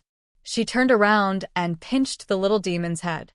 A woof. Tyrion rolled his eyes and shouted, Princess, please spare me. If you don't want to hear the truth, I have a lot of words to make you happy. Humph. Ylyen smiled seductively. She gently and slowly twirled it around her waist and picked it up again. Small person, ghost, big guy, speak clearly. How did we break our promise? May I ask how old are you, princess? The dwarf narrowed his eyes and said with a groan. You don't know? Ylyen asked. Sigh, you are almost 25 years old this year. You are at least 10 years away from adulthood, right? The second son of the Duke of the Western region received a perfect aristocratic education. Not to mention the birthday of the Dorne princess, He knew the situation of the children of the famous Count families in the Seven Kingdoms. You think I'm old? Old? I'm 3 years older than you. Tyrion shook his head and sighed.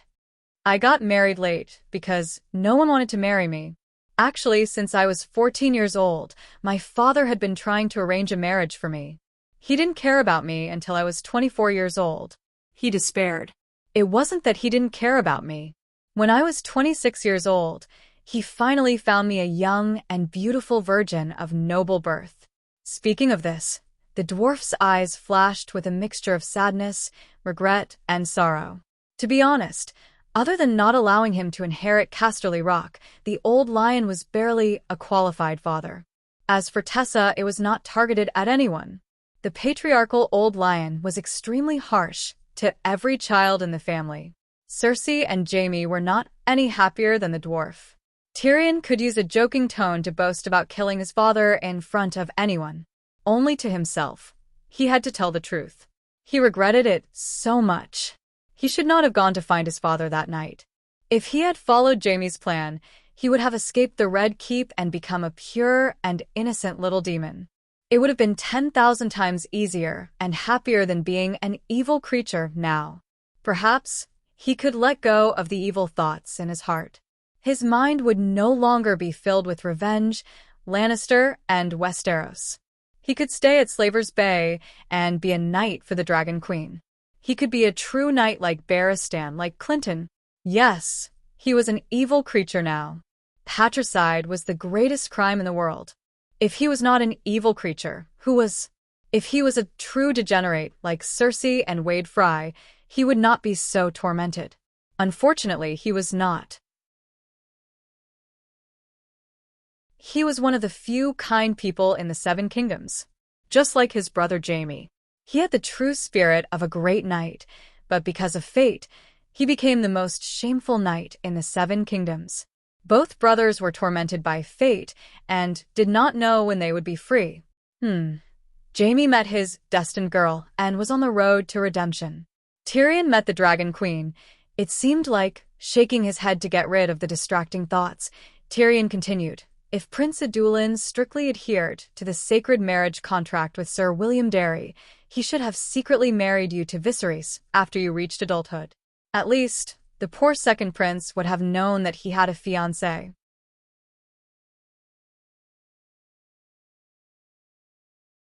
Chapter 560. Elaine's expression changed, and she said, Robert was still alive at that time. If he knew about our marriage with the Targaryens, what would have happened to Dorne? If that's the case, then let's not talk about the contract anymore. If my sister wasn't so despicable, the unfortunate Robert would probably still be alive and could even live for another 20 years. Are you planning to marry Old Way's second prince when you're 50 years old? Even if the prince is still alive, he must be too old to do it.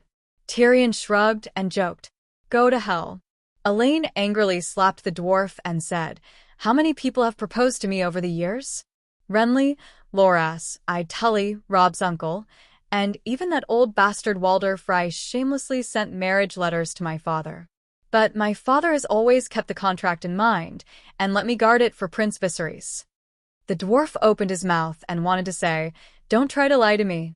I'm also a Westeros and a famous know-it-all of the Seven Kingdoms in King's Landing. Princess Elaine's glorious deeds are no secret in the circle. Everyone says that you're more like your uncle, Prince Oberyn. He's a true Dornishman who eats both men and women, even sheep. You've been famous for your beauty since you were young. You've wandered the world and had countless lovers.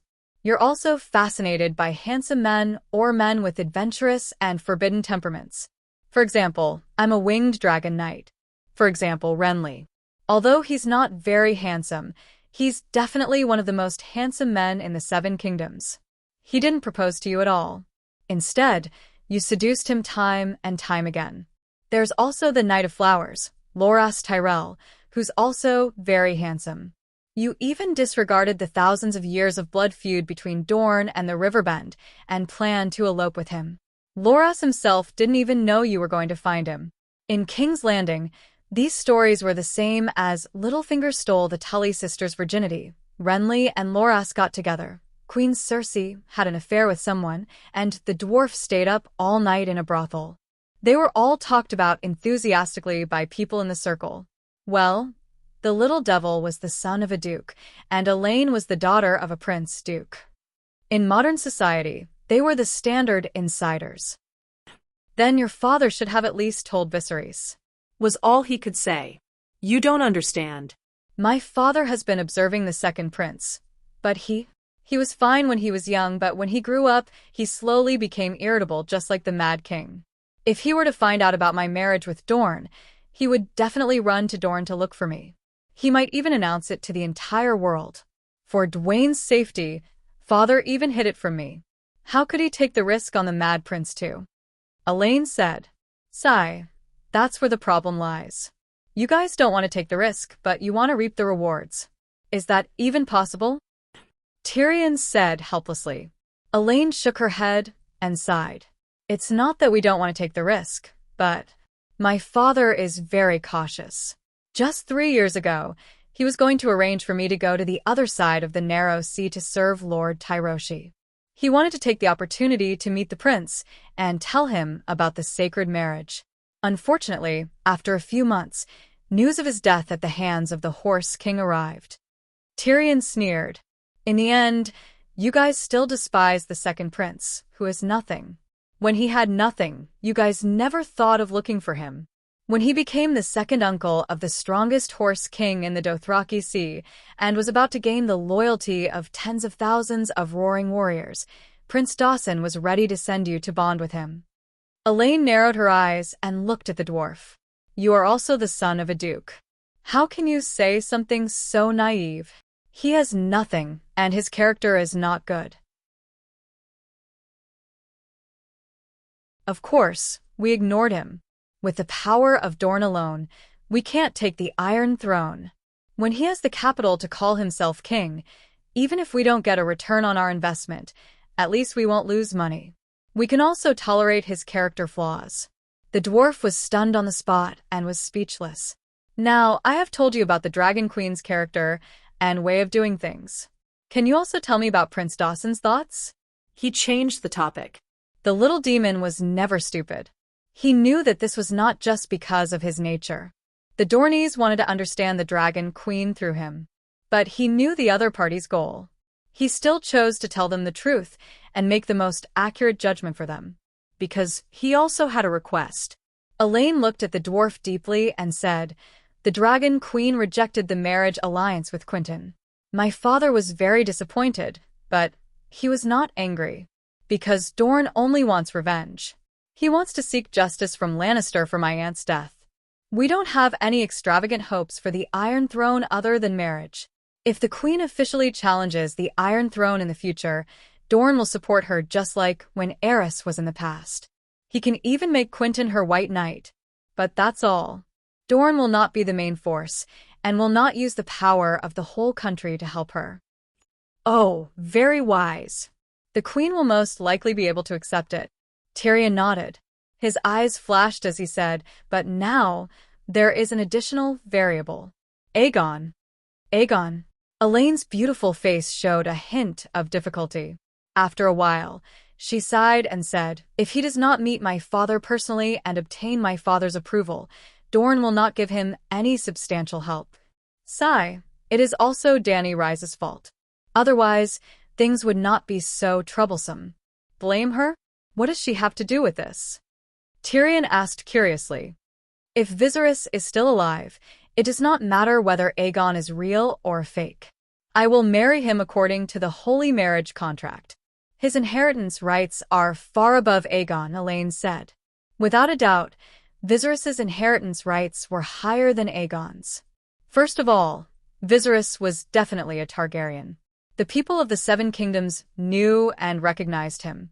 Aegon's background was unknown, and his identity was uncertain. Even if Liga was still alive, and Aegon was really his son, would Liga's inheritance rights be higher than second brother ways? No. Because Liga had violated the holy marriage contract, he would lose his inheritance rights like Prince Flay, the male dragon who broke off the marriage contract. Secondly, an older brother who grew up with her would definitely be closer to her than a nephew who appeared out of nowhere. Who would the Dragon Queen support? You think that Viserys's death is related to the Dragon Queen? Tyrion asked with a strange expression. Hee. Horse King Drogo poured a jar of golden liquid on her brother's head in front of her. During that time, she did not say a single word to prevent the tragedy from happening. Elaine sneered. You know quite a lot, Tyrion said. Viserys is still my fiancé. I can't marry him. At least I have to know how he died.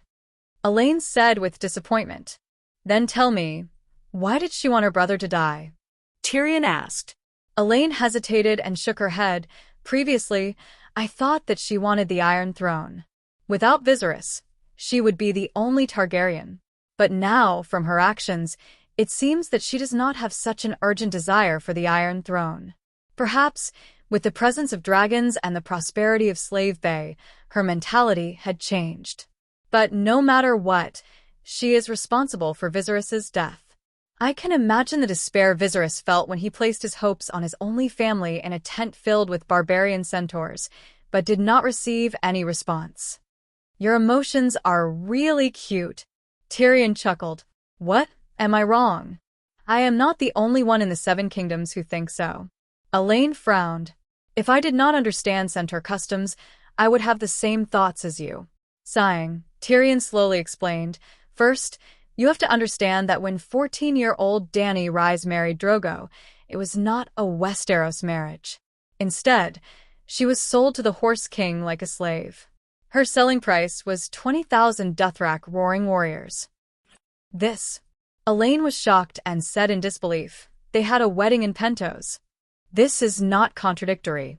He bought her to be his wife. Also, do you think that Khaleesi's position is equal to that of a queen?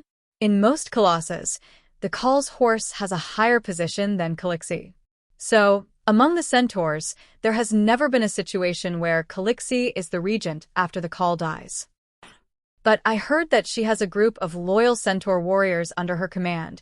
That is because she is strong. Her current colossus are made up of two types of centaurs. They are either her original Kars or the centaur slaves that she freed in the past few years. Her centaur husband has 50,000 roaring warriors and 100,000 centaur tribes. But her original Kars was less than 100. The rest of the centaurs left her the moment Drogo died, and some even became her enemies. If my sister was in her position, she would not even be able to get past the Red Wasteland. So, even if the Mad King was reborn or Rhaega was alive, if the Horse King wanted to kill them, she would not be able to stop him. Then she should at least try. Instead of remaining silent, Elaine muttered. Hee, you can try to draw your sword in Horse King City. Other than the Dragon Queen, anyone who tries to use force in Horse King City will only end up dead. Moreover, Viserys pointed his sword at Drogo's wife's pregnant stomach in front of several Khals and threatened to kill his son. Other than killing his second brother-in-law, Drogo had no other choice. Now that I think about it, your father did the right thing.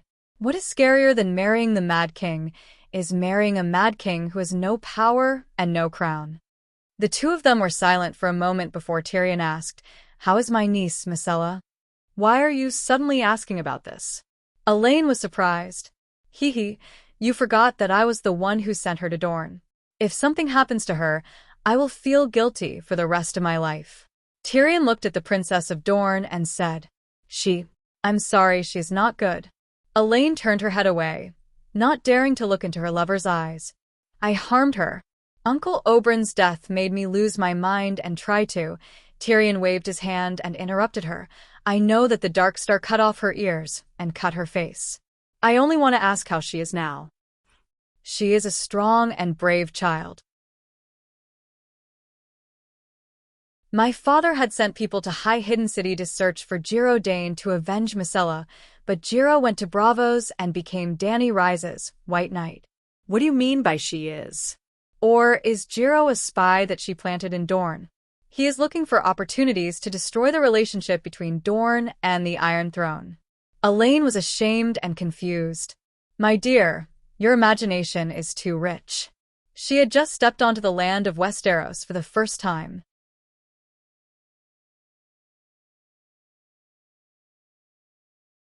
Chapter 561. Tyrion did not know whether to laugh or cry. That time, she was supposed to go to Young Halberd City to meet your father. It was purely an accident that she met the Dark Star. Meet my father? Why didn't she go? Yelene asked anxiously. She went to Young Halberd City and circled around the Sun Tower. Your father was at Flowing Water Garden, Tyrion said uncertainly.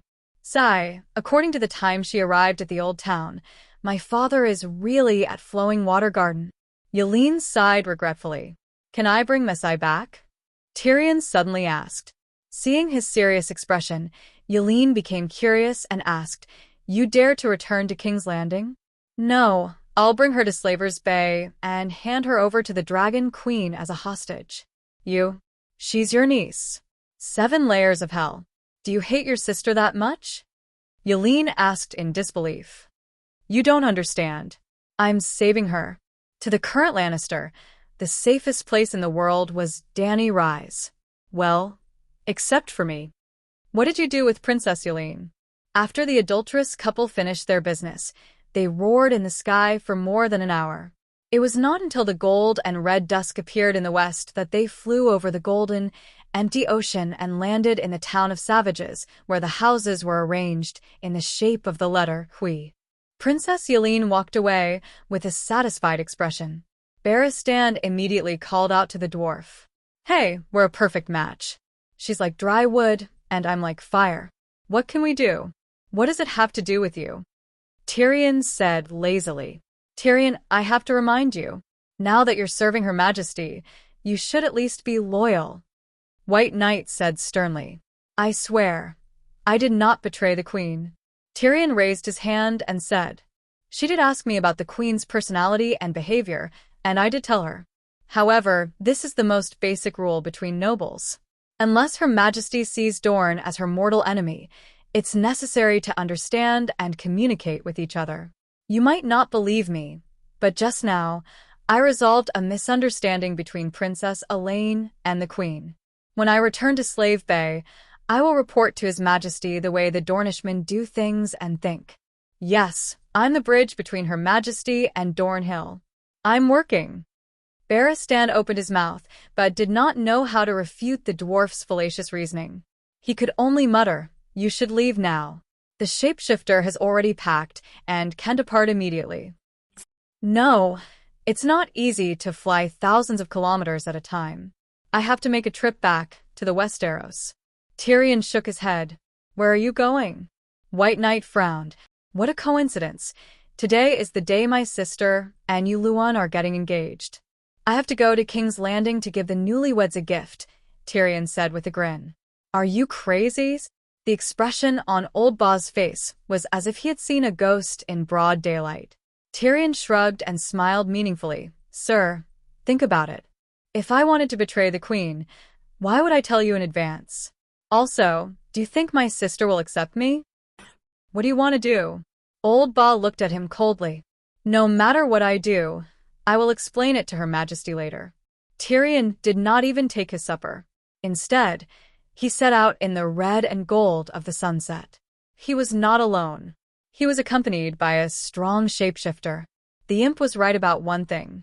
Today was the day of Cersei and Yuluan's wedding. According to Prince Regent Kevin's plan, his niece and Yuluan would be engaged today. Tomorrow, Timon would leave Carlin Bay. The day after tomorrow, his annoying niece and niece's son-in-law would be out of his sight. The couple would go west along the Mander River to High Court and complete the final negotiations with the Tyrells. Timon would return the Shield Islands and receive a ransom from High Court. The 7 kingdoms would be unified and peaceful again. In this way, he could spare all his energy to deal with the Holy Sparrow and Holy Dany. The Holy Sparrow and Holy Dany were still too far away. When he thought of Lannister and the Iron Throne finally getting rid of that stinky and sticky Cersei, Sir Kevin smiled at the banquet. He was in a good mood and drank a few more cups. When White Knight Boros Bronn woke him up, the Prince Regent was still a little confused. Your Majesty, I am sorry to disturb your rest, but there is a little boy outside Meg Tower asking to see you. He said that Preceptor Pycelle has received important news and requests to meet with the Prince Regent immediately. What time is it now? The Prince Regent sat up and asked, rubbing his face. Your Majesty, it is 3:00 in the morning. It is almost dawn, Knight Bronze said. It is so late. Why not wait until dawn? What is it that is so urgent? Although Kevin was complaining, he immediately woke up and began to put on his clothes with the help of 2 lion golden armor guards. Black wings brought black news. Something big must have happened for Pycelle to be in such a hurry. I asked, but the child doesn't know anything. Why don't you stay in the bedroom, and I will bring Preceptor Pycelle here? Knight Bronze said. Forget it, I will go myself. It is freezing and snowing outside. The old preceptor is already 85 years old, and he has been through the agitation of being paraded around the streets by the doctors. Let's not torture him anymore. Unlike Sussy and Tyrion, who were harsh and cold to Pycelle, Sir Kevin respected and relied on the preceptor from the bottom of his heart. He knew how loyal and wise Pycelle was to Lannister. During Aerys' time, he was in the dragon camp, but his heart was in the lion camp. In the end, he caused the death of the Mad King's entire family. It was Pycelle who persuaded the Mad King to open the city gates and let Tywin in. During Robert's time, not only did he keep quiet about Cersei's affairs, but he also killed Jon Arryn, the first foster father of power who discovered the secret. Littlefinger instigated Lysa to poison Jon Arryn. However, it was a slow-acting poison and could be saved. Pycelle chased away Scholar Common, who was treating the old man. Incidentally, Scholar Common was the exclusive scholar of the Arryn family, just like Master Luwin was in Winterfell. However, he betrayed old Jon. Pycelle did not allow him to continue treating Jon, so he did not care about himself anymore. During Tommen's time, Pycelle also worked hard to clean up the mess left by Cersei. He was even the one who gave Kevin the title of regent. The regent was willing to give preferential treatment to such an old, loyal official. The child who delivered the letter was 12 or 13 years old. He was wrapped in a faded sheepskin jacket and stood under the drawbridge, his neck shrunk and his feet stamping. He was a clever little apprentice. Kevin had seen him a few times in the crow's nest. The Red Castle was divided into 2 castles. The Meg Tower in the inner layer belonged to the royal family. It was surrounded by a 4-meter-thick city wall and a dry moat with iron spikes. Other than the drawbridge, there was almost no other way in or out. Around the Meg Tower, there was the crow's nest where the Grand Tutor lived, the Hand of the King's Prime Minister's Tower, the White Knight's White Sword Tower, the hall where court meetings were held, the Holy Church, the Virgin's residence, the dungeon, and so on. The drawbridge was lowered. Sir Kevin walked out of the gate under the protection of a White Knight and 8 golden lion guards. Seeing the little apprentice's red and cracked face, the regent stopped and took out 2 copper coins from his pocket. He handed them over and said, "Go in and ask the guards for a glass of wine to warm up." Crunch, crunch. Under the bleak and cold full moon, the group of people left a trail of messy footprints in the snow from the inner courtyard to their bare feet. Is there really going to be a long night? Looking at the tower and stone path that seemed to be covered by a white blanket, and then looking at the icicles that looked like spears under the eaves, Sir Kevin suddenly had a bad feeling. The scholars were used to living in the crow's nest. Even the Grand Tutor's room was under the crow's nest. A maid under the tower received the regent and left 8 guards behind. Kevin and the White Knight Bronn pushed open the door to the Grand Tutor's room. Immediately, a warm red light with the smell of wine hit their faces. The fireplace was burning. There were 2 chairs in front of the fireplace with their backs against the door. From Sir Kevin's perspective, he could see half of Grand Tutor Pycelle's bald head sticking out of one of the chairs. The other chair was empty. Perhaps it was prepared for him. There was a small table beside the 2 chairs. There were 2 bottles of golden wine and 2 glasses on it. Kevin stood at the door and stomped his feet. He shook off the snow on his boots and cloak to the ground. Then, he untied the thick golden lion cloak and stepped into the room. "Grand Tutor, why did you call me over so late at night?" The regent handed the cloak to the White Knight and walked towards the fireplace. "Your nephew is back," a voice by the fireplace replied. "Jamie is." Kevin just opened his mouth, and his expression suddenly changed. He said in disbelief, "Tyrion." "Sho, lower your voice." The high-backed chair beside Pycelle turned around, revealing the dwarf nestled in it. Tyrion had a smile on his face, but he held a short crossbow in each hand. One was aimed at the old uncle, and the other at the White Knight. "Don't move." The White Knight Bronn was thinking that he had armor and might be able to fight a wave. Then, a dark shadow quietly approached from behind him, and a cold blade pressed against his throat. The White Knight immediately turned into a stone statue. He stood obediently with his hands by his side, motionless. "This is the White Knight." "Ha ha ha." Tyrion tossed his crossbow onto the thick Myrish rug and rocked back and forth in his armchair, laughing. "Uncle, if you bring a prostitute here, she can at least scream. I wonder, my father was wise and mighty all his life. Why did he find this trash again?"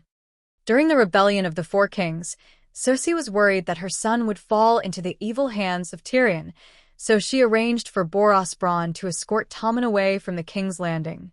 Previously, Tyrion ignored Cersei's objection and sent Myrcella to Dorne for a marriage alliance.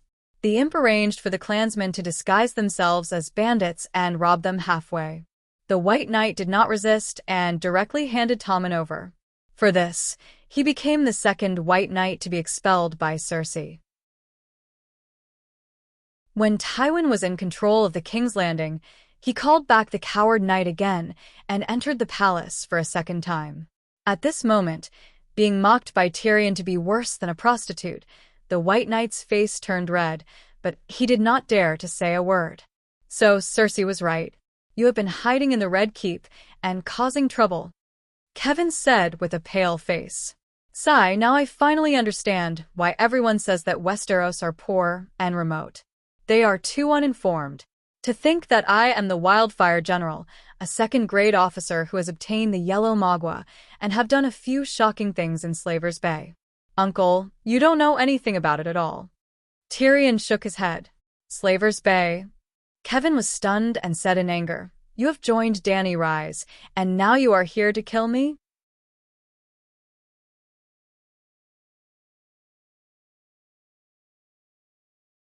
Chapter 562. "If I wanted to kill you, you would have died a long time ago." Tyrion handed him a glass of wine and said, "Have a glass of wine. When your anger has subsided, we can have a good talk." Kevin looked deeply at his nephew. He did not take the glass of wine, nor did he care about the restrained White Knight. He strode to Pycelle's side and began to examine him. "What did you do to him?" He drank a glass of poppy milk and fell asleep. Tyrion shrugged and put the glass back on the table. "I would never have thought that you would kill your father. That scene would not happen even in my darkest nightmare." Kevin stood up straight and looked down at Tyrion with a complicated expression. "Sigh, I have thought of that scene many times, but it was not directed at my father, but my sister. Perhaps there are ghosts in the Red Keep. I was possessed by the Mad King, Rhaegar, Princess Dorne, Princess Lelia. I was possessed by countless Targaryen ghosts and could not control myself." Tyrion mocked. "What do you want to say? Repent to me?" Kevin said coldly. "What's the use of repenting to you? Even a sparrow can communicate with the Holy Mother." Can you? The dwarf laughed strangely. "Then why are you looking for me?" Tyrion put away the mocking expression on his face and said seriously, "For Lannister? For Lannister. You should not have killed my brother, your father." Kevin said sternly. "Sigh, Uncle, I still have the Dragon Queen's mission on me. I don't have much time. If we keep repeating this topic, I'm afraid we will not get anything done today." Tyrion sighed. Kevin narrowed his eyes and sized up the dwarf. The green helmet, green armor, and green cloak made him look majestic and spirited. Especially the roaring lion head on his chest, the emblem of Lannister's clan. His expression softened. This nephew of his had killed his king, his father, and his father. He had committed all sorts of crimes, but at least he hadn't forgotten Lannister's identity. The Prince Regent dragged a chair from the side and sat opposite the dwarf. He said faintly, How did you get in? Hee, you should be asking me how I got out last time. Tyrion winked and laughed again. Kevin's expression turned solemn. Could it be that the secret passage is really connected to every part of the Red Castle?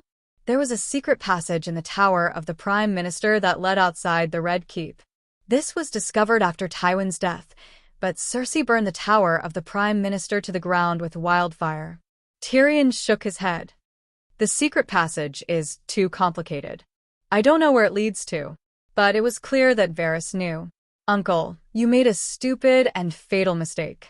You knew that someone with bad intentions was in control of the secret passageway of the Red Castle, but you let him do as he pleased. Today, I can directly sneak into the crow's nest from outside the city and threaten Paziel to send someone to invite you over. Tomorrow, there will be someone else who can do the same thing. Or, do you think that Varys is kind to you and Lannister? Sir Kevin could not refute the facts. He sighed.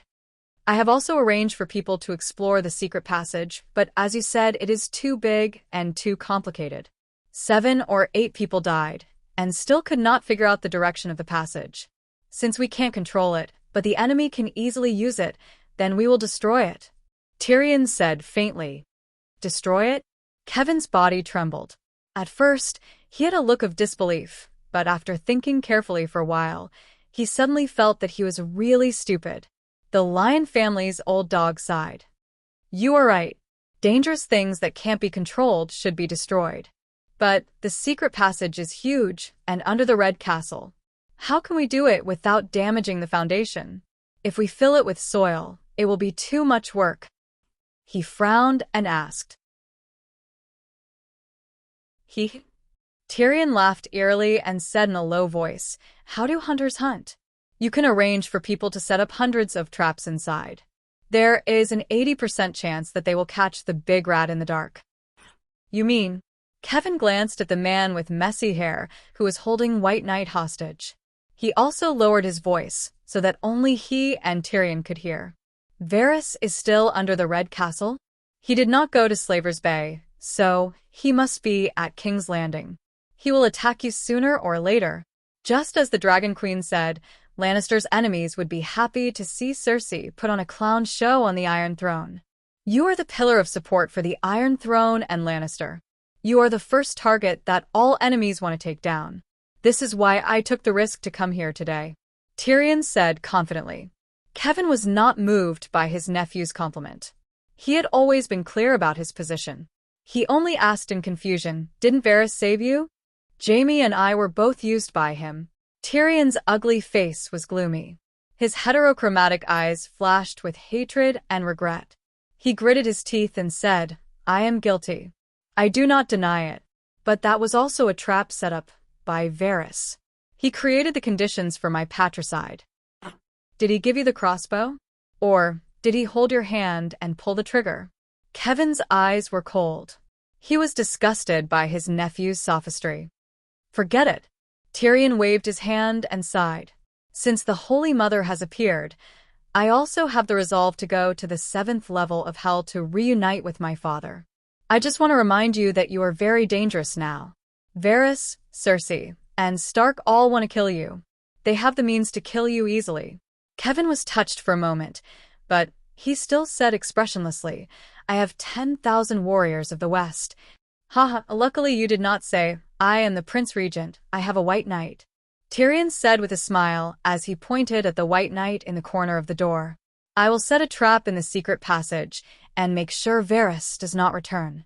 Your sister married yesterday. I will arrange for her to leave King's Landing tomorrow. Stark, other than your reckless wife, is there any other Stark alive? Kevin said slowly. Don't underestimate Varys. He is not alone. Illyrio of Pentos is supporting him.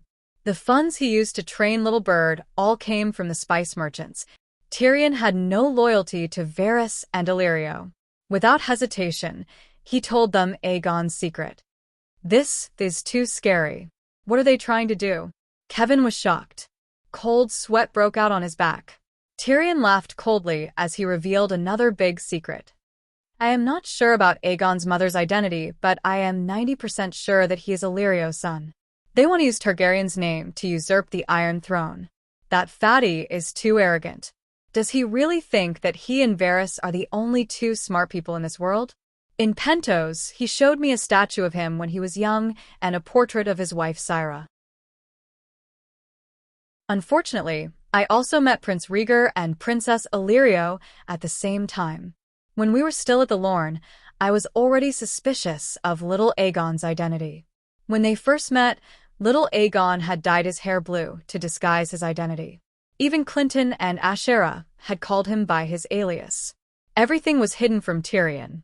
Then, the difference between the mercenary Griffin's son and Aegon's son, and the difference between Prince Aegon and a fake prince, which was greater. Clearly, the former to the latter was like a linear equation to addition and subtraction. Since Tyrion could solve difficult junior high math problems, why would he make mistakes in elementary math? But what did the Targaryen family's rotten business have to do with him, a Lannister? He only wanted to borrow power for revenge, or perhaps redemption. Therefore, he did not hesitate to bury the secret in his heart. He even took the initiative to help Aegon confirm his identity as Rhaegar and Illyrio. However, he decided not to hide it from his uncle. 7 gods above. Kevin was shocked. His face was pale and his body swayed. I can't handle this situation. It's your father. You shouldn't have killed him. His thoughts were in a mess, and he spoke incoherently. Tyrion rubbed his temples tiredly and sighed. My father has already gone to the 7 hells. Let's not disturb him anymore, okay? Kevin glared at his nephew and said, Since you suspect Aegon, why did you encourage him to fight for the Iron Throne? I want revenge. If the devil can help me, I will also pledge my loyalty to it. Moreover, Prince Aegon is a good person. I like him far more than Joffrey and Tommen. Tyrion said matter-of-factly. You killed Joffrey and Tywin. You are the root of all evil. Who else do you want to take revenge on? Sigh, I don't know. After killing my father, I hated Cersei. I wished that all the Westeros would be killed by the other ghosts, including you and Jaime. Tyrion looked at his uncle and said. Kevin did not scold him. He only sighed helplessly and said, Perhaps Tywin was too harsh on you. He somewhat understood his nephew's state that day. A child with love in his heart fell into that situation. Love would only make him more miserable. Hatred was the only thing that could keep him alive. What about now? The regent asked. Now? Tyrion shrugged and laughed. Uncle, do you know? I am a dragon knight, a pterosaur knight. The Dragon Queen gave me a pterosaur. I call her Tessa. Pterosaur? Danny Liz went to Sosrith Rainforest to tame a pterosaur? Kevin furrowed his brows. He wasn't surprised by his nephew's reaction, but rather worried. You can find the answer to this question yourself. The upper echelons of the Alliance know. But don't ask me. I am the Queen's knight now. Tyrion did not wait for his uncle to ask and continued, Tessa gave me a new life. My wish now is to live freely. Lannister in Casterly Rock was saved from the Dragon Queen's flames of revenge. I will be satisfied if I give Littlefinger retribution. If Cersei really went to the Iron Islands and let the salty and cold sea breeze crack her delicate face and turn her into a wrinkled old woman, I will definitely forgive her for hurting me. Unfortunately, I know her too well. Everyone's pursuit is the nourishment for her to live. The right to do as she pleases is like the air she breathes. Just like a fish cannot leave the water, Cersei is also unwilling to leave the King's Landing stage. So, Uncle, you must be careful these few days. Do not interact with her in the Queen Dowager's palace, especially when Luan is present. You must be wary of the Dragon Queen and deal with my sister. I am her uncle. I spared no effort and poured my heart and soul into protecting her son's country. Kai Fong said solemnly, You are reasoning with my sister? Tyrion sneered. Why revenge on Littlefinger? Sir Kevin changed the topic. The Prince Regent still did not believe that his niece would harm him. He only thought that Tyrion was too biased against Cersei. He was the one who started the war between the lion and the wolf. He and Old Rose murdered Joffrey. He was also the one who stole Sansa. Tyrion's face twisted. Sansa is in Arryn Valley? You are in Slaver's Bay. How do you know this secret? Kevin frowned. The Dragon Queen told me. She has already seen through Littlefinger. You're tuning in to the Passion Pages YouTube channel. We're so grateful for your support, and don't forget to subscribe to join us on this incredible journey through captivating stories. Your generosity through donations truly makes a world of difference, as it's the primary source of revenue that allows me to expand and enhance this channel for you. Thank you from the bottom of my heart for being a part of this adventure.